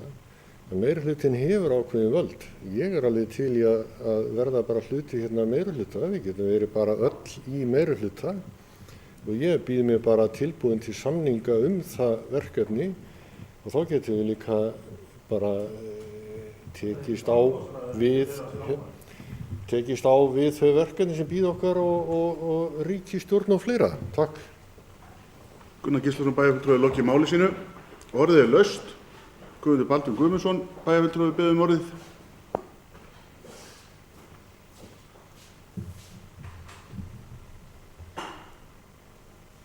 Forseti ágætu bæjarfulltrúar. Málið það, ég var ekki, þetta nú alltaf þegar maður að fá svona og að segja eitthvað þá maður að passa sig á því að stuða ekki menn.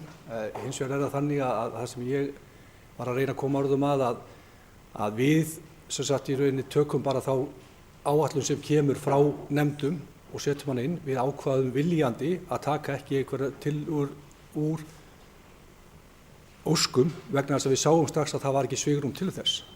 Þannig að við vorum ekki að bæta þeim inn. Við höfum alveg getað tekið umræðunar þetta og hver sem við höfum getað beðið það og ég held að það sé bara eins og bæjarfulltrúi Margrét hefur bent á og að við munum gera þá milli umræðana þannig að menn geti séð hvaða óskir þetta voru og ég hef meðal annars reiknað með að við tökum þá umræðu á fimmtudeginum varðandi þær skal ég segja einhver óskir sem hafa komið frá skólanefnd vegna þess að ég á vísu eftir að ræða það við bæjarráðsmenn en ég hef óskað eftir því að fá að gera smá breytingu á dagskrá fundarins á fimmtudeginum og fá til okkar fræðslustjóra og hans starfsmann til þess að fara aðeins yfir ákveðin mál með okkur á milli umræðina. Þannig að ég ræði það hér á eftir en annars þakka ég nú aftur fyrir bara góðar umræður. Guðmundur Baldvin Guðmundsson bæjarfulltrúi lokið máli sínu orðið laust. Það sem að ekki fleiri hafa þá göngum við til atkvæðagreiðslu að vísa fjárhagsáætlun Akureyrarbæjar til frekari yfirferðar í bæjarráði og síðar umræðu í bæjarstjórn. Þess að geta samþykkt það vinsælt gefið merki.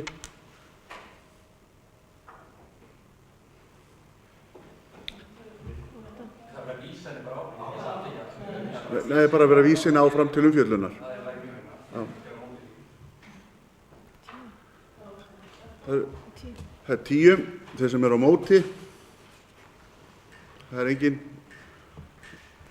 Hvað setjum við hjá þá? Þá er það samþykkt með 10. Þá er dagskrá lokið, en ég vil benda á að eftirtalda fundargerðir eru lagðar fram til kynningar. Afgreiðslufundur skipulagsstjóra 16. til 23. og 28. október 2015, atvinnumálanefnd 21. október, bæjarráð 20., 22., 27. og 29. október, framkvæmdaráð 16. og 30. október, íþróttaráð 22. október, kjarasamningsnefnd 19. október, skipulagsnefnd 28. október, skólanefnd 19. október, stjórn Akureyrarstofu 15. október, stjórn fasteigna Akureyrarbæjar 16. október og velferðarráð 21. október. Þetta er nálgast fundargerðir heimasíðu bæjarins Akureyrarbæjar og þá segi ég fundi slitið klukkan 19:33.